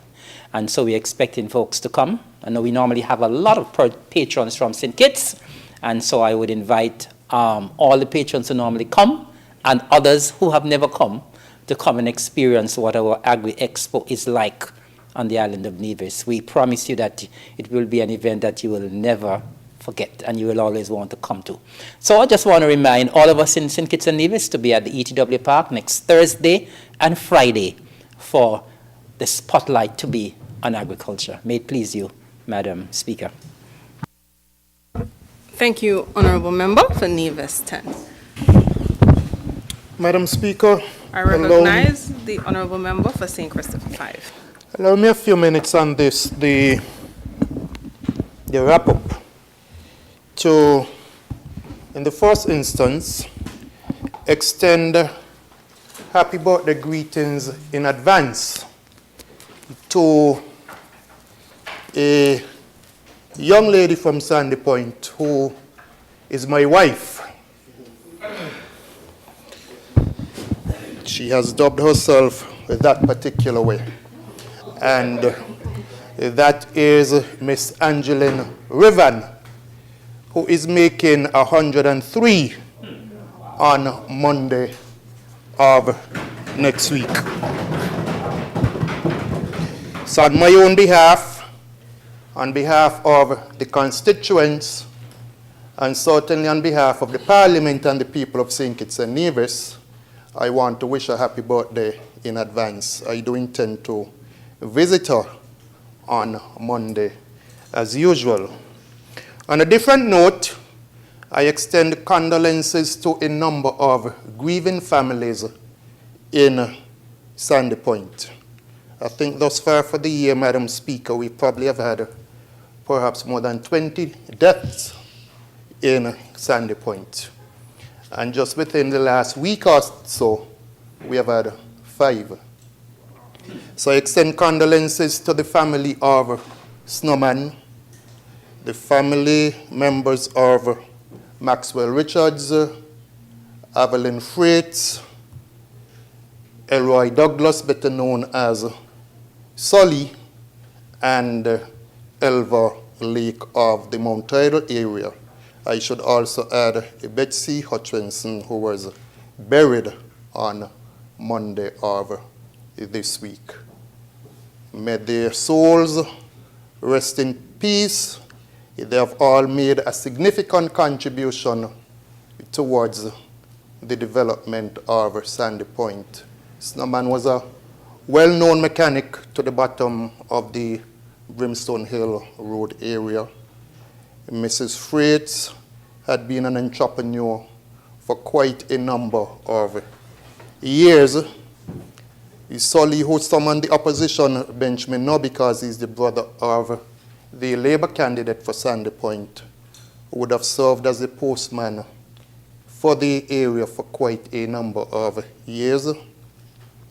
Ms. Lake, while I do not quite know what the different jobs that she did, certainly she would have made her contributions to the development of Sandy Point in different ways. And I think I am forgetting somebody who I would have, and Maxwell, who would have worked, I think, for TDC and various other organizations which throughout the Federation of St. Kitts and Nevis. Again, my condolences to all of the grieving families. Thank you to the Honourable Member for St. Christopher 5. I recognize the Honourable Member for St. Christopher 4.